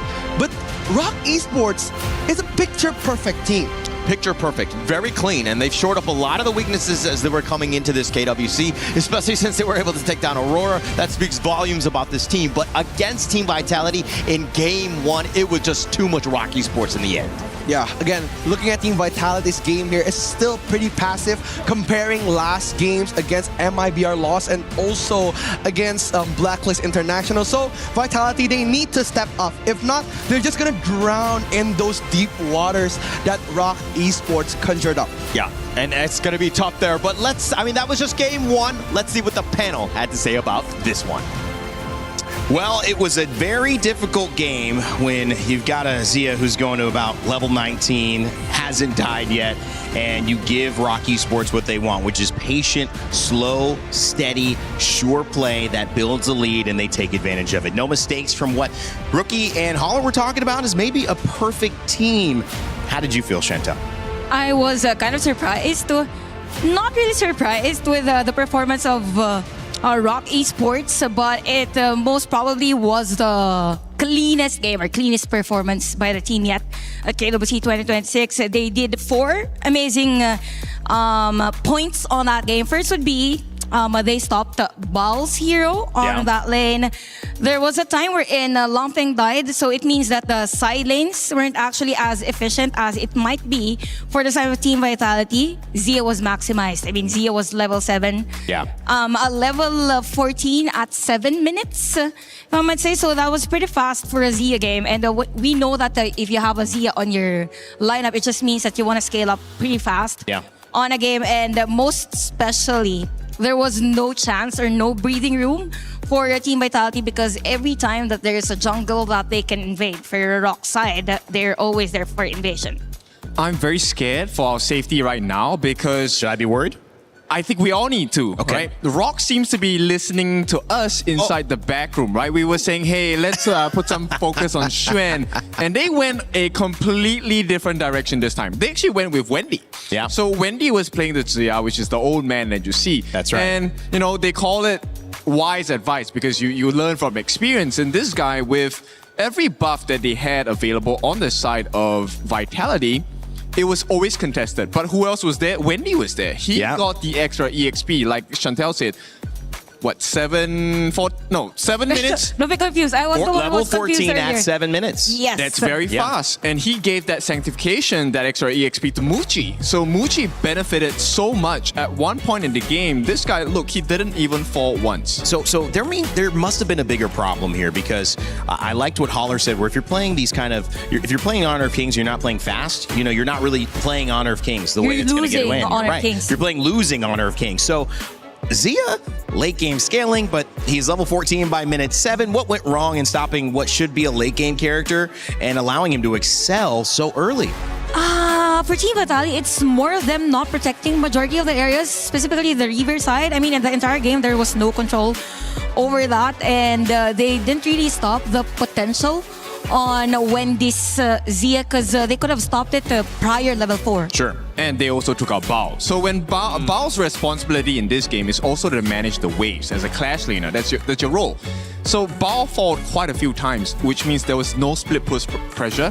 You couldn't get Lamphun to dive into the jungle alone, so there was a risk there. They couldn't do everything. And at 13.5 minutes, their base was empty on the side of Vitality. Yeah, and just imagine there was this point of the game. I think that was 4 minutes. Yeah, 4 minutes. And players of Rock Esports were actually zoning out or chasing out the players near the inhibitor tower. So that says a lot. And having 10-1 on the kill score, actually that the 1 kill of Team Vitality was when Rock Esports was trying to end the game. So it's more of a statement for Rock Esports. I mean, when you have a late game composition, you're assuming that, your late game is actually later in the game. But when you go late game, early game, I mean, at this point, not even early game beats that because it's only 7 minutes and everyone's scaled already. Yeah, it's like a pre-game, right? And pre-games are dangerous. Okay, I'm not going to give you the context on that, but pre-games can be dangerous.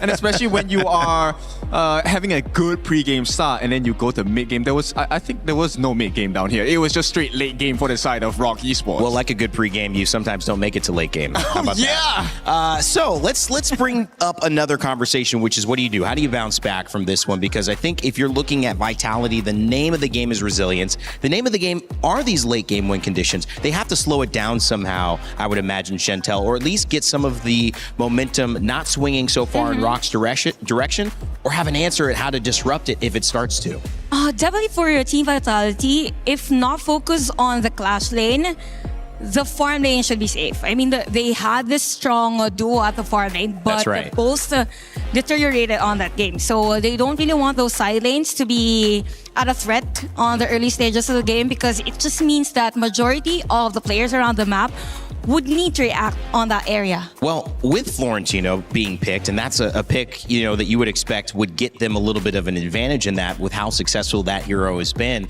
Now what do you do? Do you kind of switch gears? Do you still prioritize that? Try to get an early, strong pick in that lane? I think based on that concept, we can zoom out a little bit as well. Okay. So, yes, you've used these picks, but this is a best of 7, so there are many more picks available for you. I think you can still be calm, right? Yeah. Try to burn out more heroes on the side of Rock Esports and see what happens. Ideally, you want to win, but it is what it is. I'll ask you to go a little deeper as well on another matchup. Windy, he was hard to shut down the Zia, but was there a mid that you would have liked to see? We saw the Lorian banned out. Is that something that would have put a better tempo onto the side of Vitality? I would like to see more Xiao Xiao, more Angela. These are early game heroes. A little more burst. We'll probably see them, right? Because we haven't seen the Pei come out, our dear Tiger Boy. When the Tiger comes out, he has to eat. Yeah, probably Pei would be available around 4th game, just in case we're stretched into a 5th game, something like that. But it seems like for Team Vitality, they need to focus on securing a farm lane again. Same with their strategy, because there would be a scarcity, of course. There's not much strong farm lane heroes when it comes to the latter portions of the best of 7 series. So probably they might want to switch on those assassin heroes again for Zankyu for the next couple of games. I mean, there's no denying that Zankyu, despite only giving us one-word responses in interviews, is a big role in here. A little bit muffled, I would say, in this first game. How does he bounce back? Just keep the energy. There's a reason why he says one-word answers only. Slow and steady, I think, for Zankyu. Yeah. All right, we'll find out. It's Vitality trying to bounce back in game 2. So far, it's been all Rock Esports. We'll see if that can shift up here as we throw it back over to Holler and Rookie. So much, panelists, as we're going to go into Game 2's draft. Let's talk a little bit about that first game here. For me, it didn't seem like Team Vitality were picking some of the best heroes available. Honestly, it hasn't been their power picks for Game 1, especially with Zankyu on the Kaiser, making him very uncomfortable being the first layer of the team fight.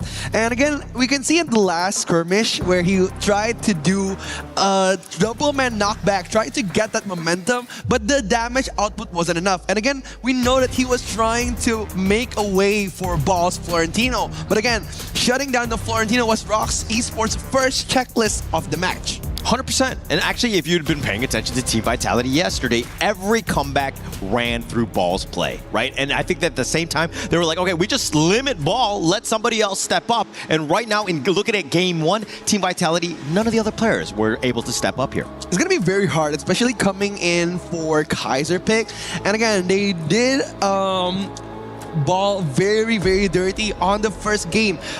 Team Rock Esports, they pressured so much, especially on the first minute until the 10th minute, making the Florentino so uncomfortable and making it unviable for those big team fights. And if we're looking at the first phase of the ban here, Lapu Lapu and also Pei is going to be closed out. Two of Team Vitality's signature heroes. Yeah, and I love that about Rock Esports. And this is what esports is all about. When you know that they're good players, especially all-stars, and people that are really just like taking over the game, you got to shut them down, right? You got to put the full court press and make sure that he doesn't have a good chance. And I think that they did a great one in game one.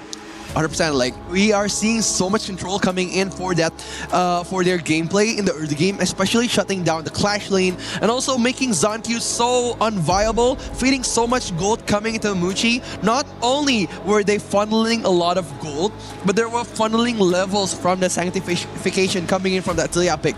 And right now, they're being a little bit wary of the draft from Rock Esports, picking two of the stronger heroes for Team Vitality, the Haya and also the Chano. A good matchup against Byron and also Ao Yin. Yeah, you can't play possum anymore, right? This is the time where you're like, after you lost game one, okay, now I understand what the sort of strategy, Rock are bringing to the table, and now we need to ensure that we win game number two. If you're down 0-2, things look to be a little bit more on the, it'll be shaking up confidence, if you will. They would definitely struggle at that point. It's going to be very difficult, especially looking at the draft coming in for Team Rock Esports. They're opting for control here. And again, I'm going to be predicting for Rock Esports draft, it's going to be the main star of the show. Muchi is going to be the funneler here. He's going to get so much of the farming potential and also jungle and also gold for him. And he could potentially carry the whole team. But I like how Vitality reacted to that.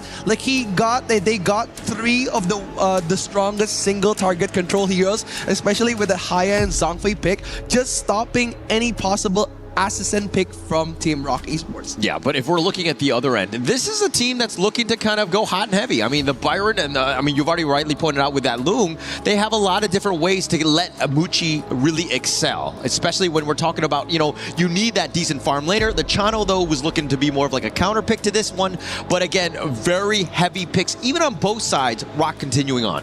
Again, especially with those very, very flashy jungles, I think Rock Esports, they wouldn't want to give so much resource to Team Vitality, and they know the main star of Team Vitality is ZonQ, reflecting to yesterday's game where he picked that Jing, and also Team Vitality supported him with a Yuhuan and Dolia pick, making him so strong in the early game. I think Team Rock Esports, they wouldn't want that to happen to them. Can't happen. Not two bad games from ZonQ, that's like almost unheard of, right? And I think that for the final phase, it's all about setting him up for success. Yes, you don't have last pick, but really you've kind of showcased quite a bit here. I think that the Rock Esports, the way that they go, obviously you have to show the mid, I would think, on this pick so that you don't show who that jungler is going to be. Yeah, they're going to try to save it for Kongling. Okay. And again, Kongling has been a very, very good addition coming into Rock Esports, especially if you're comparing him to CY. CY has been a very, very utility jungle. He likes to use those tanky and sustainable jungle. But if you're talking about Kongling, he's been very, very aggressive, coming in with the Luna pick, with the Jing pick, and right now the Agudo. A little bit of a safety net coming into Rock Esports, just in case ZonQ is trying to pull any of like the sustainable tanky jungles. Yeah, you're kind of spoiled for choice from Rock Esports. I mean, even going all the way back when ZonQ was on the team, it's like you have so many different, like it's a farm of all the jungler players, right? And so you can kind of choose between if you want Konglin, if you want, CY. I think that they both excel in different areas, but if we're looking back into this draft here, Musashi looking to counter pick that Agudo and also picking up Charlotte for Ball. Again, Musashi is also a good pick coming in for Team Vitality just by the skills alone. We know that that the illuminating slash coming in from Musashi, the first skill of Musashi, could deflect projectiles, which is very good if you're going up against a very projectile-focused hero such as Ao Yin. Yes, and as we go into this, I mean, it looks like the Angela will be the final pick. It's going to be interesting to see exactly Genmith. How is he going to initiate? How is he going to, like, who is he going to find? Who is he going to abduct? Are they going to be able to win that team fight off of that, you know, control? It's going to be very interesting looking at Rock Esports draft here, because Rock Esports, they're going to be playing the long game, playing the late game potential of Long and also Angela here. But again, Team Vitality, they need to get the game as soon as possible. If they lose the grip on the early game, the first 4 minutes, it's going to be game 1 all over again. All right. I think it's a little bit longer than 4 minutes, at least for me, because I always look at Team Vitality's resolve, right? Their ability to kind of find mistakes, to get themselves back into it like we saw with yesterday. But again, Rock Esports, a whole nother animal, different beast, if you will. Very difficult to kind of come back from here. It's going to be very interesting looking at Game 2, the matchup of all of the old friends here. Team Vitality against Rock Esports. Team Vitality for me, I'm looking at Genmith, right? Is he able to kind of get those abductions going? Zanqiu, Lanfeng will be there to clean up, as well as Ball. But this is a lineup that is very greedy. Yes, Genmith and F1, they don't have to get as much farm, but for me, I always like it when Haya kind of is able to scale up and to really dominate in that Mirage. I think Haya is one of like the stronger laning heroes, especially coming in for the early game. Looking at Rock Esports draft here, there's 2 possible options for Haya. You can go for the Lianpo pick, or also you can go for that Byron pickoff. Yeah, it's similar if you're comparing it to Blacklist's player Dragon. He did it with Ball. He took a lot of opportunities to catch the Byron. Yeah, taking him away, right? All that control. And then Team Vitality can hopefully ambush whoever's left over. That's like the best case scenario. At the same time, Genmith could potentially make some, you know, botched error, if you will, not finding the right target. Because again, fighting in that Mirage, it like locks him down and you're forcing a bit of a team fight. Yeah, I agree. Especially coming in like for those late game catch-offs, it's going to be very interesting to look at how Zanqiu is going to be able to enter the team fight. Will he enter first, opening the pathway to Team Vitality, or he will be the finisher? So it's going to be that big question mark coming into this game. And don't forget, for all of you viewers coming into HOK, take a minute to watch the game in your in-game, because you can vote out which team you support. You can vote for ROC, or you can vote for Team Vitality. And on the 10th minute, the voting will be concluded and their logos will appear on the Overlord. Yeah, who are you voting for? Right before we go into this. What do you mean? What do you mean? Are you gonna vote? I mean, I'd like to just be very honest. Let's get everything on the table, huh? Of course, Team Vitality, man. Of course, Team Vitality. Again, the bias is showing yet again. I would sacrifice all my coins just for Team Vitality. Okay. I mean, whoa. I mean, as we go into, of course, this is game number 2 to set the series in terms of just like where things are gonna go. Tempo, very important. If Rock Esports were to take this game and, of course, like ruin all of your predictions, I think that you, as well as the other IKL fans, will definitely be saddened by that. Yeah, I think Zanqiu needs to control the tempo of the game, as you said before. Like Zanqiu needs to find out how he could enter those big team fights, because right now the focus points of Team Vitality is gonna be Muchi with the Ao Yin, but Kongling just opening up the team fight here, just trying to move in a bit for the farm laner of Rock Esports. Muchi has been given so much space since the first minute of the game. Very different from game 1 in the sense that Zanqiu playing, I mean, the Kaiser, you're the tanky frontliner, all you need to do is stay alive. He was largely avoided, but now this one, when you're the Musashi, you gotta get the farm to do the damage. You and Lanfeng really need to, again, find the back line, find Muchi, take him down. Yeah, it's gonna be all about that tempo and timing, but not only that, but the setup coming in from F1.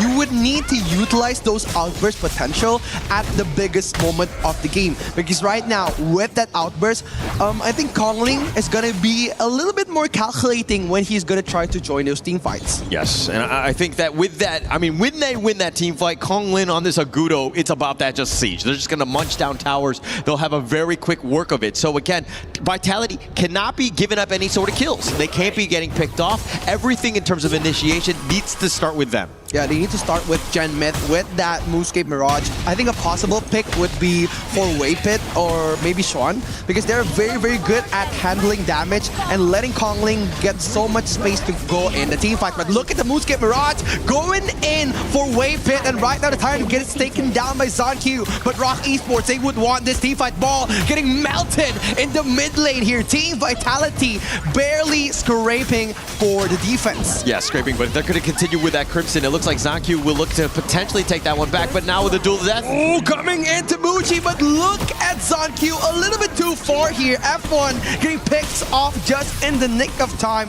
Muchi triggering his ultimate, a bit too risky for Rock Esports, but then again, getting F1 was the only way for them to get a return on those big team fights. Yeah, a little bit of a trade in the sense that, yeah, you gave up first blood, but you got the Tyrant. I think Team Vitality, the way that the Moonscape Mirage locked them down, and then F1, he was getting a little bit low. Rock did such a good job of saying, hey, you got to use your ult now or you're going to die. And actually, he used it, and it was actually a little bit early before the Moonscape Mirage actually expired. So again, Rock Esports dodging some of the big ults, playing around again with their food here. Yeah, Rock Esports has been very disciplined coming into HOK, and if you're playing HOK at the highest level, it's all about discipline, right? Discipline is what makes you a great player. And looking at Rock Esports, they've been playing by the bush, playing really neatly, especially fighting those trades, but coming in, Ball getting destroyed, melted, and gets taken down for the first time of this match,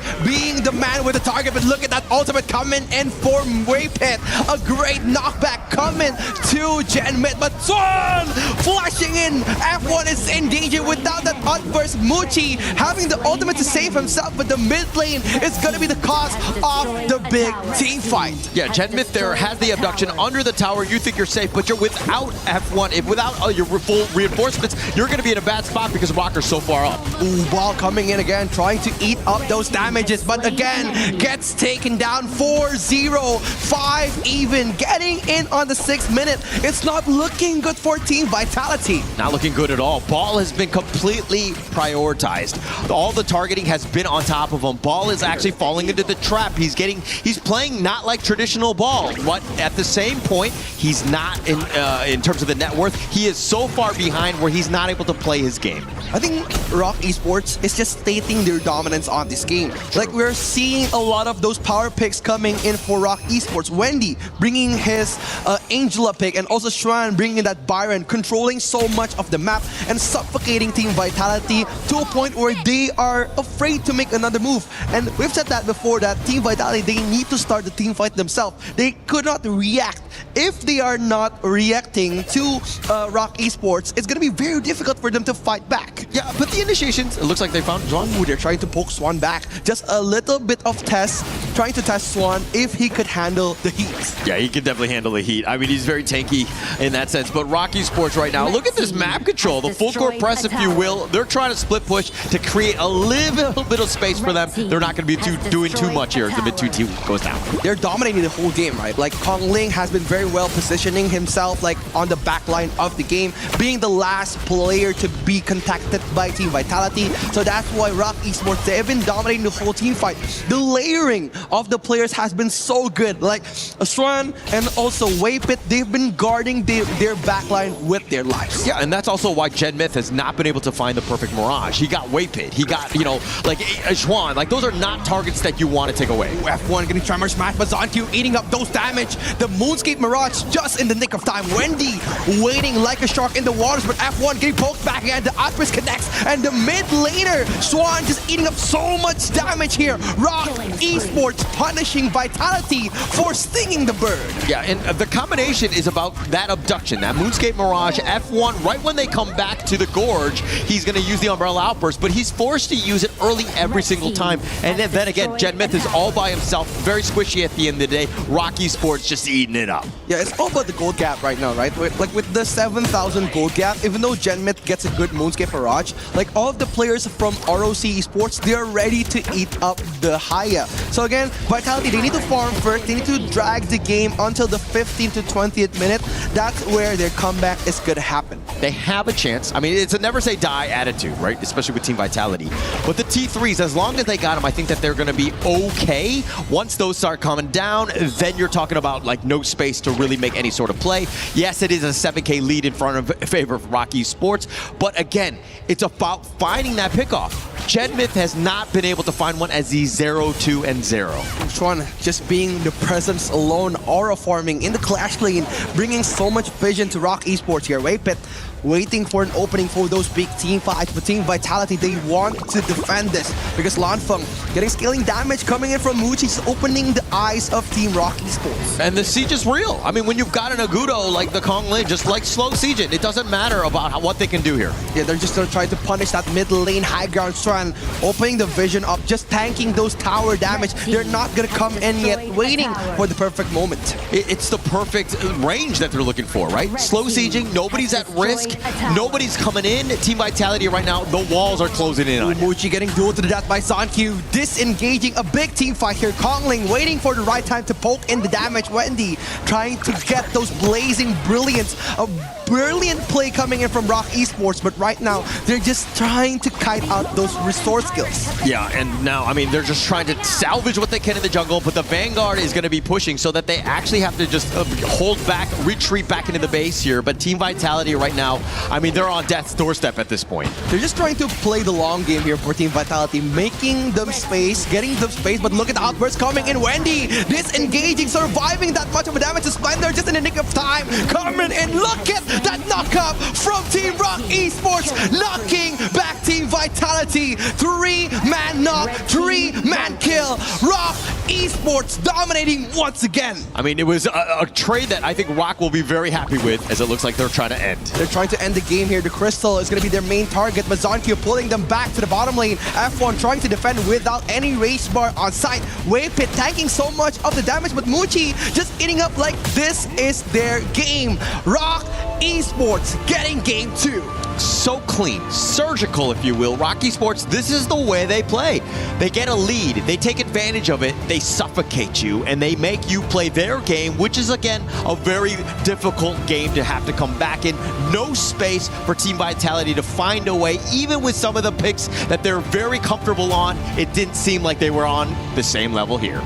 I think like Rock Esports, they know their capabilities, especially at the start of the game. That's why they've been pressuring so much on the Clash lane again, because right now the tempo is at the Clash lane. If you're looking at a lot of great teams here coming into HOK, Aurora Gaming, and also KSG, they've been playing by the Clash lane. And right now, pressuring Ball, making him out of the picture, making Team Vitality getting those dominant moments. It seems like it's a completely different team than what we saw yesterday, and that's the power of Rock Esports. The way that they're able to isolate and to decimate people and to pick people up when they want. Yeah, it's been a very difficult match coming in for Team Vitality, but Rock Esports being as dominant as they can, pressuring so much of the early game and controlling the tempo of the late game, dragging Team Vitality as their way. Yeah, but Rock Esports, I think, too strong in the end, but let's see what the panel had to say about that one.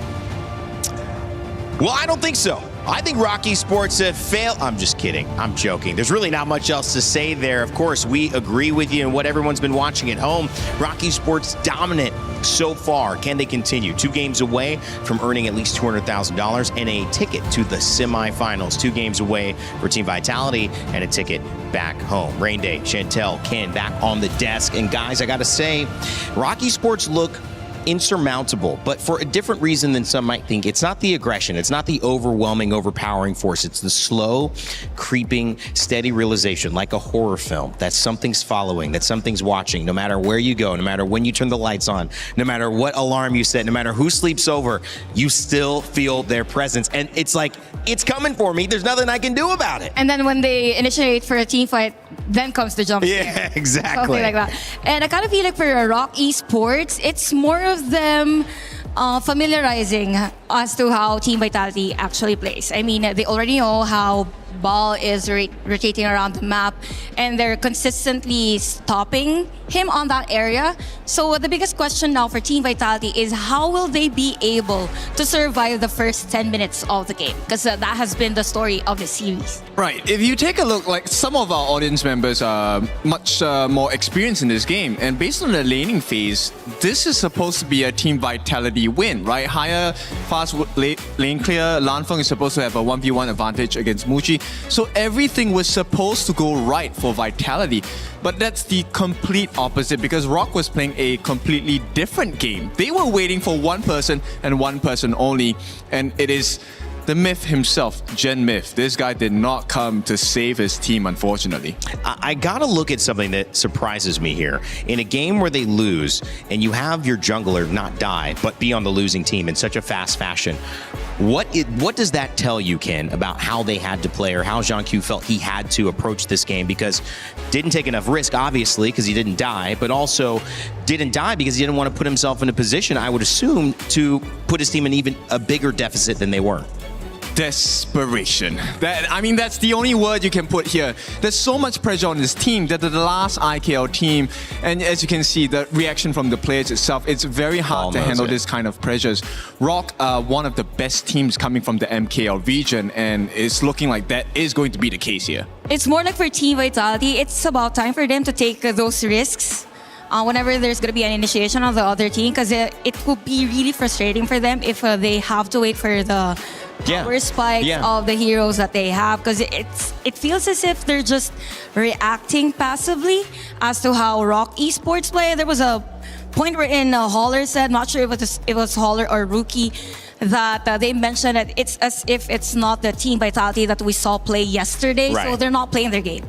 Yeah, I mean, 9 lives, I think that's the way that I've looked at this team, and they've used 2 of them so far, so they should have 7 left. Luckily, we're in a best of 7, but we are now 2 games down. So the question is, do we see a little bit more aggressiveness, maybe some risk-taking? Because in game 2, you can kind of give them credit and say, yeah, maybe don't throw it all out, right? And that's because we still have at least 2 more games to go. We can learn from this. We can bounce back. If it's 2-1, anybody's game, right, once you do that.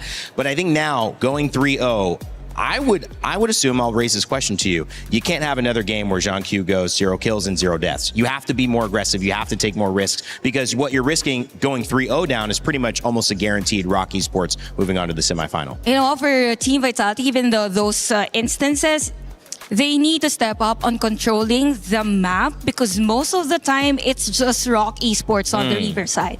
So whoever wins the river side on the early parts of the game actually wins that game. So that's something that they need to change. I have a question, Ken, because one of the things I noticed, Rock Esports is moving as a group quite often. They mentioned it, sharing gold and XP.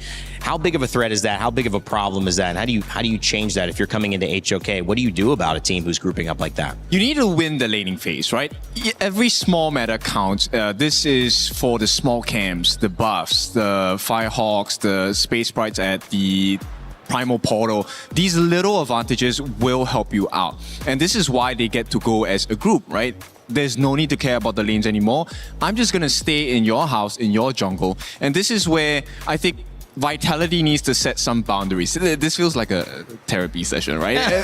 Set some boundaries. Yeah, set some boundaries. Do not Don't let allow people that. come into your safe space, right? This is the no-no space. We need to make sure that love it. Rock does not come in uninvited anymore. Let's talk a little bit about what I call Earthshaker, what I know Zhang Fei, the unkillable. You talked about that roam being so desperate. And you actually mentioned how Chano and Ao Yin have a pretty similar matchup to where Chano can win that lane, but not because of the duo now. They didn't win that lane, and Earthshaker had such a big impact. Chantel, what is your thought on how important that character was, that hero was in this matchup? Lianpo with the bump. Definitely for that one, it's more on setting up the tempo for the team. It's very impactful in a sense that if you see the Lianpo available or whatever he has the ultimate, it just means that there's a potential threat on the other team. And them controlling the sides of the map goes to show that you have this maybe psychological effect on the other side. So that's why I mentioned earlier that it's all about taking risks now for Team Vitality. They need to step forward and have that strong sense that, hey, we need at least to win win a specific lane or a specific team fight, something like that. Yeah, I mean, Lianpo, as we all know, is one of the big tanks in this game, right? So once he has the gold advantage, EXP, you can't really burst him down. You need to commit so many more people to deal with that problem. But he isn't even your biggest problem because someone else on the side of Rock is going to come in and take everything you own. Now, the Lianpo, the Earthshaker, was a big deal in this one. It helped to give the advantage back over to Rock, and they continue not only winning in the draft, but winning in the game. The fastest game so far was Game 2. How will Game 3 match up, and what can Team Vitality 2 do to get themselves back in this series? Let's send it back over to Holler and Rookie. Thank you so much as we go into, of course, game number 3, Rookie. It seems like your predictions has affected Team Vitality. They have not been able to play the game because of you, sir. My bad, my bad. My expectations was, as of an Asian parent, maybe that's why they're feeling pressured right now on the stage. But I'm hopeful that they could be managing a good mental state now. As Kin said, that it was like therapy. They need to get the safe space. They need to push they need to push Rock Esports out of their safe space, making them uncomfortable instead of themselves. That's why Vitality has been only eating up so much pressure since the early game. They need to find that comeback moment. Yeah, Rock Esports are like, I'm not going to therapy. You're going to need the therapy as we go into game 3. They want to set the tone. They want to end this series, of course. But again, Team Vitality, this is a comeback resilient team that is potentially looking for some way to get back in, but it starts with a small spark, and they have yet to find it in this series thus far. Yeah, they need to find that quick, because right now, if we're looking at those pattern picks, the heroes are getting smaller and smaller. Chano, as a starting pick from Rock Esports, it's a good farm laner for those sticky laning phases. And looking at the hero pool right now, they don't have a lot of options to counter that Chano. The third top pick and also the long has been denied from Team Rock Esports. The only option left is probably Eren. And again, Eren's very good. It's like a Xiao Xiao pick on the farm lane, making all those assassin jungles in trouble here. And now if you're looking at the assassin style that's been picked up here, that's going to be the Luna. Also has the Diadea. Great support to get on top of this one. But we were kind of talking about Konglin, right? He tends to be very good on these assassin style junglers. Definitely has added it up. But on the other side, look at the matchup coming in for Zonq. It's going to be the Jing against the Luna. A match that has been waited for a long time. Again, being the replacement for Zonq, Konglin has been performing really well on Rock Esports. Now, it's gonna be the moment, the match here, the match up coming in, the Luna and the Jing. What do you think about that, Holler? Oh, I think it's gonna be a fight for the blue buff. Very high flying assassin styles, both of them just getting to that back line. At the same time, you're thinking Rock Esports with the Chano and the Diadea, both very squishy. They are gonna be running in fear at times. Yeah, they need to get the tempo quick here for Rock Esports because they need to punish the game as soon as they can. And if we're talking about Luna in this new patch, Luna is a very difficult hero to play and to master. But not only that, but to get her power spike, they needed 2 of the strongest items, Insatiable Tome and also Augur Swords. Yeah, but on the same side, I mean, the other one, you're talking about this Lapu Lapu. It does have that Raging Sea. Not the easiest to find and to get in terms of getting that CC right on point. The other side, if we're looking at Waypit, he's got his Diadea. This is like a point and click. He's going to have a much easier time controlling Jing when they need to. Yeah, and again, a very, very smart pick coming in from Coach Suswa here, banning those 2 single target damage dealers, Ata and also Haya. Because we know that Ata, after he does his Wave Breaker, the second skill, he could possibly suck up one of the players, and it's gonna be very tricky, especially when you're playing Jing on those teams. Better be safe than sorry. Getting another assurance coming in from the mid lane, the Xiao Xiao pick to stop that Konglin Luna. Assuming you're able to hit it. These are definitely skill shots, not the easiest to do, but I think that if you're looking at, hey, how do we stop it? Let's just go with quantity. Let's pick as many of these AoE stuns as possible. Hopefully one of them will hit. Yeah, it's going to be very difficult coming in for Team Vitality, trying to catch that Luna alone, especially facing another 2 of the homework coming in from Rock Esports, the Idea and also Chano. And again, another setup hero coming in from Rock Esports, that Yuhwan pick, and also Guan Yu. Xuan has been amazing so far. Yeah, amazing, but Guan Yu is definitely one of his tried and true. Plus the fact that if you're able to Razor Cavalry Jing out of the domain, I think that, you know, you're able to just basically just like isolate her as much as possible. You would have a great time. Then again, if we were speaking about history, Swan has been playing the Guan Yu for the longest of times, even matching up with Yinwo on the world stage. Yeah. And I think that even for this one, if he's able to continue, I mean, they did win against TTG when they were able to play that Guan Yu. Xuan was definitely an all-star in that game. If he's able to carry it in this, of course, game number 3, that would really set the tone for them. Yeah, they need something, right, for Team Vitality. They need that spark back, and right now, this is their moment. With ZonQ strongest hero, that Jing pick, and the setup coming in from the Dharma, and also that Lapu Lapu, I think Rock Esports, they need to be wary of the Tyrant and Overlord contested, because that Lapu Lapu Dharma pick, it's going to make them struggle. Yeah, and actually going back to the panelists, when they were talking about this, it didn't seem like ZonQ has really been able to excel in this series.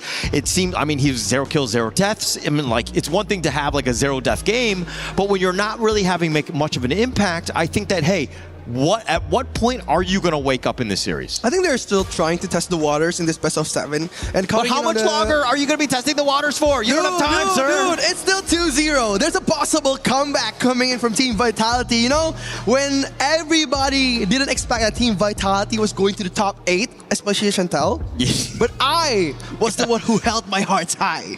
Okay, but it was more, that was more of an internal rivalry thing more than anything else. When we're talking about regions, the IKL and the PKL. So that was a little bit more on the personal side, but now we're going up against an MKL team, and you're seeing just, man, they are so clean at the end of the day. Again, their dominance was always expected coming into the world stage, but again, Team Vitality, they need something. They need that spark back, especially from the supporters that are coming in, watching at home, supporting Team Vitality. They need to give a fight back, because looking at the first match and the second match, it was a total control of power of Team Rock Esports. So most times when I need to fire up somebody from Indonesia, I gaslight them like I do to you, Rookie. Thank you. But in terms of this team, though, Team Vitality, how do you get that energy up? How do you power them up? Of course, with this draft pick, it's going to be ZonQ being the star of the show. ZonQ needs to step up. Looking at the first and second game, he hasn't been performing the best. He needs to do something for his team that could lighten up the mood now. Especially looking at Ball, the first and second game was the most difficult game for Vitality's Clash laner. Okay, but also giving them energy. What are we doing? Are we giving them food, drinks? What do we need to do to get them to get to that level where ZonQ is able to dominate again? We need to vote for them in-game. Support them, giving the most support. Team Vitality, vote in-game, and don't forget to support all of the teams participating in KWC. Game 3 is here. ROC Esports. Are they going to be dominant again against Team Vitality, or is it going to be another sting operation for Team Vitality? And for me, going into this game 3, as you rightly pointed out, in terms of the setup of this one, ever so key. Rock Esports, they win this one. They're going to be up 3-0. They're going to be at match point, if you will, and it's going to be pretty much an easy one, potentially, because they've been so dominant in this series thus far. But for me, let's talk about Konglin and ZonQ. ZonQ needs to wake up, but the Jing Luna matchup, never easy. Yeah, it's going to be very difficult, especially for the Luna, in my opinion, because, again, Jing is a very versatile hero. She could dash around the map, open the vision with her reflections, so it's all about timing from Team Rock Esports. They need the setup, maybe coming in from Wendy here, or maybe coming in from Xuan. And what's interesting here, Holler, Wendy is the one who's using that idea. Yeah, this is, I don't know if it's a flex or what they're trying to do, because Wendy has been one of the most dominant mid laners in the MKL, but this is an interesting pickup. It looks like they want to do a little bit of a shift, give some way pit, let him shine in that mid lane, if you will. And again, if you're talking about Wave Pit, he has been playing the U1 for the longest of times. Maybe that's why they're wondering and considering that pick coming in for Rock Esports. But again, switching roles, switching positions has been never easy, especially coming into a very, very 5-man well-oriented game as HOK. I think they're just trying to say that, hey, anyone can play the Diadea, right? I think that that's what they want. Letting Wendy kind of just shine on this hero, play a little bit of a different role, maybe get a different perspective, and maybe be like, hey, Waypit, this is why you missed some of those stuns earlier. Wow, it's a statement, right? Right. It's a statement for those teammates from Rock Esports. But then again, we're just hoping for the best for Rock and also Team Vitality, because this is going to be the top 8, the decision where it matters the most. The team that are going home today is gonna no longer be in this tournament, so that's why they've been playing with so much pressure. And Xuan, being the Xuan that he is, pressuring the jungle of ZonQ again and again. So it's one thing to win. I mean, you're going to go on, of course, and into the top 4, but at the same time, you're also going home with an extra 50K USD. So that's another, carrot on the stick, if you will, for this series. It's very interesting here. Coming in from Rock Esports, just waiting for the moment to capture ball. And again, they know that Team Vitality's weakest and strongest points is also ball. If ball performs, he's a monster on the Clash lane. He controls and dictates the tempo. But if he's being pressured since the first minute, he will be the kryptonite for Team Vitality. And you kind of saw what they've done, right? It looks like Ball has been like, hey, I keep getting focused. I'm not able to do my thing. And it looks like ZonQ and F1 were actually in the top lane to provide that support, if you will. Yeah, he's just giving and funneling so much help to Ball here. Just making him space, getting him help. And right now, Wendy trying to poke it back. ZonQ trying to dive in, getting that Doom. Man, knockback. The Raging Sea connects to Waypit, but Waypit barely dodges it. Rock Esports survives another ZonQ special. Yeah, the special was on point. He was all over the place. He was doing a decent amount, but Wendy and Waypit, the sustain is absolutely real. They have a lot of healing. I don't think you can really, unless you're able to burst, it's about this Venomous Staff on Genmyth. Until that happens, I don't know if they can continue any sort of team fight. Yeah, agree, 100%. And if we're looking at Kong Ling here, he needs to dictate the tempo before the 10th minute, because right now, the power spike of Luna is at the strongest point, especially with the setup coming in from that Yuhuan and also the idea pick F1 on half HP, getting poked back again, but the Tyrant is open up for grabs. Perfectly timed in the sense that the 4-minute mark happened, all teleports were in the mid lane, Ball joining, and it looks like they're going to take the Tyrant. A great start for them, and again, it takes a team. They got to be on point in terms of these timers. Wendy just poking Lanfeng on the back lane here, but look at 1v1 coming in from Ball and also Kong Ling. It's going to be a personal matchup here. Ball getting poked back, getting the first blood coming in for ROC. Rock Esports dominating the first 4 minutes of the game. Taking it again onto Ball. It's just been constant focus after constant focus in terms of priority. Getting poked back, just testing the waters. F1 a little bit too early, opening his ultimate. Yeah, a little too early, but I think you're just trying to save your teammates more than anything else, right? I think with Ball down, you're like, hey, we cannot lose multiple lanes. We have to at least take the bottom. Ooh, what? Look at ZonQ. It's going to be 1v1. The ex-jungle against the now jungle. ZonQ loses that team fight. Kong Ling gets the kill, but Shren entering the fight at the chokest point of the game. Genmyth gets taken down. Lanfeng disappears, trades himself with Waypit. Chuan, it came from behind. You always need to check the rear view mirror, if you will, but in the top lane, this is what things started. Kong Ling finding the solo pick, even under the tower, takes away Ball, and then in this part, this is the one-on-one with the jungler. ZonQ a little too low. Kong Ling with yet another value, and the Razor Cavalry all the way from the back. Juan showing up when you need him. Wow, and then in the midst of the team fights, Kong Ling was taken down by ZonQ, so basically you're saying, I got you after you got me. A revenge kill. Yeah, revenge kill, but I think that it's, again, you're taking any sort of pick-off that you can find, but they find it in the enemy jungle. He stuck around a little too far, and they finally make him pay for being a little too aggressive. Yeah, again, the power spike that Luna has been very, very difficult to hold up, especially coming into the late game. Team Vitality, if they could drag this game as long as they wanted to, they could possibly take game 3. It's about extending, Ooh, right? But look, it's ZonQ diving into the backline. Kong Ling's gonna be 1v1. It's a 3v1. Getting ZonQ out of the picture. Swan just diving in, getting taken down. Waypit on half HP. Kong Ling entering the team fight again. He wants this dance. Team Vitality just backing down. Rock Esports eating up so much damage on this team fight. Yeah, Kong Ling understanding the cooldowns, the timers, the way that he was able to outplay it, getting ZonQ, and you'll try to wish on. I think at the end of the day, they're going to be happy with that trade. But still, it's been an an everlasting battle, if you will, in terms of the jungle. Kong Ling getting the better of ZonQ thus far. Dude, Kong Ling is scary. How he holds and how he plays that Luna is like a symphony of sounds. And look at Lanfeng fighting back again. Kong Ling being their main target, flashing out on the backline, but ZonQ entering the pressure point at the perfect moment, punishing the jungle from Rock Esports. Yeah, that's my bad. That's my bad. I was actually glazing Kong Ling on that one. It looked like Team Vitality were like, no more. We need to ensure that we take him down. ZonQ with just that extra speed burst to take him down. Lanfeng, he wants that 1v1, trading the tower just to get Swan out of the picture. But Rock Esports, they haven't been the most disciplined team on this game. They've been risking fight, trading kills, and not being the Rock Esports that we saw 2 matches ago. Yeah, it's definitely not been as clean. I mean, but also this lineup is not really about being that 5-man death ball where they've been able to slow siege with that map control. This has been more about Kong Lin. It's feast or famine in terms of where he is and when he dies. Ooh, look at the Lanfeng just juking out the player from Rock Esports. Swan barely escaping, but Lanfeng getting the orb just to get the heal here. Rock Esports putting their sight on Lanfeng. Zankyu poking it back. Wendy getting targeted by Genmith here, getting poked again. The mirror domain expansion destroys Rock Esports. Gotta be frustrating for Wendy. I mean, when you're normally playing the mid lane, and the Yuan probably should have been the hero that you were playing, but yeah, it looks like with this flex, that swapperoo, if you will, has not paid off for Rock.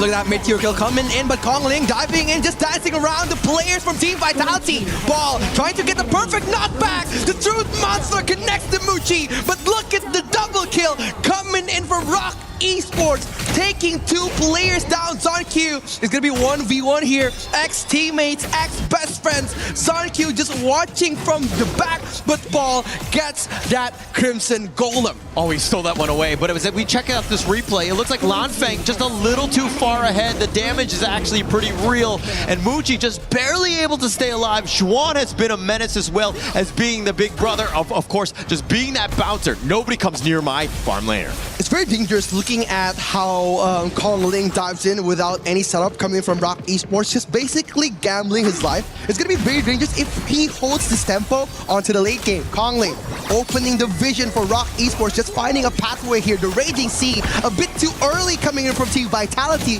but they are going to hold back the game again. All right, as a Lapu Lapu player myself, I've done that with that Raging Sea, completely whipped. It's a little embarrassing, but unfortunately for him, it happened. But the Tyrant going to be picked up by Rock Esports. I think that they're going to be happy knowing that, hey, Team Vitality could fight. Oh, but look at that Swan get the man knock up. It's so good. The flank from that Guan Yu, but no follow-up coming in from Rock Esports. A bit too early, or so I say. I mean, but it was a 5-man. I mean, it's going to look great in terms of the highlights, but they were so far deep. There was no way that they would be able to just surpass and frog over that that T1 to get to a position to take any sort of fight.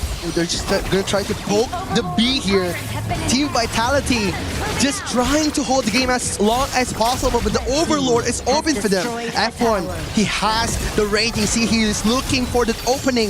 With Rock Esports, they are just going to bait it out. Kong Ling diving in, opening a flash on Zankyu. It's such an amazing initiation, but look at Zankyu dancing around Rock Esports. Wendy getting that triple man knockback. Swan entering the perfect moment here. Muji gets taken down, and Wave Pit is erased off the map. Rock Esports getting punished for their attack.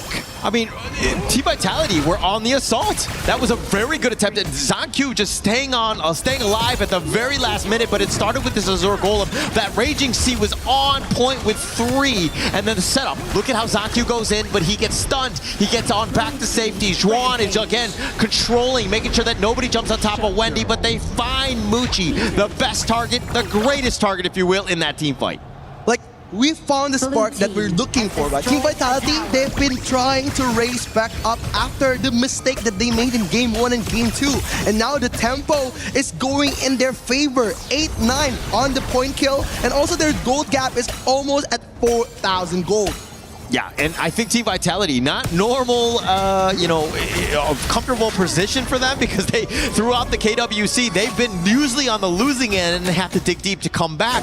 But this is an interesting one where they now have a chance to play from ahead. Ooh, look at that Swan getting the flank going into Lanfeng, but opening the ultimate coming in from F1, getting that triple man knockback here. Swan dancing around with the horse. Wendy just riding that wave. But look at Kong Ling getting poked back. Zankyu is opening the revenge fight for Team Vitality, but the terrain is going on. Lanfeng and Genmith have been destroyed by Rock Esports.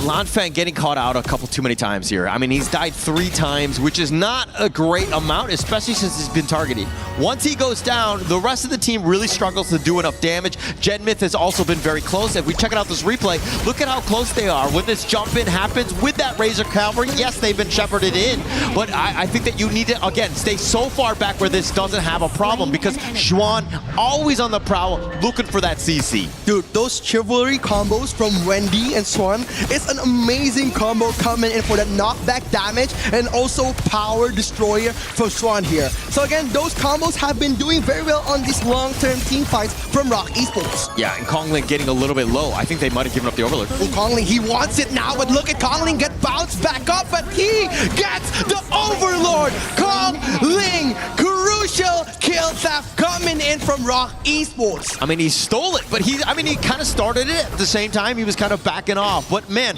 Konglin, he started 3-0 and whatever, but now he's 3-3 and 4. He's really fallen off. It seems like Team Vitality have the answers. And yes, that was a great steal, but right now it hasn't been going his way. Yeah, Lanfeng, look at him trying to control the tempo of the game, but again, the vision has been the weakest link on this game. Lanfeng being so wary here because he got flanked too many times for Xuan. And again, somebody from Team Vitality needs to put a mark on Xuan. It hasn't been easy. I mean, checking out this replay here, how they was able to go in. Konglin, he gets the stun, the Overlord before he gets killed on this one. So a great steal by him. But as we're going into this one, you talk about Lanfeng. Yes, 6-3-3. He stays alive. He stays away from Xuan. They might have a chance come team fights. Yeah, everyone in Team Vitality, they need to protect the main damage dealer coming in. Lanfeng has been targeted way too many times.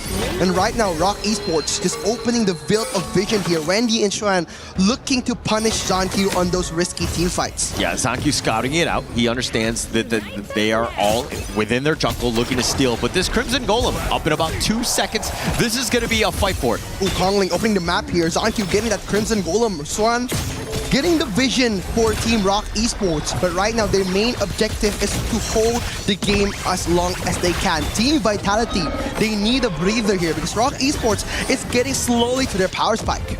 I'm going to go a different way. I'm going to say that Team Vitality, you have a net worth lead. You should be aggressive to them. They're playing into the hands of Rock Esports where they're, again, being able to just be out front, take away some of the stuff because they have more of the map control. But look at Genmith trying to knock it back again. Konglin just being the bait here, opening the map for that Shadow Tyrant. But Xuan trying to pressure out Ball again. It's going to be the matchup of the Clash Laners. F1 getting poked back by Wendy here.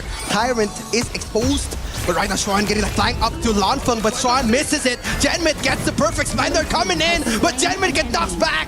And right now, no more mid laner for Team Vitality. Yeah, Xuan with the perfect play, the perfect flank. He came all the way. Everybody knew he was going in, and it was just like an assassin-style drive-by, if you will. He took him down very quickly. Yeah, he wants more action here. Xuan opening up the ultimate here. ZhanQ getting that Shadow Tyrant. The fighting potential coming in. Wave Pit pops the ultimate, but look at the flash coming in from Ball. The miracle move coming from Team Vitality. The Raging Sea connects. Ball gets taken down. 3 players is gone. The Uno reverse coming in for Team Vitality. Rock Esports eating up so much damage. I mean, Ball had the nice little truth, but they were able to kind of weather the storm. Konglin actually dodging the Raging Sea as well. I mean, the way that Muchi and Konglin were able to just, again, never be touched. Those CCs have not hit them, and so then they've been able to turn it up because of all of the damage that they have. Dude, Muchi and Rock Esports have been untouchable for the whole tournament.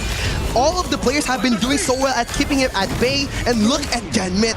He extorted the Splendor, but it wasn't enough to hold the damage from Xuan. And right now, the team fight has been going to Rock Esports. Yeah, it's completely going into them, right?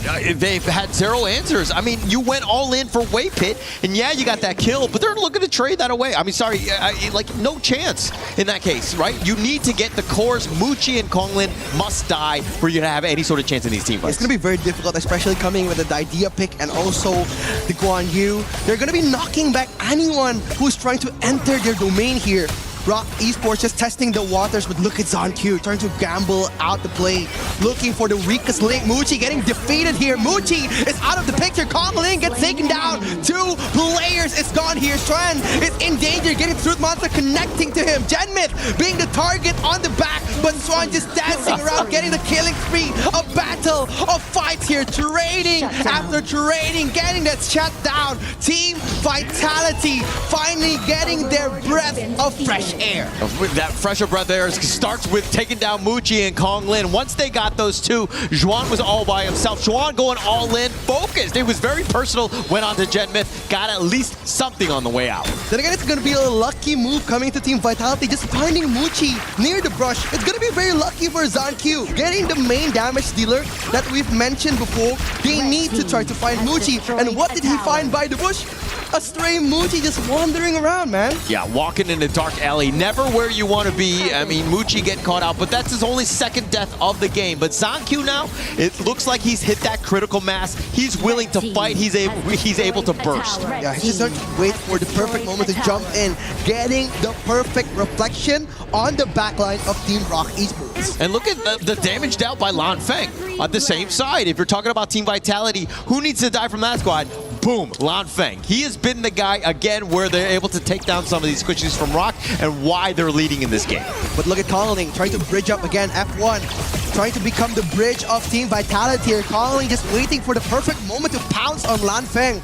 But Rock Esports, they're playing the safe game, trying to clear out all the waves here. Swan just opening the vision, trying to get the perfect flank for Team Vitality. It's also about that split push as well, right? Juan will be in the top lane. He's going to be spotted out as they do have minions that are pushing in from Team Vitality there. So they know that this bottom lane is essentially free, but at the same time, you need to be very careful with how they proceed because you know that Juan is now off the map. He could be anywhere. Yeah, Swan playing that zero vision gameplay here, pushing up the top lane, opening and meeting Ball at the mid lane, opening the vision for Team Vitality. Ball has been doing such a great job. Wendy is on half HP, getting poked by Gen Myth. They're going to try to bait Rock Esports with the Shadow Tyrant. And look at the top lane. It looks like Juan is realizing that they really can't fight into this. They have a deficit that they need to overcome. They're trying to force some sort of rotation as this Tyrant is about to be started on the side. Yeah, they're just trying to kite it out for Team Vitality here. Kong Ling being the sole player, opening up the vision, but Ball just meet up with Juan in the mid lane, making so much space for Rock Esports. What an amazing macro play coming in for Rock Esports. Oh, so smart. So smart there. And this is why Rock Esports are tough. The way that they were able to push with that minion wave, force the rotation, Team Vitality had to give that up, and that opened things up for the Tyrant. And we're looking at Tempest Dragon area soon. Oh, but look at Wendy getting punished on the backline, but look at that Raging Sea from F1! Getting the triple man crucial gun control. Kongling wanted to dash, but Vitality denied it. Getting killed on the backline. Swan popping in, popping off, getting that triple kill for the IKL farm laner. Lan Feng Muchi coming in at the right time, biting it, aiding it, 1v1 situation for Ball here. ZonQ trying to punish it back, but ZonQ survives. Muchi is in danger. Yeah, but Muchi's like the Terminator. Nobody wants any of his action. Yeah, he's going to try to force the 1v1 here. Rock Muchi trying to poke it back, but nobody wants to eat up this ball. But look at Ball! Getting sniped by the farm laner from Rock Esports. What a mistake. What a mistake there, but the play by Muchi, he has so much damage. He could do whatever. They were trying to fight. ZonQ couldn't do it. Ball couldn't do it at the same time. But checking out this replay, I mean, it started with a great win and taking down Wendy. Konglin really had no chance because all of them were grouped up. Xuan had shown up to the party, has that CC, but Muchi, look at this guy all the way on the outskirts. Lan Feng right now doing too much damage. Dude, if you saw, nobody wanted to do anything with Muchi. Like, they had the 5-man gank potential, but they sent out Ball just to handle the top lane wave. And if they wanted to, they could, but they wouldn't want to budge. They wanted that Tempest Dragon. They wanted damage scale up from the objective, and right now Rock Esports, they're forced to defend. I mean, the fact that Ball had to burn that Sage's Sanctuary charge, it might be huge coming in. We're in essentially the late game. It could really make a factor here as we go in, of course, to this final potential push. Team Vitality waiting for the perfect moment for the last push. The high ground is their highlight here. Gen Myth poking it back. ZonQ trying to switch up the domain with that mirror domain here. Team Vitality checking the first mark of the team fight. Yeah, going in for that spacing, but it's all looks like a little bit low from Way Pit. They have to go back into the fountain. They will regroup on this one, but Team Vitality now in the driver's seat. You have the Tempest Vanguards. This is a potential push. You're up about 5K. Everything is going your way thus far. It's going to be their way here unless Rock Esports finds something to set up. But Kong Ling just opening up the vision, giving so much information here. Rain Pit getting poked back again. The mirror domain becomes the death of Team Rock Esports, because right now they're going to try to push another high ground. The mid lane is going to be their main focus. Yeah, Konglin was thinking about going for some sort of split push, maybe a flank. Team Vitality understand that, hey, our flanks are potentially vulnerable. Ball was there to scout things out. You cannot let Xuan or Konglin get the better of you, because that's pretty much the only way you're going to lose a team fight. 100%. Lanfeng being the main star of Team Vitality, the main target on his back. Right now, he needs to play the safe game here. Rain Pit getting poked back again. The meteor kill coming in. Kongling trying to dive in on the backline. But look at the Guan Yu for Sean. Just diving, being the kryptonite. And look at that man stun. Team Vitality is in danger. Coming for Team Vitality. Rock Esports punishing, destroying, annihilating a lot of the players. Team Vitality getting punished here. Oh, Xuan is one of the best players on the Guan Yu. He is so good. His ability to find flanks and to go in and to just control the team fights. Ooh, but look at that. Zankyu getting the kill on Waypit, but the Destiny popped off. Kongling getting the shutdown on the jungle from Team Vitality. It's going to be a 2-on-1 dash ball. It's going to be poked back again, getting that switching item very fast on the death mark of Team Vitality. Rock Esports raising from the dead. Raising from the dead, trading blow for blow. They are back into this game. Net worth, it says, a whole nother story in terms of an 8K lead, in terms of Team Vitality, but being able to bounce back, Konglin getting those kills, but it started with Xuan. Look at this control, locking him down to the ledge. They're all together, and Muchi says, I will take them all down myself, as he's able to clean up. But Xuan, with that CC, he is so good.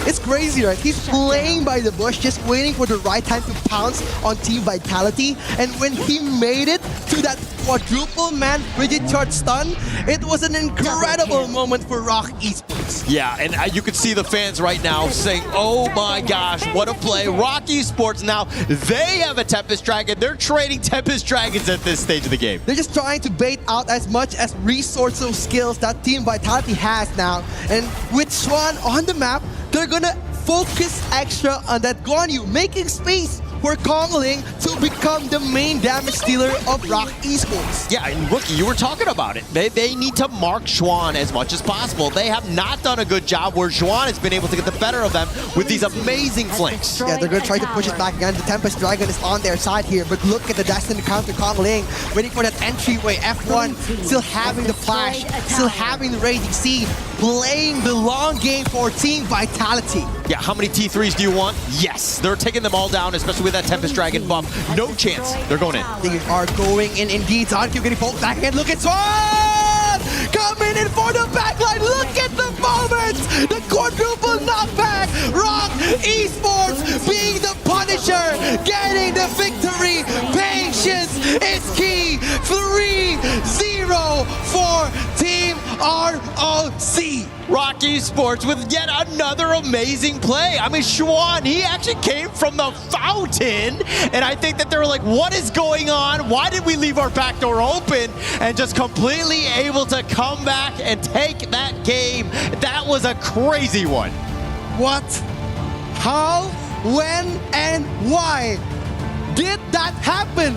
Xuan got the back door, got the quadruple man knockback, no way out, initiating the cage for Team Vitality. Such an amazing punishment from the Malaysian team. Yeah, absolutely immaculate play there. I mean, Xuan just like, hey, hold my beer, I got you one. This highlight after highlight is going to be nothing but Xuan with those pushbacks, the Razor Cavalries, the heroic charges, just controlling the battlefield this entire game. It must be frustrating, like controlling the game since minute 1, holding the game to a double Tempest game, but they are releasing the stress onto Xuan. And after Xuan getting that momentum on the gameplay, it makes it very difficult for Team Vitality to do a comeback because vision is their weakest weakness. I mean, look at this. Every single time, Juan taking advantage of all of that vision that they had, always going to the back line, and he gets out. He has enough speed. Even in a losing team fight, he realizes, oh, okay, all right, but I find the pickoff. Who needs to die? Lan Feng. His target priority of who needs to be controlled. The way the timing comes in, he's like the bat signal comes up, Batman is there, and Juan is that man. Dude, Juan has been impeccable on this match. Not only does he got the impact on those big team fight moments, but he also made so much homework for Team Vitality. They need to put a one-man vision ball to Xuan. And when they don't do that, Xuan will punish them from time to time. I mean, you gotta lock the doors, you gotta close the windows, you need to ensure that you're safe because again, it looks like Xuan finding ways to get into the back door of your house. But let's see exactly what Rain Day and the panel have to say about this Game 3. Thank you so much, gentlemen. Wow, Game 3 or Game 7, it kind of felt like we were at the end of days, but it turned out to maybe be even worse. Of all the eventualities, all the possibilities that Vitality could have gotten back on the board to bring them 2-1, it ended up being the one possibility with Juan leading the charge on that Guan Yu to bring it back to a 3-0 victory for ROC Esports, now one game away from the semifinals. Rain Day here with Chantel and Ken. And I'm gonna stop talking. I need you guys to tell me what in the world just happened. I gotta say, for Xuan, he has been nothing short of impressive on that game. I mean, he was the go-to guy for the side of ROC Esports. There were a lot of moments, I might say, that Team Vitality was actually winning the initiation, but having the Guan Yu do those flanks gave a lot of space for ROC Esports. So hands down to Guan Yu. Very much. Xuan Yu. Yo, Xuan Yu. Okay, yeah, Xuan Yu, I like it. That's good. New nickname, huh? And it's very hard to play this game. And you know what? If you're a viewer and you're new to this, I hope you remember that while you are watching the big fights going on, you are kind of experiencing what it's like to be a professional player. Because even us as talents, we were looking at the fight. And we just saw suddenly the Guan Yu came down. Xuan was like from the fountain, as Holler called it. He's not supposed to be there.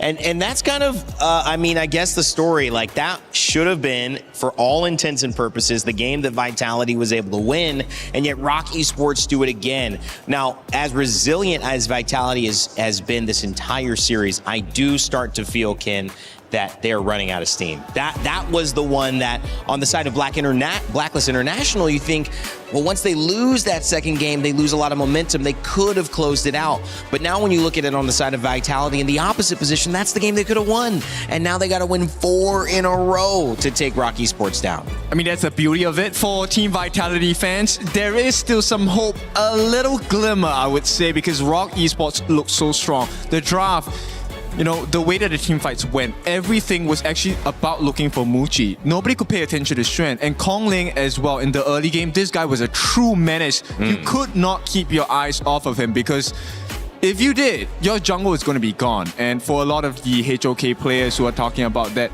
mid lane Diadea pick with the Yuhuan, boom, that's not meta. That's not something that you normally do. I think it's something that ROC Esports only can do in a game. But I kind of feel like now for Team Vitality on the drafting earlier, they are running out of options, specifically on the farm lane. Because the first 2 bans of ROC Esports was actually 2 farm lanes. So they were forced, or they opted to pick the Aryan first. So it just means that it kind of affects now the sequencing of the prioritization of heroes for the side of Team Vitality. But definitely that performance is a boost of morale for Team Vitality. It's more on them trying to stop other players now for ROC Esports. Because for ROC Esports, they're stepping up whenever there is an instance for them or whenever they're needed. Yep. I think if you take a look at the bans and picks so far, the only option that Vitality are left with is the Alien, our dear Dragon Boy. And there's still a lot of options to deal with this guy. So, you know what? It looks like they have one foot in the grave. But Okay, you know what? Maybe I should support Rock Esports now. Okay, maybe. And I feel like it's less than it's just a foot. It literally feels like a torso, maybe a 75% of the body. Maybe their head's still just peeking out. I mean, it is 3-0 for crying out loud, which doesn't take anything away from Vitality and how amazing this IKL representative has been in this tournament so far. But they are looking at a tall task, and it continues to get taller. And when I look at the impact Lanfang had in that game, and you look at that, 39% of the damage dealt was done by them. That's 40% of your team fight if they go down. And clearly they were able to figure out an answer to that later on, Chantel. And part of it is that an overperformance by Lanfang? Is that what Vitality need to figure out? How to be more threatening across multiple roles rather than just isolating that damage on one, where if he goes down, that's it. I think it's more on them not giving that space or breathing room for the other team, because it will come to a point that the equilibrium, there will be an equilibrium on the game. So it's just Rock Esports able to stretch out the game. They brought it. And then they had all the items that they need at a maximum level as well. So yeah, for Team Vitality, it's more of them trying to finish the game a little faster once they have those items already, or once they're currently on a snowball. It's a great point as well. We mentioned being haunted. I know this feels like an awkward segue, but if you have seen the anime Dan to Dan, you know what I'm talking about, where they deal with all kinds of ghouls and spectrals. Well, Rock Esports seem to be haunting the chances of Vitality here, but if you want your own version of Dan to Dan, you can check out in-game. Honor of Kings doing a cool collaboration with them, and it's live right now.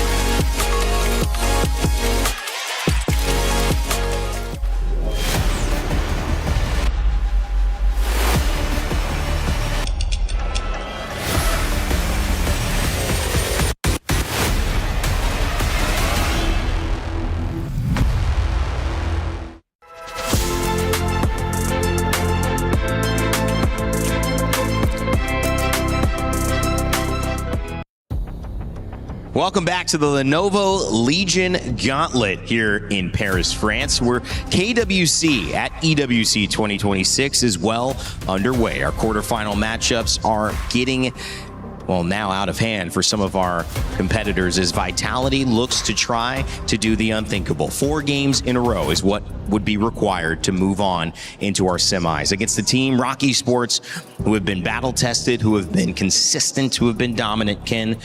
And it looks like if they do it one more time, they will have at least $200,000 to their name and a chance to fight for a spot in the grand finals. So put the money aside, put all of your ego aside. Right now, it is all about one thing and one thing only. It is not over until you win. So do not lose your focus, give your best, because this one must count. Game by game, Chantel. Definitely, and it has been the theme of our previous game. I mean, we all thought that Team Vitality was winning that game, but if in this game they're able to secure that win, that 4 straight wins isn't impossible. Well, it's certainly not impossible for Rocky Esports because they're on the verge of doing it. One more win and they've got 4, although it's the opposite of our IKL competitors. Holler, rookie, it's time to take us to game 4. Will it be the last one or will we see this continue on? Thank you so much, Rain Day. As we go into game number 4, look, Team Vitality, that was probably a game they let slip through their fingers. That's going to be on the other side, right? If we're talking about from what happened yesterday, where they're able to kind of steal away some of those games, it looks like one was stolen from them. Dude, a 10,000 gold lead from Team Vitality was slowly taken away from that Guan Yu alone. It was an amazing play coming in from the Crystal, playing by the blind spots of Team Vitality and getting those quadruple men knockbacks again and again. Xuan is a monster. Yeah, man, let's just let the past go, all right? Okay. Let's just move on. Okay. You keep talking about history and all of that, but let's look at this from a best of 1 for Team Vitality. Because again, you lose one, you're out. So everything essentially is down to this. Of course, look, that one hurt. I mean, I just heard actually during the break that Rocky Sports, they didn't swap in time, and that was why Wendy picked up the Diadea, and actually that was the first time Wendy has even played the Diadea. Dude, that's insane, right? Like, the first time playing Diadea and getting so much of the control of those team fights, it's gut-wrenching to see, especially for Team Vitality, who has been holding up so much of a lead on the game, just losing by a bit of playing on the knife's edge, especially coming in from the moment from Xuan. And right now, it's going to be the reverse card here. The Guan Yu goes to Ball, and F1 is going to be playing Annette, one of our newer heroes. Yeah, one of the newer heroes, but at the same time, I'm kind of like, okay, yo, your back is on the wall. This is you lose this game, you go home. Is this the hero you want to be bringing at this stage of the game? And that's really good, right? So Annette's ultimate could make everybody in the circle basically immune.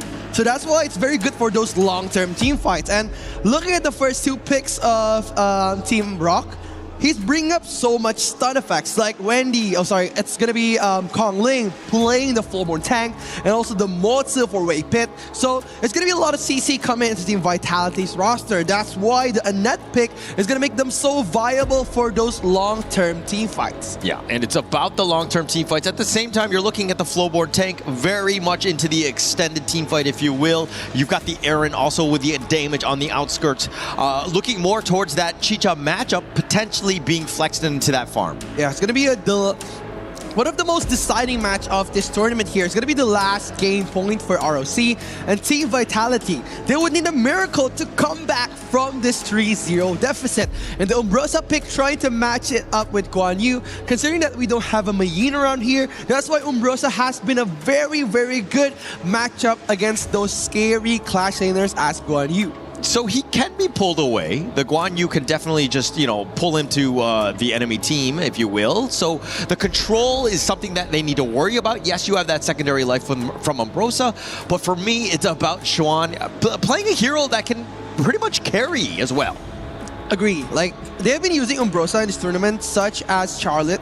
So that's why it's been very dominating in the early game, making him very sustainable in the long-term teamfights of the late game. And that's what Rock Esports wanted with the Mozi and Flowborn pick. They need the setup coming in from these 2 heroes. And the finisher is going to be coming in from Xuan and also Muchi. Yeah, and actually one thing to take note of is Rock Esports has not been able to show too many cards. I mean, they played in the groups. They played about 5 games there, and they've played 3 thus far. So in terms of showing their hand of what sort of heroes they have quite a lot of versatility. They're showing almost everything. So come future teams that play against Rock Esports, assuming Rock Esports, of course, moves on, it's going to be very difficult to find out what you need to ban. Wow, the last pick of Rock Esports is going to be very challenging for Team Vitality. Looking at Lorion here with the setup coming from the Molter and also the Floorborn tank, it's going to be very difficult for Team Vitality to juke it out. Maybe Annette could give a little bit of help come into the late game, but the matchup for the early game, Ziya is going to have a little hard time to go lane to lane with that Lorion from Wendy.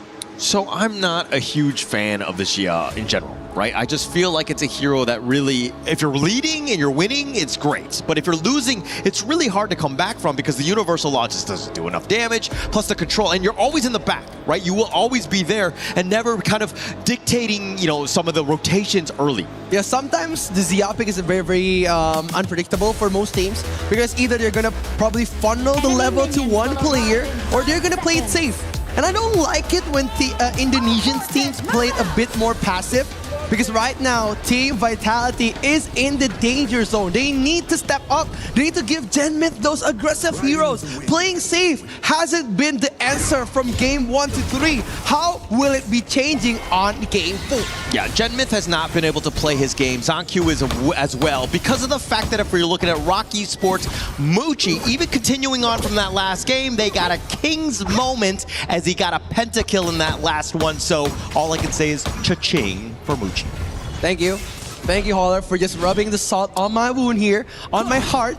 But Colony has been playing amazing on this tournament, especially on this best-of-7 series. Waypit just paving the way here, getting that knockback on the back line. Waypit trying to escape from Death's door, but managing to output that flash at the nick of time. Yeah, so he used it early. I mean, he will stay alive. You never want to give up first blood there, but Waypit taking probably a little too much damage. Vitality with a good attempt. These are the types that you need. You want to put, again, you want to be making the rotations. You want to be pushing them back all the way in the tower because, again, you might miss some last hits here as Muchi is kind of struggling with that. Agree. Like, if we're saying about gameplay, like, Rock Esports, they have their own style. They would funnel everything to Muchi, and onto the late game, Muchi will suddenly appear and destroy their opponent. And that's how they've been managing for the 3 first games against Team Vitality. If they want to stop Rock Esports, they need to stop Muchi from dominating those late game moments. Yeah, you're talking about Muchi, I'm talking about Xuan.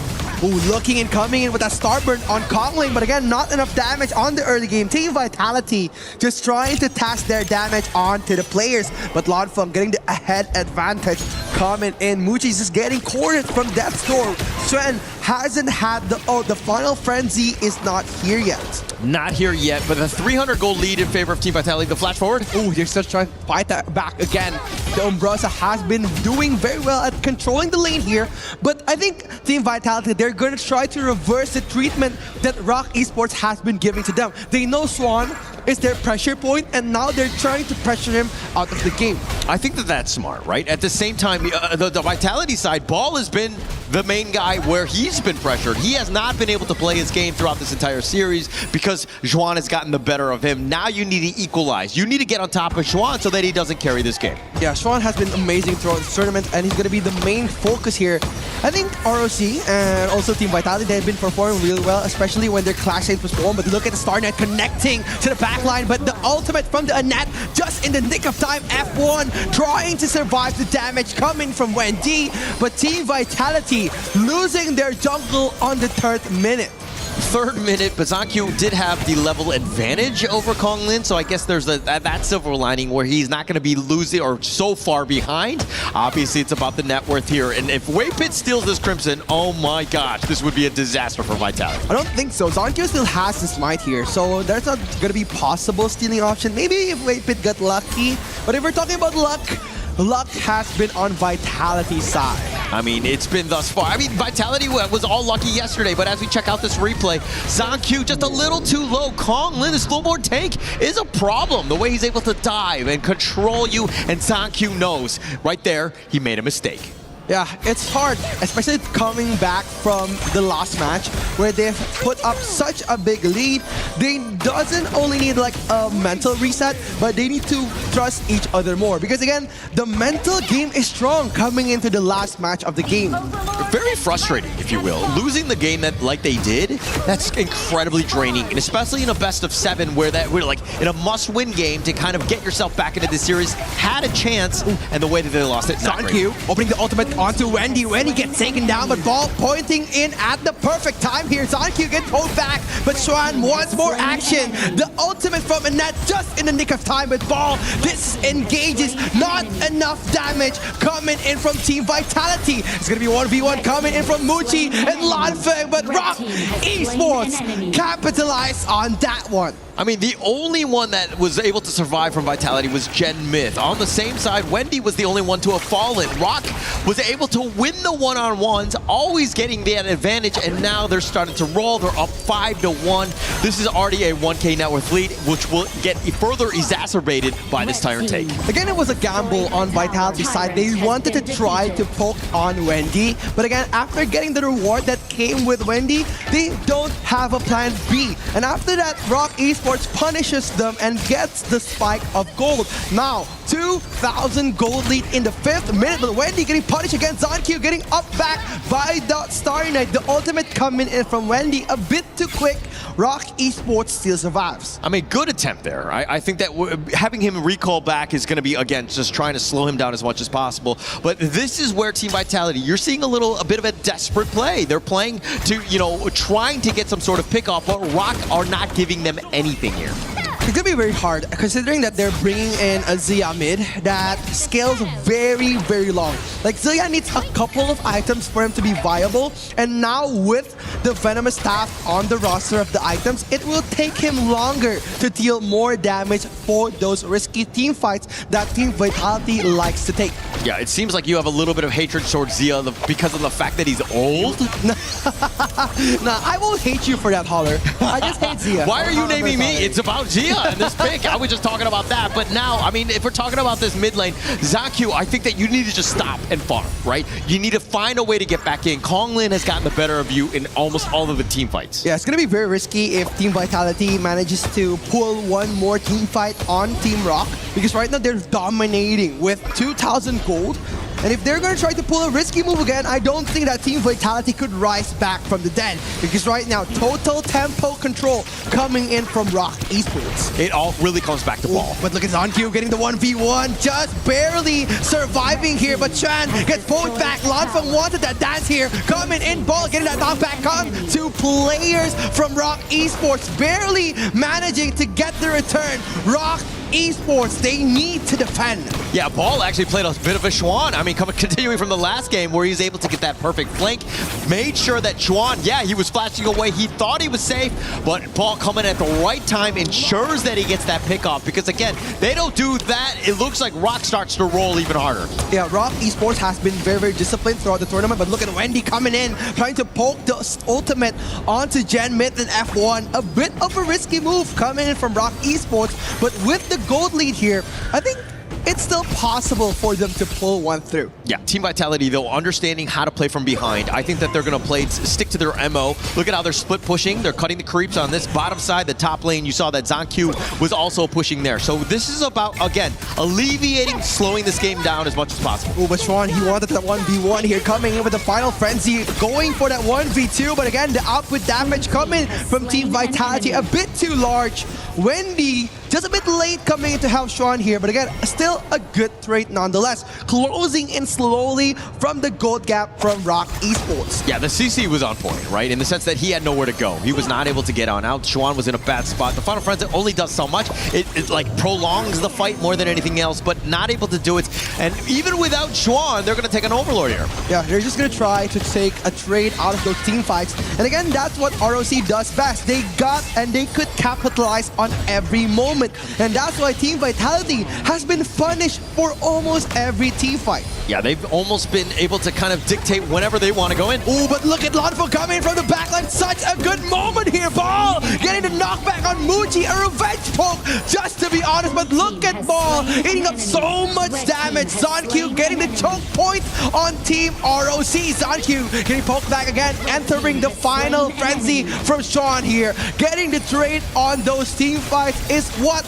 ROC has been doing. Yeah, Guan Yu has been the MVP hero throughout for both teams. And the way that Ball was able to find and be like a homing missile right on top of Musi, even when he's trying to run away, he was chasing him down. But ZonQ dying in the end really kind of, I mean, they had a great trade in a 2-for-1, but then ZonQ going down and you're kind of thinking, okay, now we're back in even Stevens. Like, it was very, very unfortunate, right? ZonQ should have left. He could have recalled, he could have like farm, but he wanted to continue that team fight and force another one on Rock Esports. That's why Rock Esports was so eager to capitalize on that mistake. And we know that Team Vitality, right now, they need the gold, they need the farm. But I don't know why, but Team Vitality keeps on initiating those risky team fights. And this is the desperation that we're talking about, right? They understand. They're feeling the pressure. They're not playing the way that they should be, which is like calculated risk. ZonQ right now understanding that, hey, with a 2-for-1, there's only 3 members. We have 4 members. We got the power play, if you will. We should be able to do stuff. But again, not a great decision in the end. Again, not a great decision coming in from Team Vitality. Just poking it back. Wave Pit getting pinned down to the wall here. But F1 trying a desperate move, opening up the vision. But Wendy is setting up his ultimate, the Starry Night, trying to go for the kill. Rock Esports just baiting out the players from Team Vitality to take the Tyrant and putting the apple on a stick. Wave Pit getting poked back again. Wendy with that ultimate.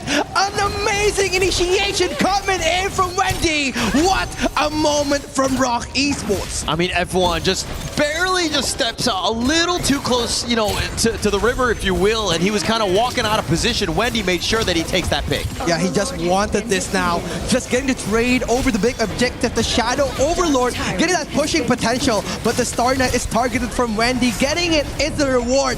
Wave Pit will be the one who's eating those buffs. Yeah, stealing that away. I mean, Wave Pit, very, very sneaky. And now Rock Esports having a bit of an advantage here as they're looking to just push this mid lane. Wendy has been on point with his Lurian. It's very scary, right? Like, looking at Wendy, like how he sets up his ultimate has been very, very hard for Team Vitality to dodge. Even though, if they know the ultimate's coming, bigger chances are they wouldn't be able to dodge it out. But look at ZonQ getting the choke point on Shrine. Shrine just open up the spike mail to defend himself. But look at the ultimate coming in for Wendy. Ball just opening up the vision, being the threat that he is. But Team Vitality, they are gonna push back Rock Esports. Rock Esports wanted more, but they are not gonna give them any more. All right, we kind of talked poorly upon the Gia pickoff, but it's level 16 right now, and it does have that Sanctify, which is able to kind of accelerate him. But this is still 50-50 in that sense of like they're not out of it. At some point, that level advantage will definitely help as he's able to spread that across the other heroes. It's all about playing by the blind spots here. Like Ball, he's maximizing on the vision of Team Rock Esports, and they're just mimicking what Rock Esports did on Game 3. And right now, Rock Esports being the one who's doing the gameplays on Game 3, they know how to counter it with the multi-pick, and Muti being very careful, opening so much of the map, just trying to be wary of that Guan Yu. Yeah, and actually that's kind of why they've been timid with some of the team fights, understanding the power of that Ball, that Guan Yu. If he's able to find that flank, it will be team fight winning, but they're not giving up anything. They're playing the map perfectly and again, covering their flanks. Yeah, they're gonna try something here. Wendy trying to open up vision. F1 getting knocked up again by Starry Night coming in from that Lorian pick. Cockling being as sustainable as ever, but look at ZonQ entering the backline here. Ball getting that knockback onto Muji. Muji gets taken down. The ultimate from the Morty gets cancelled. Wave Pit gets punished. ZonQ got annihilated. Lanfeng entering at the perfect moment. Janmin with the incredible knockup. Sean wants at 1v1 here. Wendy helping a bit on the team fight, but Team Vitality survives another Rock special. Yeah, taking out Konglin, Muchi, and Wave Pit. A huge win for Vitality there, but Ball with a perfect flank, really setting him up. I mean, ZonQ initiated, he got focused, tried to get back to safety. Unfortunately for him, he got picked off by ROC, but everybody was so far overextended, they were trying to take down ZonQ that they got out of position. And again, checking out this replay to see exactly how they go. ZonQ going in for this play. Look at Ball with that flank. The Razor Cavalry, no way you get out. They herd the sheep in, if you will. They find Muchi, and once he's down, it's a matter of just who's still alive. It's very risky, right? Like Schwan flashes himself out just to get ZonQ from that teamfight alone. And again, it's about the trades from Rock Esports. Even though that they weren't ready for those big team fights, but there's always a reward coming in from those initiations. Yeah, but while we were having a bit of a replay, Paul, we complimented him. That's my bad, right? As he gets picked off, he was a little too far in the enemy jungle there. ROC making him pay.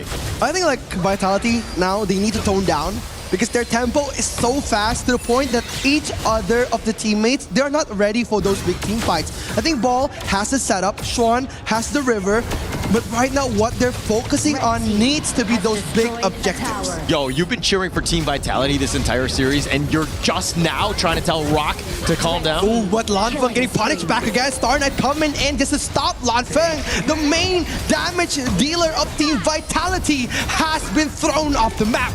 Team Vitality, they need a breather here. Wendy getting punished back again. Shut down. Coming in from ZonQ, punishing the Ball. Coming in from the river, dictating the tempo of the team fight. Ball just holding on so much. Universal Law connects to the mid lane. Muchi surviving, getting those free hits onto ZonQ. Opening the ultimate, flashes out again. ZonQ gets taken down. F1 just surviving on those crucial moments. But Kongli won't let it happen. Double kill for Muchi.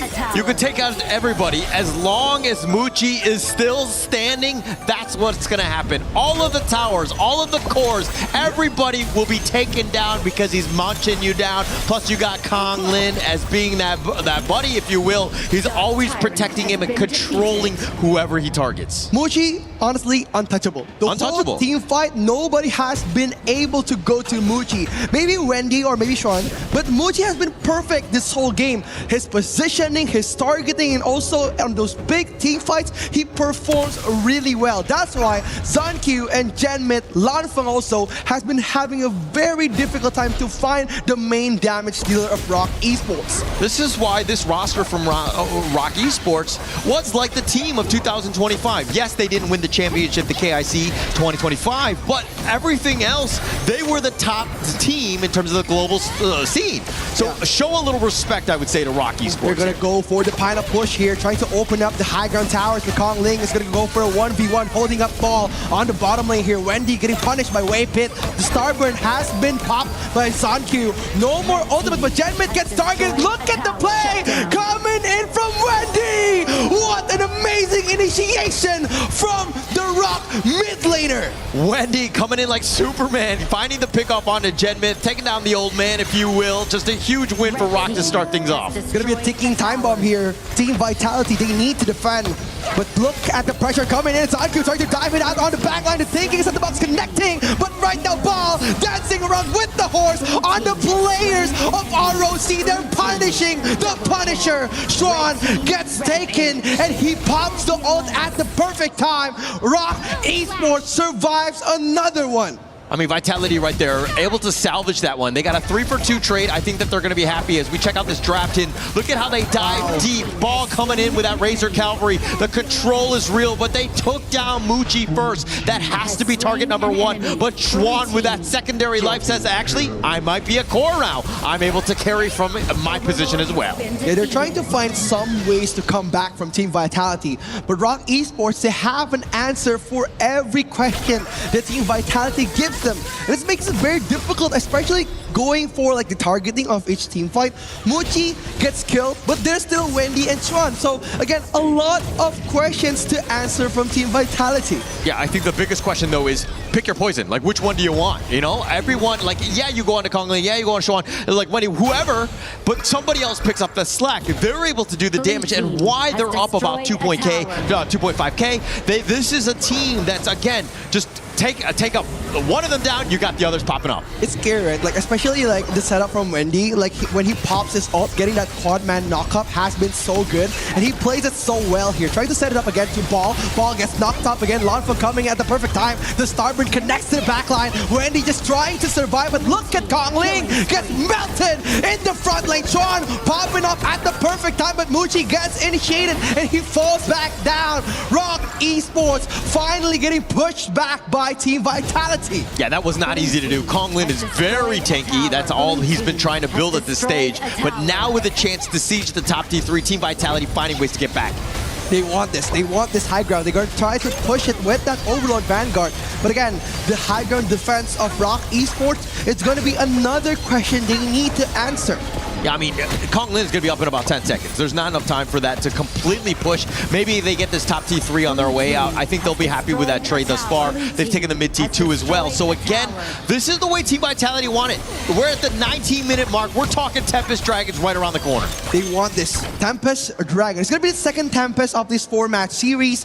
And again, the lead is on to Rock Esports. And look at Swan just playing by the bush, playing hide and seek with Ball here. Yeah, I don't think anybody wants to be playing hide and seek right now. I think it's because it's scary, right? If you were to get caught out, you might just lose, and you might, you know, turn that team fight in the favor of the opponents. Never a good spot. As we go into this Shadow Tyrant here, this is going to be the last one. I don't think they have enough time. It will despawn in a second here as we get to the Tempest Dragon again in 30.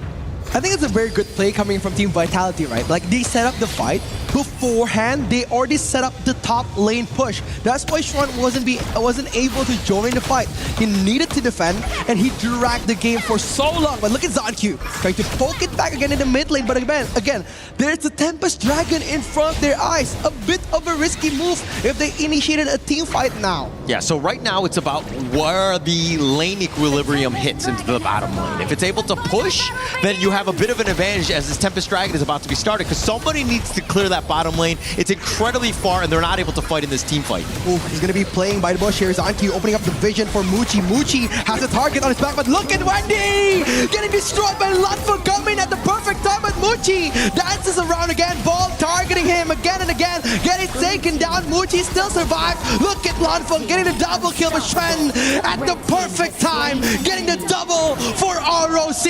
Look who survives. Muchi is still here. Still here, but as is Lanfang, he's becoming a bit of a monster himself. He's 8-2-3, cleaning up when they need to. But the Bash brothers of Ball and ZonQ, they've been doing some work, finding Kong Lin and Wendy. But at the end of the day, those are probably not the true targets that you're looking for. You need to find Muchi. You need to find Chuan. And both of these guys, I mean, Chuan is 7-2-6, absolutely carrying. What a play. He just waited out for the dash, and Ray Pitt gets taken down. Creates himself for that high ground tower, and now without any of the players in the jungle, Team Vitality and Rock Esports, they will risk it. They will risk it. I mean, Waypit is down for about another 30 seconds in eternity at this stage. If Team Vitality are looking to burn it, they can, but Kong Lin is around the corner as well. Yeah, they want this. They want this final objective. Kong Ling just waiting for the opening.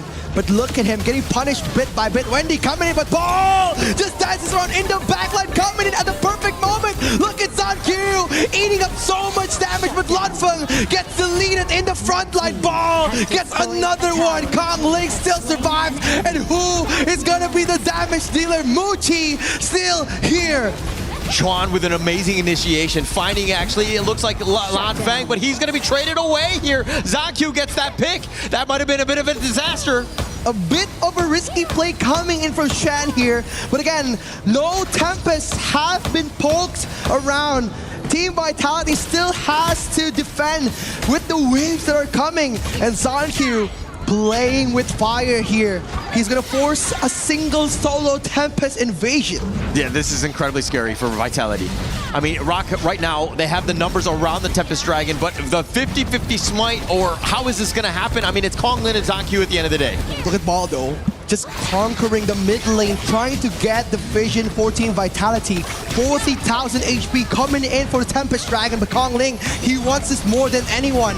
Wendy setting up the ultimate, but look at Wendy!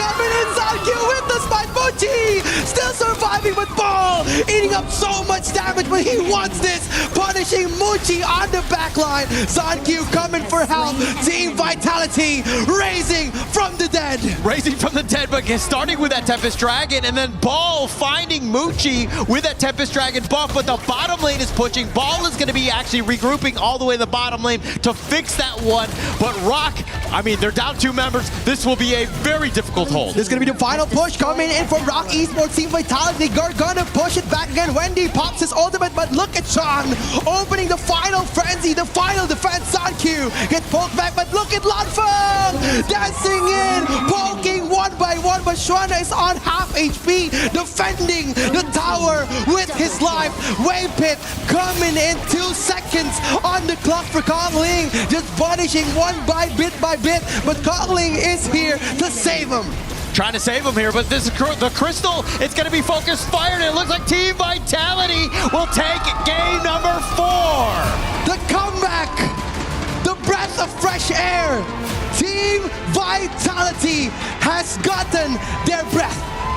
They've gotten at least one on the board. They needed this one. Hopefully it will be more to come as they come into this one, but they finally found a way. They had some answers, and Rock Esports, again, not able to find this one, at least in this game 4. And again, with that mirror pick coming into game 3 and mimicking the pick on game 4, Team Vitality utilizes those drafts amazingly, punishing almost everyone who came onto those big team fights for Team Rock Esports. I mean, for me, this was, I mean, we're going to check out the highlight here, but for me, Ball making some serious plays on that Guan Yu. The way that he was able to run down Muchi, to constantly hound Wendy as well, and Juan put up a great fight. There were many times the counter initiations were on point. He always was in the right spot at the right time, but it was just too much vitality in the end. Again, this is a very, very clash lane focused game. Ball and Xuan was trading hits on many team fights, but the one who survives is always Muchi.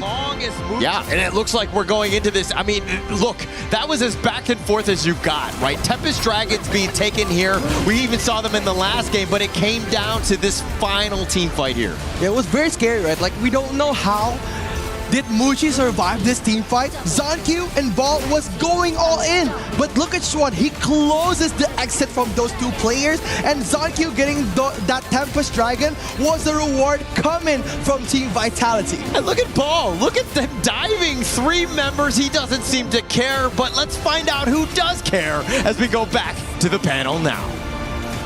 Oh, I care, and I think the world cares as well. Indicus in the front of the stage also cares. She's been very, very active on camera, by the way. There she is, right there. Singer. I'm just learning as we get some more action for the fans here at the Lenovo Legion Gauntlet. It's always fun to see everybody enjoying what can be the start of a dream, and what a dream it would be. Vitality trying to do it. Chantel, Ken, I love the approach that we've been able to take over the course of this series, because you never count a team out. You always say it's possible. It didn't look very probable, but now we get to see there's a chance, there's a spark. What went right? What allowed Vitality to finally come back and keep this series going? I think for Team Vitality, they just played around the strengths of their lineup. I mean, it was the same performance as to how Xuan played. The Guan Yu Ball has been very effective on those flank plays. You have the setup play from Zankyu as well. So I kind of feel like for Team Vitality, as long as there is an on-point or efficient layering of skills, it is possible for them to mostly win the succeeding games for this match.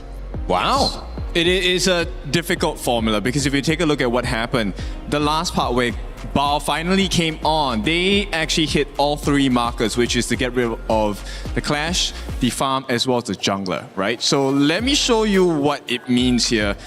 In the early parts of the game, what Vitality had to go against was the fact that they were constantly behind. Bao was never ahead in the Clash lane in terms of gold or EXP. And, you know, Xuan was the saving grace for the side of Rock Esports, because yes, you take down Kongling, the big tank, you take down Muji, the farm lane, but Xuan was always ahead, and he was ahead of everyone on the side of Vitality. So they could never end the game. Vitality had to hold on until the Tempest game. if that was not possible, they would have lost the game very much early on. That 20-minute Tempest Dragon made a big impact, Chantel, and obviously that fight, it was delayed. It was back and forth. Zhang Q able to finally get it, but it was one where everything was on the line. That moment, that final hit could have tilted things back the way of Rock Esports. I think it all boils down with this pick of Team Vitality, the hero of Gen Myth. So there were a lot of moments that it could have been a setup play for Kongling and the rest of Rock Esports. But because of the second skill of Zia, there is a disrupt with a possible initiation on the other side. So you have layers of crowd control. You also have a net on F1. Again, I've mentioned about the layering of skills, and it goes to show that for Team Vitality, as long as there is a clear vision or a clear space for a Longfeng, then everything will be a lot easier for them. They traded the Guan Yu wins. It was a longer game for Rock Esports, but when you look at the way that actually Game 3 and Game 4 have gone, it was long on both. There was a chance for Vitality on both. Ken, you're shaking your head. Does that give you now some sort of confidence? I mean, it's weird to say to a team 3-1 down, but do you agree? I agree, because in most cases in a best of 7, this is where the momentum starts to change, right? For Rock Esports, you're so close, and every time you fail, you're like, wait, I'm supposed to be close to the finish line. But for the other side, on the side of Vitality, it's, hey, we're catching up. So the momentum swing, you're getting the groove back, right? Yeah. It's like, okay, I'm in the flow now. And for Rock, it gets more and more difficult because it's so close, but you can't touch it anymore. Yeah. We know you love running, Chantel, or at least everyone knows when I'm on desk with you because I always bring it up. And I wanted to know what you think is the comparison of this because, you know, we talk marathon, we talk sprints. This is obviously a marathon, but what's the comparison of when you think your run's over or you think you have only a little bit of time and then you find out, oh man, there's another big hill I didn't pay attention to. There's another something. How is that feeling that Rock is running into? In terms of running, and if we relate it into how the game goes, you always just have to remember that even though it is fast for others, it depends on your pace. So one game at a time for your Team Vitality, because as long as you get your groove, and then you'll finally be able to do the things that you don't think you can do. Yeah, I feel like Rock Esports, though, have set the pace. And as you're trying to keep pace with that, you don't want to get off till maybe the end where you can get a sprint or you can use all your energy to get ahead. Vitality, though winning and though coming close in Game 3, do you still feel like Rock is the pace setter in this one, Ken, and Vitality are catching up? Or have they switched momentum enough for you to think that now Rock is really responding to Vitality in this upcoming draft? I think for now, it's still Rock setting the pace, right? Because from the game plan of the coach in the draft, it seems like Vitality is playing the game of patience, right? They want endurance. They know that they can't possibly win the early game for now because it's so difficult. They're left with so little options in the farm lane, in the clash lane as well.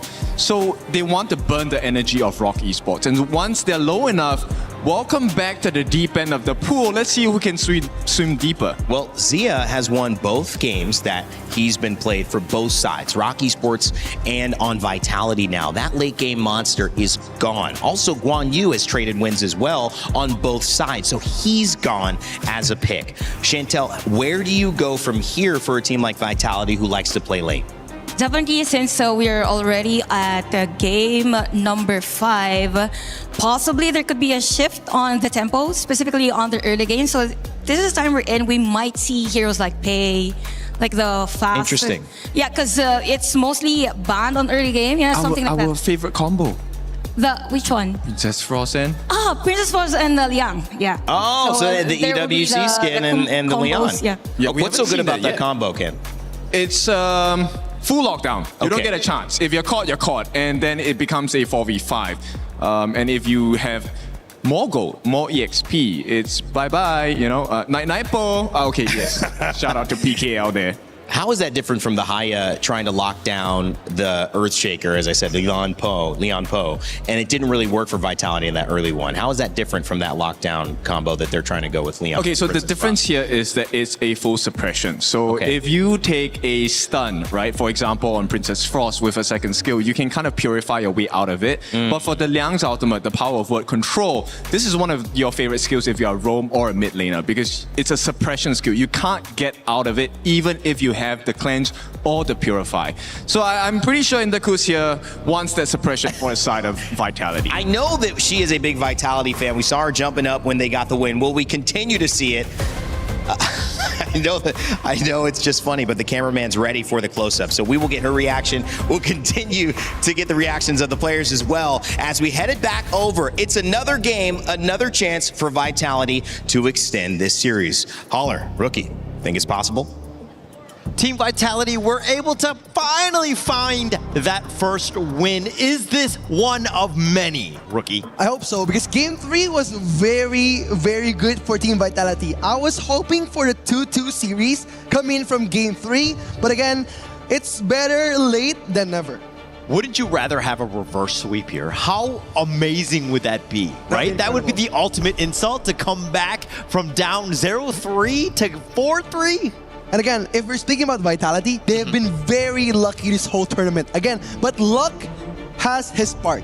They have the skills to fill in the gameplay too. That's why on Game 4, they perform really well. And again, if they win this one, they're going to bring it to Game 7. And again, it's going to be a battle of mental and a battle of endurance. Yeah, and I think at the same time, Rock need to be like, okay, we need to shake that one off. I mean, we've had some crazy games back-to-back, even to get to this moment where the last two were kind of like coin flips, right? It came back to just like who made the least number of mistakes towards that final stages of that game. But going in, I think that you need to shake things all off. Yo, we got to go for these in best of one just to close it out from Rock or Team Vitality. Hey, let's continue to fight. Yeah, it's a strong first pick coming from Team Vitality, bringing that Multi and countering them with the same pick that they brought up on Game 4. The Annette pick. The Annette has been very versatile on these big team fights. Her ultimate, the win barrier, has been helping getting those CC immunes on those big risky fights. And to counter that, bringing the Ata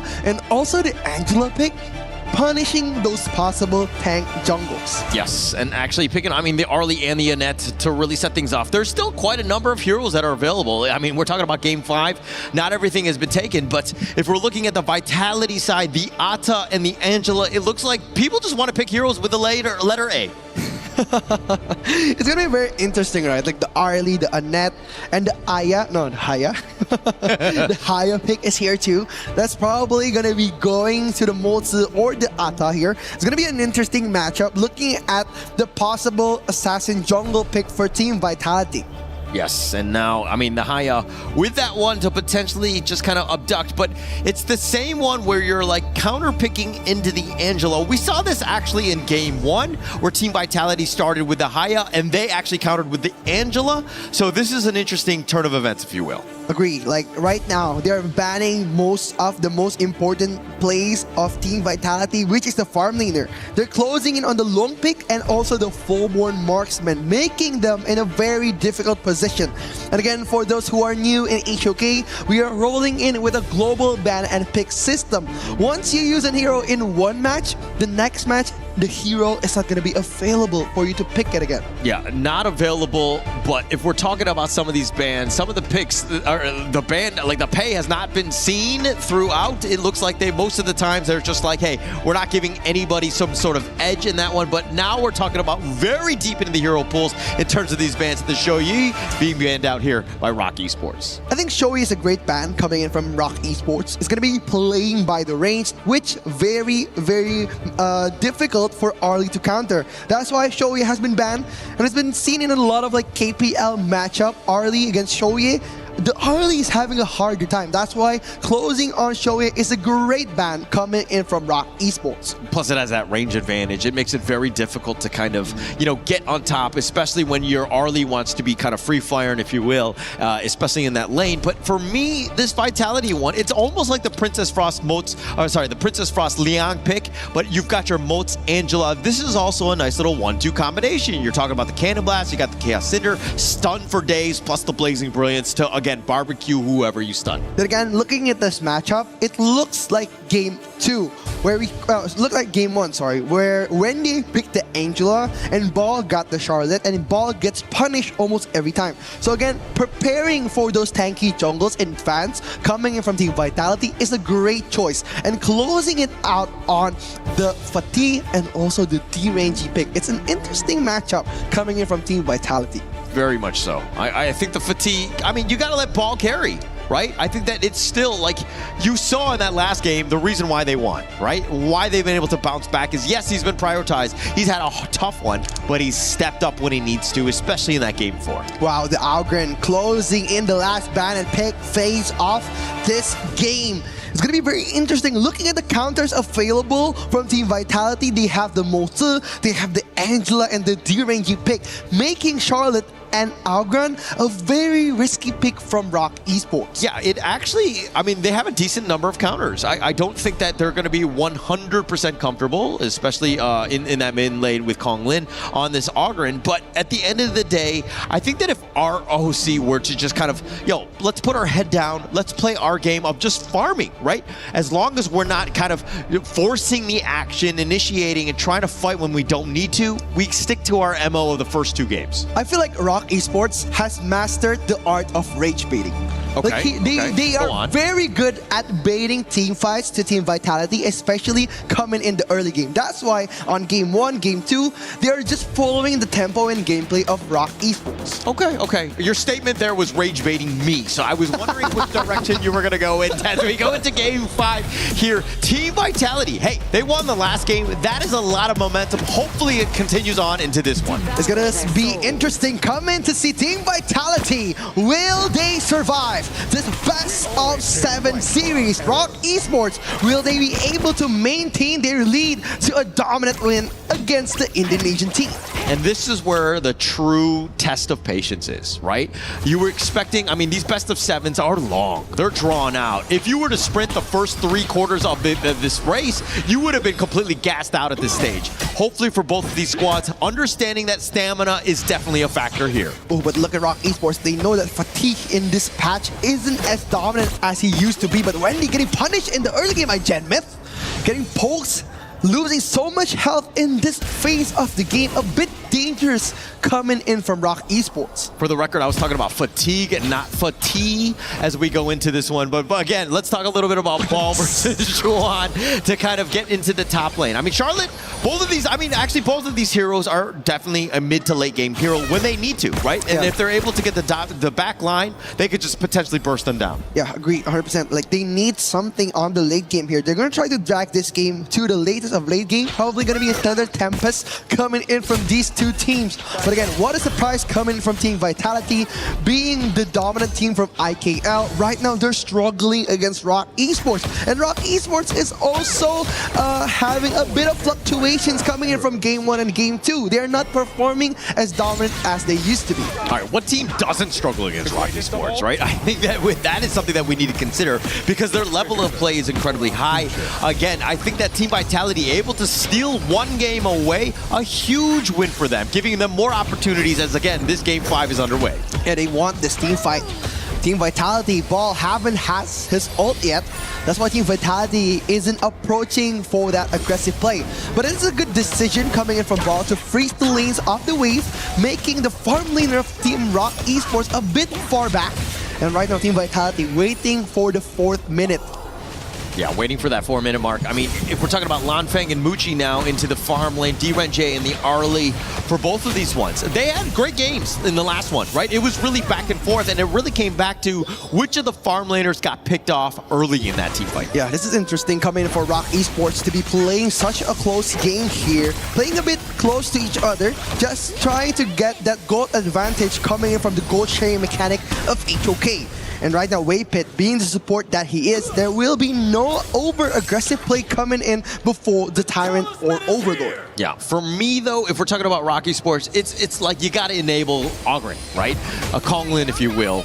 Get him going, right? Everything needs to be prioritized in his favor so that, again, he's able to carry into that mid-game. Yeah, it's going to be very interesting coming for the mid-game here, but Waypit getting punished. The thing is that the box connecting to nothing. Waypit still survived. Look at Lanfeng going for that 1v1 to Muchi. He loves that close-range team fights. Loves it, right? But push back, but no further follow-up. The towers are becoming a problem. Plus, they know that Genmyth is in the area as well. Very scary for Rock. So it's going to be 20 seconds before the first Tyrant and Overlord, but look at how Rock Esports dominating their phase.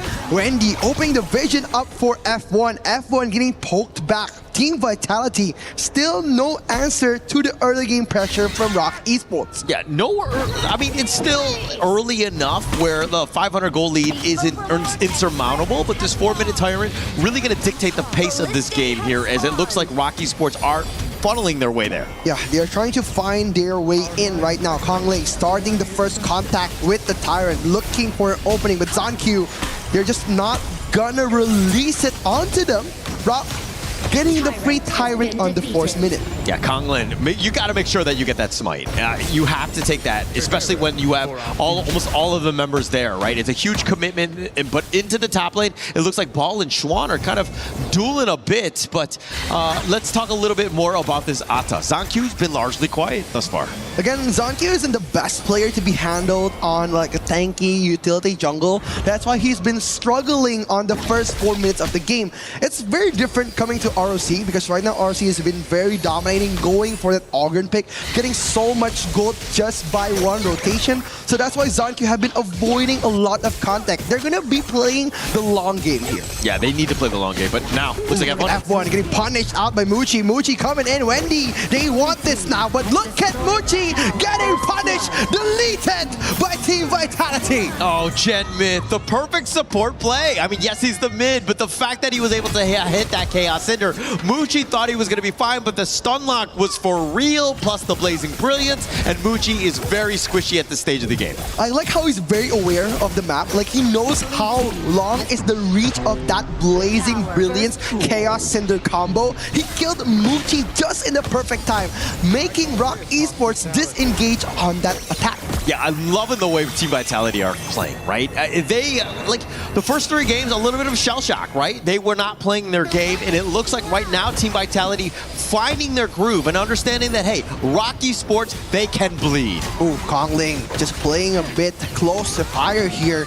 ZonQ just getting those objectives. The Cannon Blast being one of the stoppers. Ball haven't been performing the best on this game, but again, time will tell. Yeah, the net worth in favor of Vitality, but Rock Esports right now with the map control. They're looking to take this top T1, and it looks like they'll leave it to the minions. Yeah, ZonQ getting popped by Wendy. Wendy closes in on F1, gets taken on the Moonscape Mirage, but look at Konglin. He initiates a 1v1 with ZonQ, getting so much damage coming in for this team fight, but look at Team Vitality sacrificing ZonQ. Ball a bit late coming to the team fight, but look at Shen just getting those choke points inside the tower to our Team Vitality. Oh my gosh, Ball is hanging on by scotch tape there. He was so low at this point, and I thought the last shot would just barely hit, but to the middle point, and we see the start of that fight. What? Wendy, such a close fight, but look at Wendy! Coming in with the left-right jab combo, taking down Lanfeng. What? Yeah, I mean, it did seem like he was able to recall, but checking out this replay, it started when they were able to find F1. They didn't use the Moonscape Mirage right away. They were able to burst, and once they threw him into Purgatory, they will take him down in the Thunderdome. Wow, this is nothing but personal here. Yeah. Like, look at Waypit. He forces the flash, he gets the kill for Wendy, basically just setting the alley-oop on the dunk. Yeah, but why would he flash to the right? He should have flashed towards the fountain. Maybe that you get to safety at that point. Again, hindsight is 2020 though. Yeah, it's going to be very dangerous here. Coming in for that net worth, the 2,000 gold lead. Rock Esports, they want this attack, but Strang just waiting for the entryway, but Lanfeng just holding on the fight here. ZonQ poking it back, but look at the Cannon Blast coming in. ZonQ gets adopted by the Moonscape Mirage. They are in danger here. Yeah, the perfect play in the sense of the maximum distance of that the flash Mirage. coming in from Waypit, but look at Shen eating up so much damage. Lanfeng coming in at the choke point. Ball just dancing, chopping up one by bit. And look at Muchi testing the waters here. Konglin opening up a path of passing just to rage bait a bit to Team Vitality.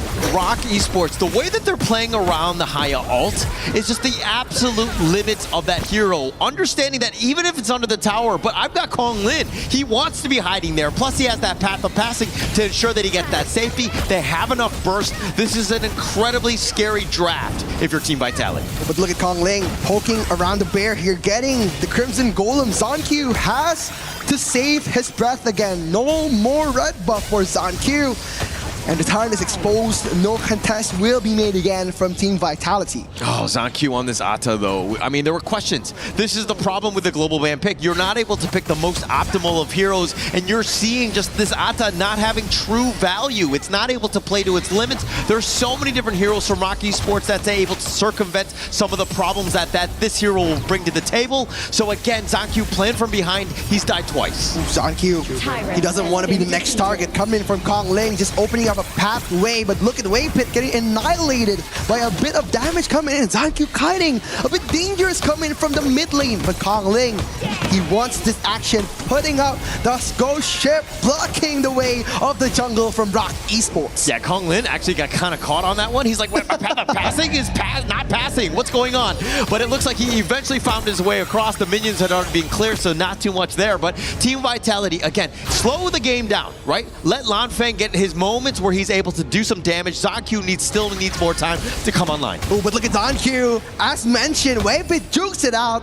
And what's interesting is Path of Passing couldn't get on top of the ghost ship. That's the passive of the ghost ship. Nobody could build over the ship of the captain. Yeah, because it's a ghost ship. It's scary. Nobody likes ghosts, right? But as we go into this Overlord, it's going to be started by ZonQ, understanding that, hey, this is a potential moment for them. Oh, ZonQ poking the bear here. The Overlord is open, but Ball playing a bit close to the players. They're going to disengage, opening the pathway. Rock Esports, they want this Overlord. And Team Vitality just letting go of the pressure. Yeah, that zoning, right? The way that Rock Esports, they're threatening. They're in your face. But actually, all they wanted to do is create a little bit of space. They pick up the Overlord. Very well played by Rock Esports. Yeah, Rock Esports, amazing catch and shoot play here. Team Vitality was forced to do nothing, just watching them take over the whole map. This is game 1 and game 2 all over again. Yeah, also interesting is that Rock Esports, they take the Overlord, the Shadow variant, as opposed to the Shadow Tyrant. Most teams usually play that, but it's about the push game for them. They want to kind of end this game early. Yeah, they wanted this game to end early. They hasn't expected to drag this game to the 5th game, but Muchi poking in. Look at Kong Ling at the perfect time, blocking in the pathway. Muchi disengaging, opening up the mid lane, but look at Wave Pit setting up the death pit, coming in for Rock Esports. Space created, pushed it across, taking the ever valuable mid T1, and now they're continuing the siege into this mid T2. Yeah, they're just gonna try to push them back bit by bit. Team Vitality just waiting on the ticking time bomb. Gen Myth getting poked again, but this is going to be a massive trouble if they let Rock Esports dictate their tempo again. Yeah, the Vanguard was actually doing some work in the top lane. The bottom lane will take that one out as well. So this is very smart. Again, they're sticking around the mid lane. Somebody from Vitality has to be there, and they force rotations, and the weaknesses are on the outside lanes. And now it looks like they've taken all the mid T2s. Right, like now their focus for Rock Esports is to get as much as objectives as possible. They could get the Tyrant, get the Crimson Golem from Team Vitality, and Team Vitality wouldn't be able to do their comeback. Yeah, and actually the comeback revolves around Ball, right? ZonQ, assuming he gets it online as well, but they need to kind of get to that mid to late game where they're able to overcome the beast that is Kong Ling, as he's like, what, 7.9 thousand? Actually, he's the 4th highest on the team, which is very weird for a Rock Esports lineup. Yeah, Kong Ling has been very dominating, getting those perfect last hits on every jungle with his passive, making Team Vitality fall behind, especially on their gold lead. 6,000 now from Rock Esports. He's falling behind. ZonQ a level behind Kong Ling at this point. And anytime an Augurin is starting to hit that groove and is feeling fine in the mid game, scary situation for Team Vitality to somehow deal with this death ball that is looking at siege this top T3. Team Vitality on death's door here. Rock Esports wanting to break it right now. Muchi poking in.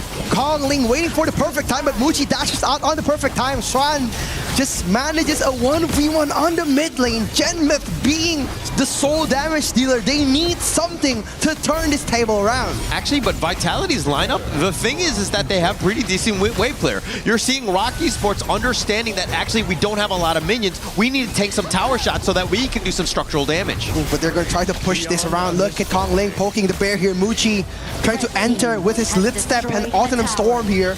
Ball waiting for the perfect moment. Look at the Moonscape Mirage connecting to ZonQ. ZonQ is gone, and Rock Esports, they want more action. Muchi trying to poke in, but look at the cannon blast, stops them from getting to the crystal of Team Vitality. Yeah, that fight completely started with Wendy. Once he got Moonscape Mirage onto Zankyu, that was the tanky frontliner. The rest of Team Vitality had to really pick their moments, and they were not able to do so. They didn't feel safe. Look at Kongling just dancing around Ball's damage here. F1 getting punished. Lanfeng on half HP.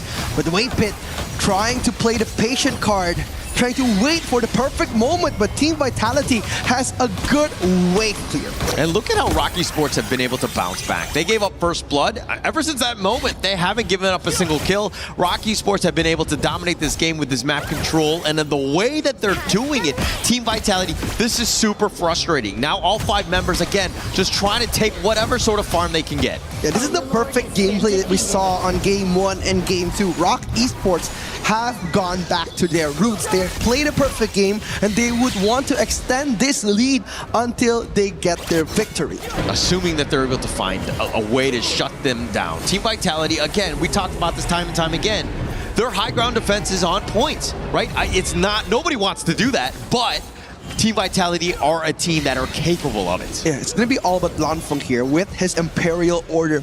Cuts 50% of every damage and also defense that are coming in from the enemy. Now it looks like that's top lane. Look at Muchi just playing with ball, if you will. Yeah, Muchi just testing the waters here, trying to enter the team fight. But Kongling, he knows his timer is up, bringing in the Overlord Vanguard on the bottom lane. He wants this action, but Wave Pit trying to go for that setup. Muchi is waiting too. Wendy considering who he will try to abduct, but look at the Brazing Brilliance connecting to Kongling. Kongling is very low. Half HP is here, but look at the Overlord Vanguard coming in, tanking the damage from the tower, but the Cannon Blast connects to quadruple people. Ball just playing a single player game on the mid lane. Yeah, pretty good defense, all things considered. Yes, that bottom T3 is teetering on by just a little bit of HP, but Zankyu with a decent go ship. He was locking the door down. It didn't look like Rocky Sports were going to fully commit. They took as much damage as they could, and again, they're going to get away without any sort of kills, but again, slow sieging. That's what Rocky Sports wants to do. Look at Ball going for that 1v1 against Xuan. Xuan disengaging the team fight, a bit risky from the Clash laner from Team Vitality, but now he's opening up the vision here, coming in with that frigid charge. Xuan wanting the kill, but Muji getting it, but right now Ball gets taken down, and Moonscape Mirage connecting, but onto the players of Team Vitality. Muji has been untouchable, unkillable, undefeatable, and now Team Vitality is on death's door. Rock Esports, they wanted this with the minion coming in from the mid lane. The pathway to glory is open. Now Team Vitality, they are having to defend this big of a storm. Rock Esports takes Game 5. They take Game 5, they take this series. They will be in your top 4. Rocky Sports, congratulations. What a great game, what a great series, and why they are one of the best teams here at the EWC. Dominant is something that we say about Rock Esports. They have dominated the game since Game 1, pulling such a dominant victory against Team Vitality. And the way that they were able to do it, I mean, full control, if you will. Yes, it seemed like, you know, Team Vitality had their moments, but they made a couple too many mistakes in the end, and they were heavily punished. Rocky Sports right now finding that groove, and again, taking the game and the series here. This was an amazing run coming in from Team Vitality. Again, almost is never enough for this team. They have been passing through the group stage, going in for the top 8. They've been doing so well, but now they are facing one of the giants of KWC. One of the giants indeed. I mean, this is the third place team from MKL, if you can believe it. And it's been like a dream run for them. The fact that they were also able to avoid some of the other teams as well, but now they're in the top 4. All of that hard work has paid off, and why they are one of the titans here at KWC. A thumbs up from Wendy to Team Vitality, just approving the gameplay from Team Vitality. Again, massive improvements coming from the team. Yeah, definitely massive improvements. I think it was very impressive. I mean, if you're looking from the Vitality side. So again, it's all about just shoring up some of those mistakes. Even, you know, Rocky Esports made some. Nobody's perfect at the end of the day, but they were definitely the better team today. 100%. And here we are with Waypit. Congratulations with that one. Congratulations because you've also made it to the semifinals just like last year. So what would you say is the biggest difference now with this KWEC 2026 to the one that you had in 2025? I think this year the teams become stronger. And I think we also become stronger. Oh, we definitely see that one. It was a great performance by Rock Esports. And let's talk about the entire series because you even made a comeback in Game 3 with that pentakill by Muchi. Walk us through what your thoughts are for this entire series today. In Game 3, we forgot to change the hero with Wendy. And I play Yuhan and Wendy play Dia. Actually, I'm so nervous because when I enter into the game, why my Dia got 4 skills? Right, yeah. But even with that, you still managed to have a win now. Your next opponent will be the winner for tomorrow. It's either going to be AGAL or your MKL brothers, Aurora Gaming. Who do you think will win that one? And what do you have to say to your next opponent? I think AGAL will win. And I want to say to AGAL is enjoy the game. We love you. Enjoy the game, you love them, but you know what? Your fans love you. What about send a message to all the Rock Esports fans and also the MKL fans? Terima kasih kerana sentiasa memberi sokongan kepada kita. Thank you. And Waypit, you know what? You're gonna love this one. Come on over, call your team over, follow me. Come on over, Waypit. Xuan, Wendy, Kongling, Muchi, come on down. This is your moment in EWC. Some moments will be remembered just like this one. Rock Esports have dominated the game, and now they must officially eliminate the champions of Indonesia Kings Laga, Team Vitality. Wendy, with one press, there it goes. Team Vitality is now eliminated. Their journey is over, but Rock Esports will now move to the semifinals. They survive another day. And tune in for their game tomorrow as we head back to the casters. Lead the Gorge. Thank you so much, Mara.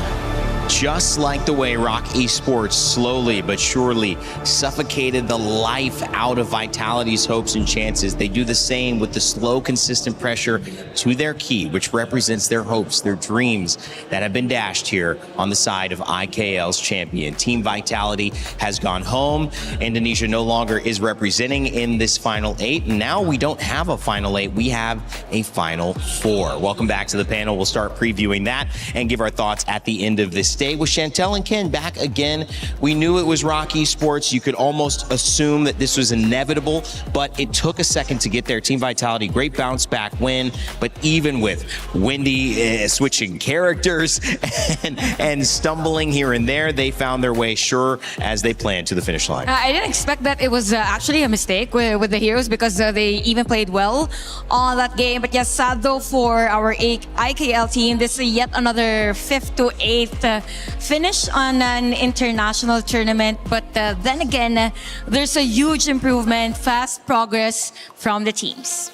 They should have just said it was part of the plan, right? And then I get to go tell all the public members that, yo, this is a strat we can use in your ranked games. It's going to be fun. But yes, it has been an entertaining day. And to be honest, I feel for Rock Esports, it was kind of scary for a moment when they won that one game on the side of Vitality. Yeah. Because that's their team name, Vitality. They are healthy. They can rejuvenate. So if you give them enough time, they will come back and bite you. That was kind of the thing with Vitality. Resilience is what we said coming into it as a narrative. And they were resilient. They won one game. I think that was more than enough against an opponent who clearly had the pacing, the strategy, the dominance that I feel like Rock Esports displayed the entire time, Ken. It's a very difficult game, especially with this last one as well, right? This big pick for Kongling. We have seen him play the Assassins all the time, but this Algrim pick with his Seer State 10% and below, you're instantly out. So it took a lot of the strength from Team Vitality. and they were literally caught between a rock and a hard place. Yeah, definitely. Also, you will add up the aggression that Wendy gave on that game. I mean, 33% damage dealt all throughout the game. I think there was a setup play earlier on the final moments of the game wherein Zankyu was totally stopped by Wendy. I mean, for the most cases of the game. So, yep, Rock Esports giving another statement at KWC 2026. Solid for Team Vitality. It was so close to them. I thought it was their momentum already. It was supposedly a momentum shift. It's just that Rock Esports, they know again how to adjust during a game. It felt like, again, and I don't know how many more metaphors I have for this. I probably keep going. But like a rising tide in a sinking ship, where you kind of realize that this math is not mathing. The longer that I'm here, the less room I have to breathe, the less afloat I am, and it seems like it's a matter of time unless I can plug all of the holes available to stop the water from coming in. But there's, at a certain point, too many holes. At a certain point, there's too much to do. And Rock Esports made that very clear, that whether it was going to be in 4 games straight or whether it was going to be over the course of a best of 7, they were going to find a way to get a lead and not give it back to you. Yes, very important point as well. During the ban phase, they actually banned out the Soyue, which is one of the most painful late game marksmen in the farm lane. So that already told you from the start that Rock Esports, they were not playing the waiting game.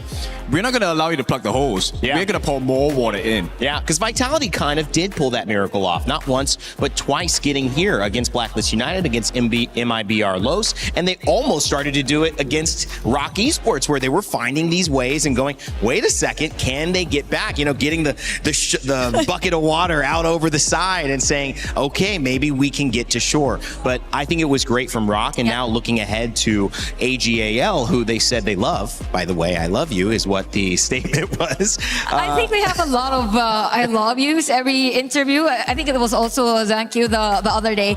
It just shows that every player or HOK players love each other. You couldn't stop laughing before you said it. I mean, is it also just a little bit of take it easy? Not take it easy, but it's like, hey, I want to know I respect you. I don't need to make you upset. I don't need to act like I'm disrespecting who you are and what you come from. Obviously featured as favorites here, KPL team and defending champion of KWC, AGAL. Was a little bit of that, Ken? I think it's more of love comes in many forms. So, it's sometimes love is tough. Sometimes love is sweet. For today, it's a bit of a sweeter love, I guess. Okay. But when it comes tomorrow, I think Aurora is going to have some tough love for them in store. It could be some tough love as well. Tomorrow's going to be an interesting one, and we will take a look at that soon, but we're still waiting for a moment to hear from our players as they have their final moment at EWC. Chantel, let's go wide though today. Looking at this afternoon, this series of games, what was the takeaway? What did we learn? Was there anything from the meta that you were surprised at? Anything from the player performances? What happened for you? Definitely for the best of 7, I wasn't expecting the Haya to be available on the latter portions of the game. Wow, yeah. If anything, you already stopped the other teams on getting that on the early game. So I was expecting it to be not available until the very end. And for this final match, I thought it was gonna be a fast-paced one, but we had a lot of Tempest Dragons. I think it was 2 for this. So we're slowly evolving into that kind of competition wherein we don't really know who's gonna win. So it might be a surprising KWC this year, and I'm just excited because it's actually my first time to watch KPL teams on live tomorrow. Me too. Yeah. High five. I'm just excited. I'm kind of like excluded. Okay, let's, yes, you are. Yes, he is. Hey. Finally. Okay, I'll join the party now. Okay. No, it's true. I just am sitting here with Isaac and with Sagi. The things that they had against each other, I was both of them. Isaac was older than Sagi, and then Sagi was shorter than Isaac, and so they said I was old and short, and that's not okay. That's not very nice. It's okay. This time, it's not okay. We share the I love you. There is good love. The I love you has passed through the filter Yes. onto the stage. Remember the yesterday panel. we were all wearing green? Yes, we were. So we Yeah. have this connection. We're very synergistic. I like that, guys. Just not today with with our coloring. Just not today. All right. Well, I don't know if I'm getting ready for my exit interview. I'm feeling a little sad after that, but I am hopeful that I will have a lesson learned, just as hopefully Team Vitality's F1 has learned from this experience at EWC. Hey guys, I'm Sky. So I have F1 together with me for the post-match interviews. Please say hi. Hello. Yeah, it really was a tough game for you, actually. I think so. Thank you one more time for your time with me. So it was actually more excited and more tension than we think this best of 7 will be getting. So somehow it is something like different than you expected. Did you anticipate to have so many team fights during this best of 7? Yeah, I expect so many team fight and also many draft will be come out, but I think it just our preparation not good enough. All right. Yeah, for this matchup. Okay, so game 3 and game 4 is actually very, very interesting to watch because the time is really, really long and the team fights are so excited. So what's changed like between game 3 and game 4? So you magically have those fight backs in game 4. I guess after we lose 2 games, we just doing all out and no need to worry about a draft or also a team fight. We just do our best in the game 3 and 4. Game 3 we almost done, but we just overthinking too much in the end game. Yeah. So because of there's a lot of team fights, so what will be the things that you say in the future you might going to improve so that you will behave better in the future plays? Mostly it's about our teamwork and the positioning in team fight. Because we have import Chinese.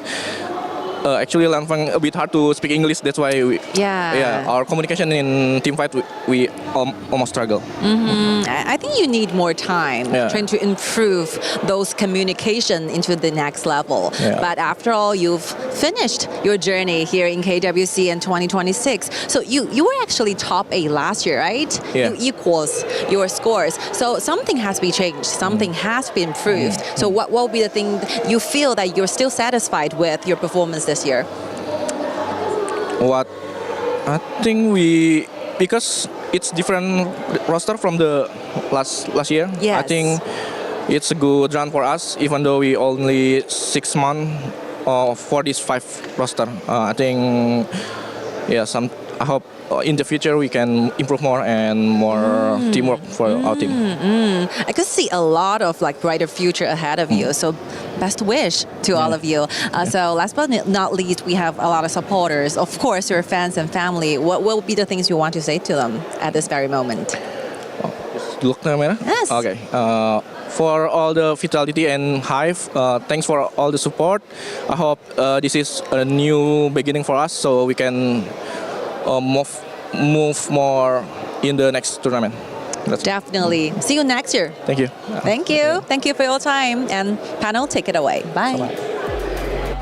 Well, lots of lessons learned. That's the theme, Chantel. Not easy to be in this moment, but that's just where they are. Keys crushed, but hopefully come back stronger next time. Yeah, they're very positive with how they will move forward on the next tournament.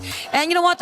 Now that you've mentioned about the communication inside the game, I'm now impressed with these pro players having imports in their team because it's kind of hard to process everything that fast and say what you want to say to the players during a team fight because everything's happening so fast inside a game. Yes, ideally you want to use your hands, but your hands are on the phone, so yeah, do this and that. Yeah, no, so stop that.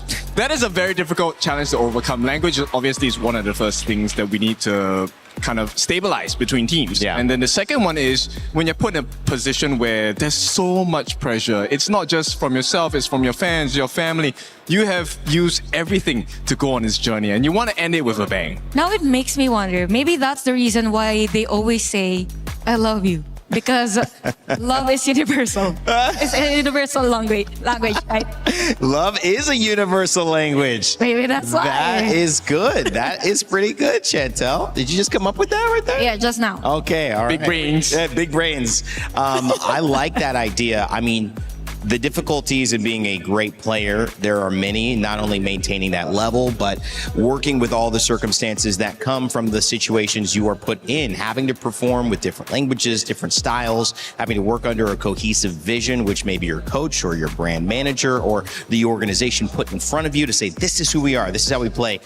Go out there and do it. It's not easy, but again, if you are lucky enough to have the experiences these players have, you can move on, gain from it, and come back a little bit stronger. That's what we hope for Vitality, but as of now, that is the end of their story at KWC. Moving into tomorrow, we will have 4 new teams ready to set the other side of it all. And this is going to be an exciting one because you see Geekay Esports have moved on. They're going to play against KSG. It's going to be AGAL as well that is going to be playing against Rock Esports.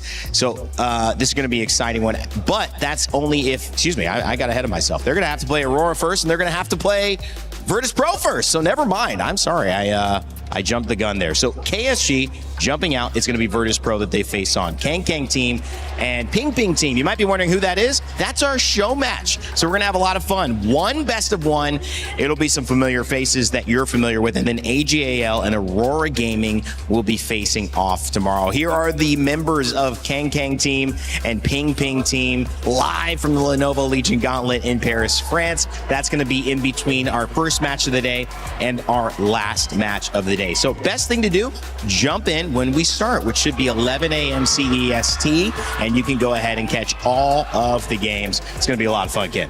It is going to be a lot of fun. Now, these are the superstars coming in from the KPL sector. So you need to learn from these guys ASAP. They can offer you so many tips, so many lessons on composure, flair, and action. Yeah, I mean, and it's kind of funny because we know how much that KPL is setting so many standards for Honor of Kings. KWC is kind of entering KPL Day, where we'll get to see KSG here in the knockouts. We'll get to see AGAL here in the knockouts. They do still have a matchup, though, so again, they're going to have to play their way through. It's not guaranteed, so we'll see who can bounce back and fight them. Aurora Gaming, Virtus Pro, we're not counting it out. Don't worry about that one. But we do have a club championship update from Chris. I believe he's alongside Trav to let us know what's going on in one of the biggest tournaments happening across all of EWC.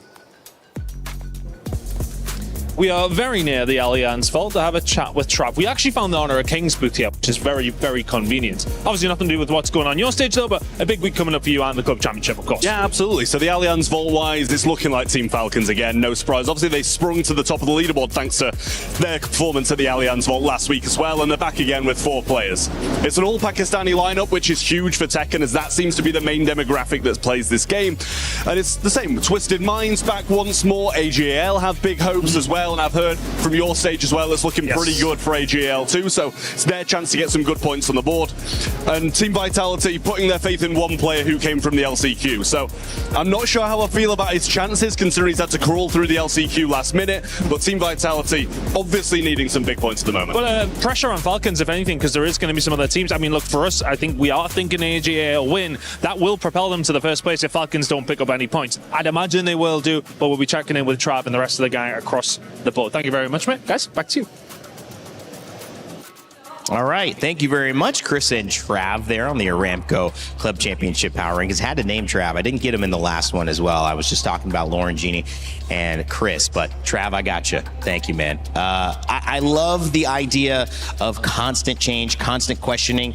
AGAL, that question still looms heavy in KWC because they have a chance to win it. They're defending champions. 1,000 points go to a winner of a tournament here. So they could jump up maybe to the entire top of the leaderboard. However, Team Vitality, who are right above them, are out. So that will be the most points they have from KWC.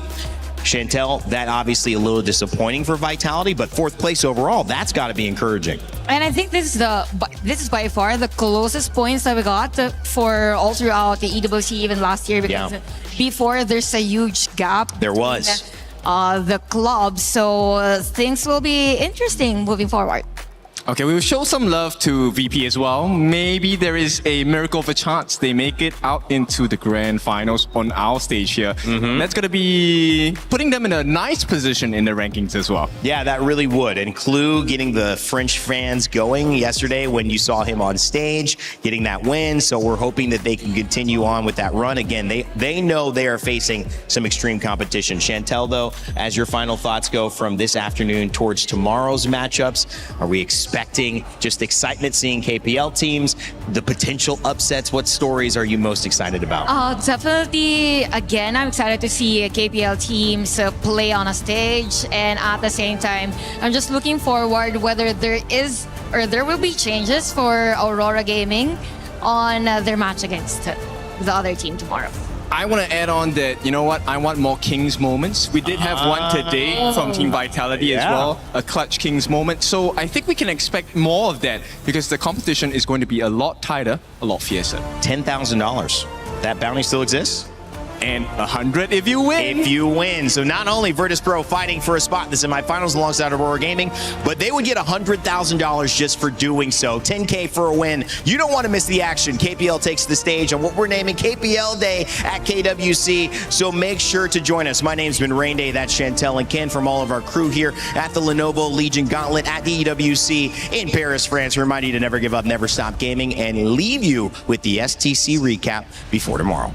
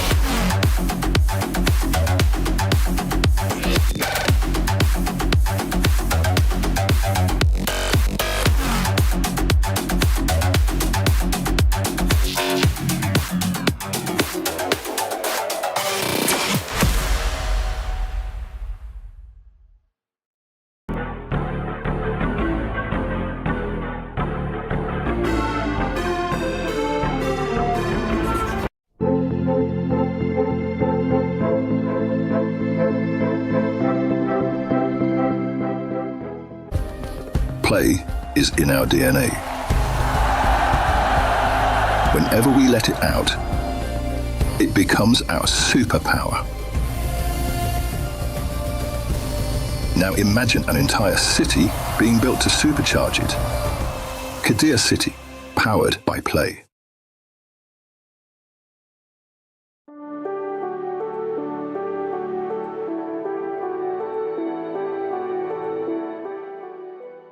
The human body was built to move.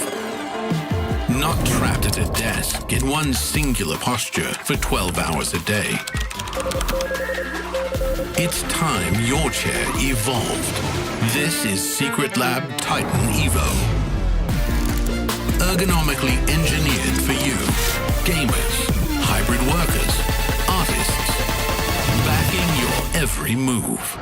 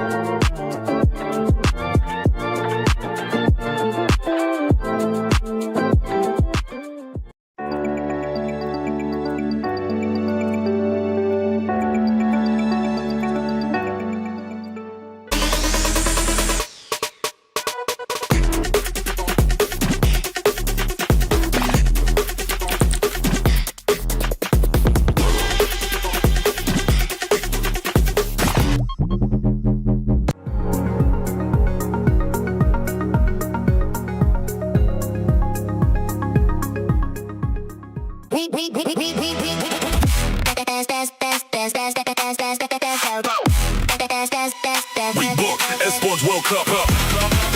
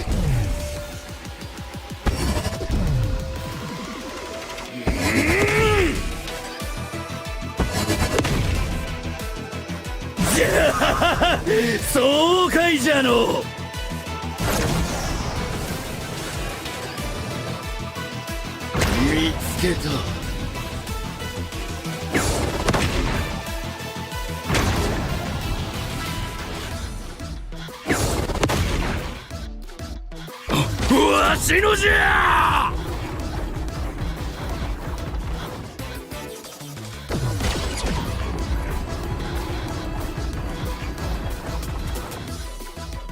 楽しいの。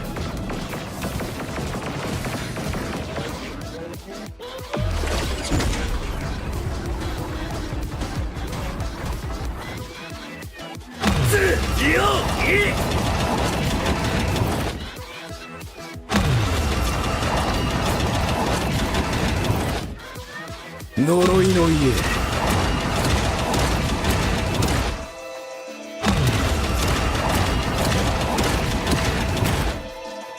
早く戦うぞ。待ちくたびれたわ。無駄じゃ。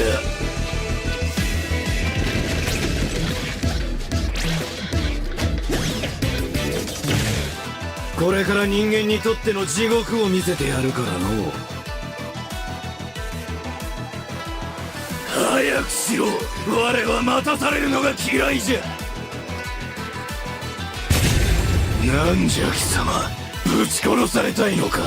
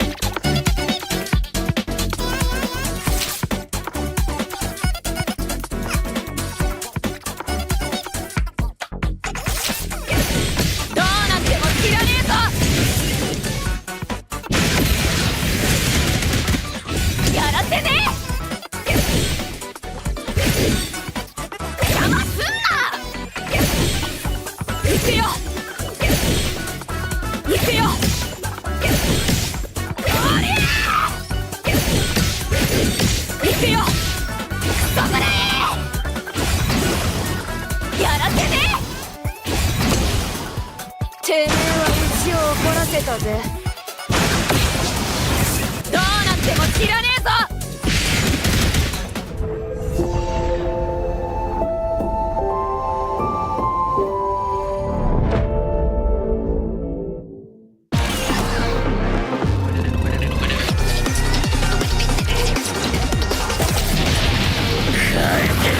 自分の大切な友達を。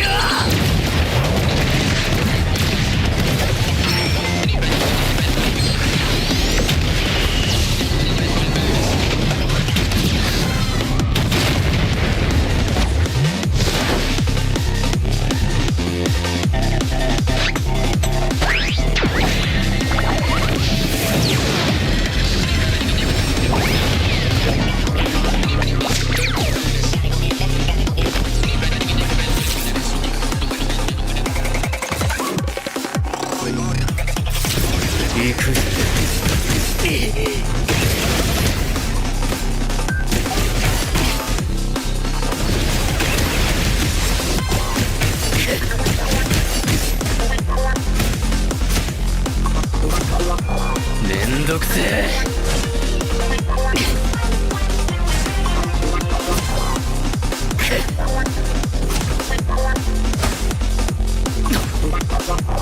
行くぜ。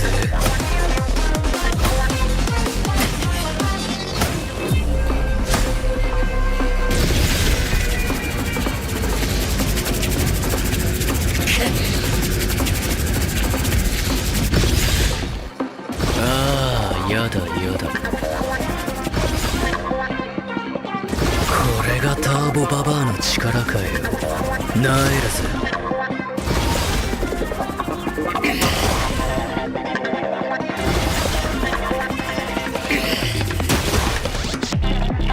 許さねえぜてめえはよ。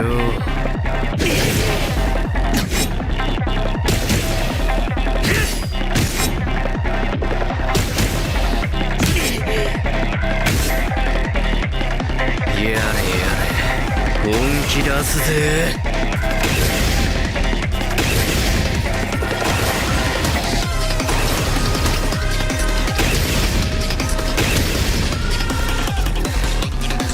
ももちゃん会いたかったぜ。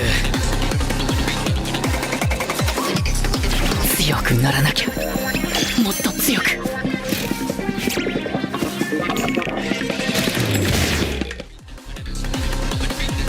そういうことかよ。